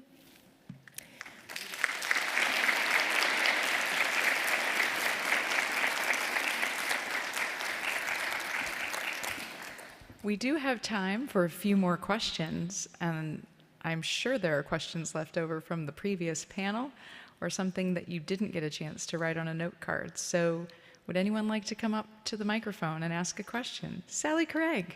Yes. Thank you so much. And if you can introduce yourself, I would be grateful. I'm Sally Craig Huber. I moderated one of the earlier panels today. I am retired from a career in global public health. I studied my public health here at University of North Carolina, but one of my favorite classmates was from Valor, and we'll talk about that later. But speak a little bit about Valor, because it has a wonderful history in terms of educating women, and I think that wasn't touched in the introduction. Thank you. So I trained in Christian Medical College, Vellore, in Tamil Nadu, India. And it is a rural community that's about 2.5 hours from the large city of Chennai or Madras, if you're familiar with. It is rated among the top 2 medical schools in the country for the last several decades. It was started by an American missionary who came with her father, who joined her father in serving that village, about 150 years ago. And she noticed several, 2 or 3 women dying during labor because there were no women caregivers to take care of these women, and they really wanted women caregivers. And she grew up to be the founder of the Christian Medical College, which started as a women's medical school. And then in 1947, the year India also got its independence, admitted male students.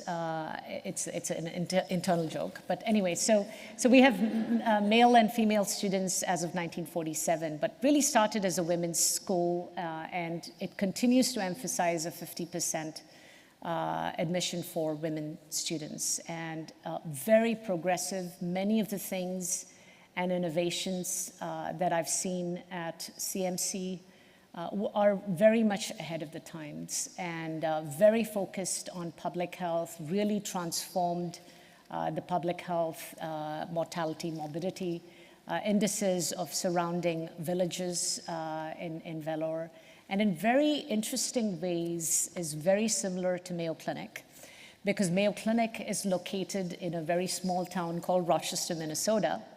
And there are several of us from Vellore in Mayo Clinic, because it is very reminiscent, the passion, the dedication, the calling to healthcare and healthcare leadership and transformation of healthcare, very reminiscent in both Vellore and Mayo.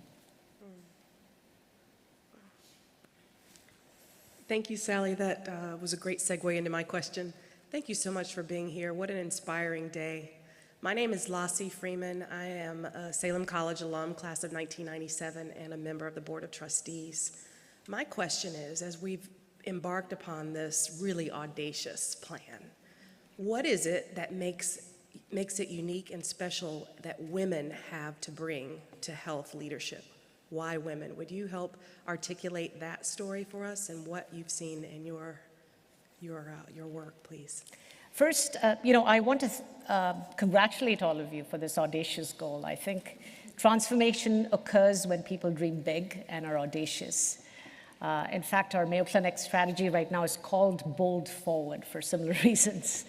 So, several of the things that I began my remarks with, which is a majority of people who seek healthcare are women. A majority of individuals that make decisions in healthcare are women. And so it is really odd when you don't have that kind of representation in women leadership in healthcare, because that is what transforms communities.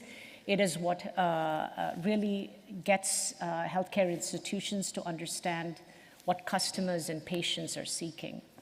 So it's rather dissonant that we are behind. The good news is we're slowly progressing, but we're just not moving fast enough. So really investing in the pipeline so early on, as you are in Salem, I think is fantastic.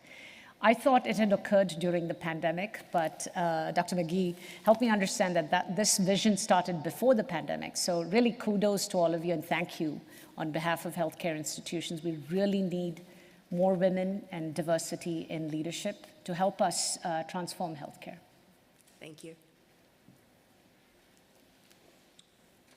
Hi, my name is Rebecca Rogers. I'm also a Salem College alum, class of '98. I'm currently working as an RN in Atlanta with Emory Healthcare. And I'm just curious, I know you've touched on this a little bit, but what is the Mayo Clinic doing to address health disparities? First, let me begin by thanking you for your service. Nursing was such a huge part of keeping the country safe during the pandemic and as we recover as well, and such a huge part and integral to who we are as healthcare. Healthcare disparities is a huge focus in Mayo Clinic. In fact, it is one of our strategic priorities. And the board, as well as the institution, made a commitment of $100 million 2 years ago to really focus on understanding healthcare disparities, to fight racism, and really working both top-down as well as getting our frontline engaged in these conversations.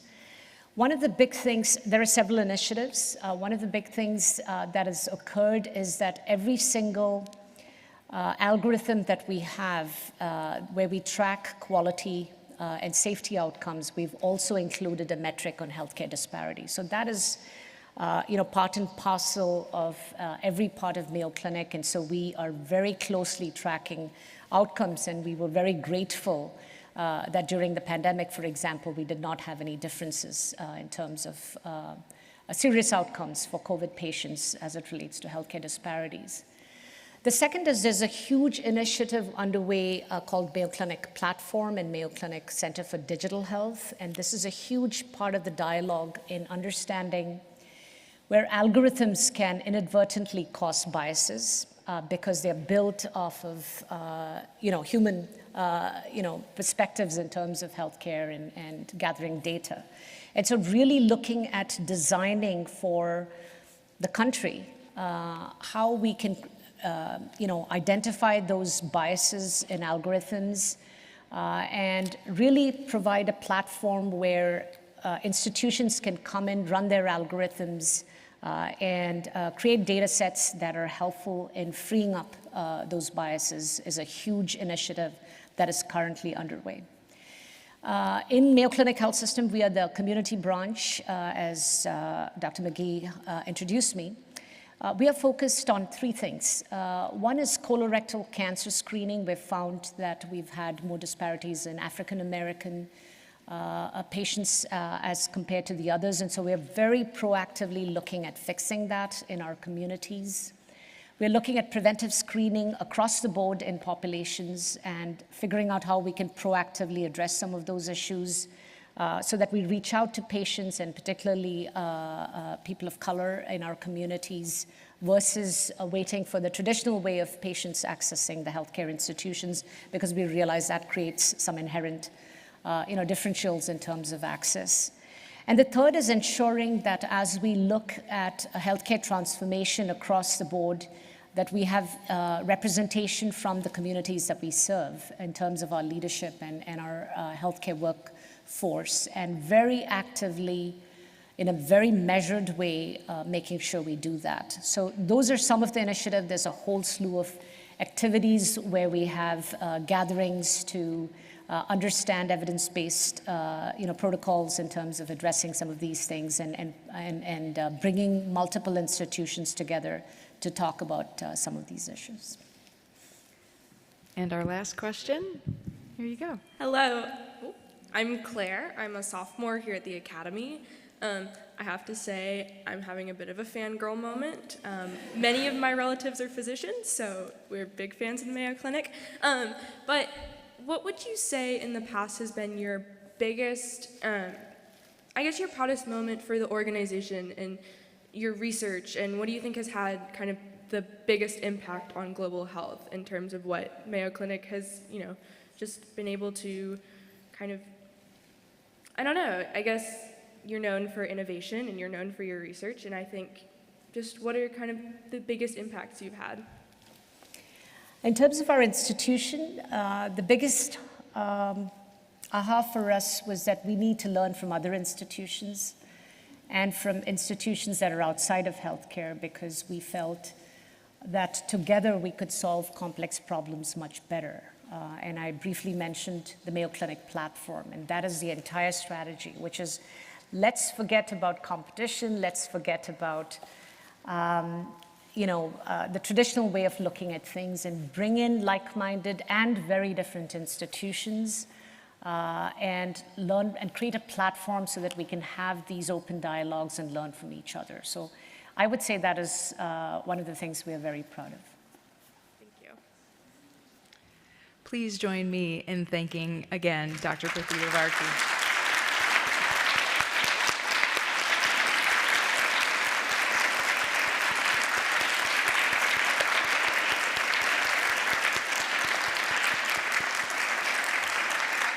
And while we're at it, let's give all of our panelists and participants today another round of applause.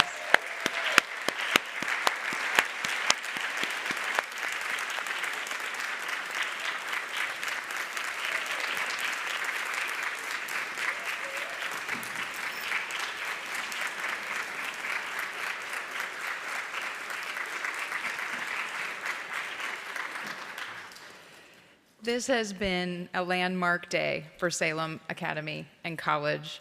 Many years in the making. It was a dream, it was a vision of so many of you in this room to realize how Salem Academy and College could blaze a new trail, could make an impact, and reimagine itself as an institution focused on improving the health of communities and building that next generation of leaders. And I can say, after being here today and experiencing this wonderful forum, that we are doing it.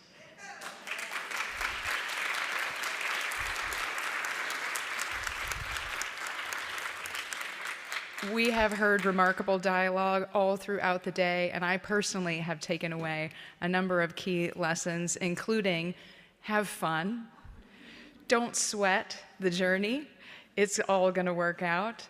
I've heard so many wonderful stories about the importance of mentorship, of honesty, of building trust, of how to be someone who inspires and empowers others.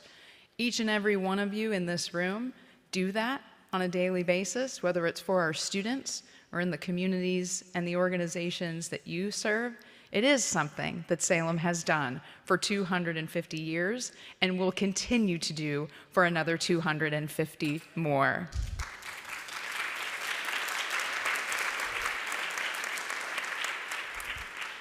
I want to thank you all for being here today, for your attention and your commitment to Salem, its transformation, and its wonderful work. I want to thank our students who have been here throughout the day and have been so engaged.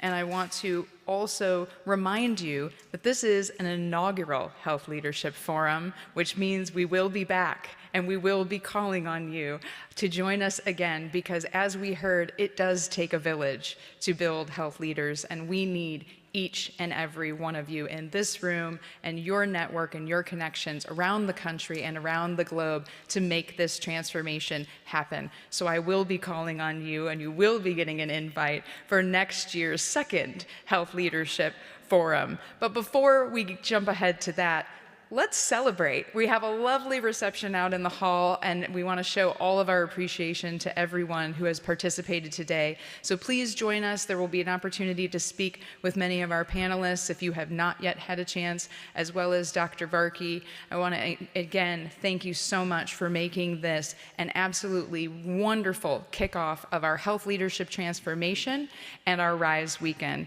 Thank you for being here.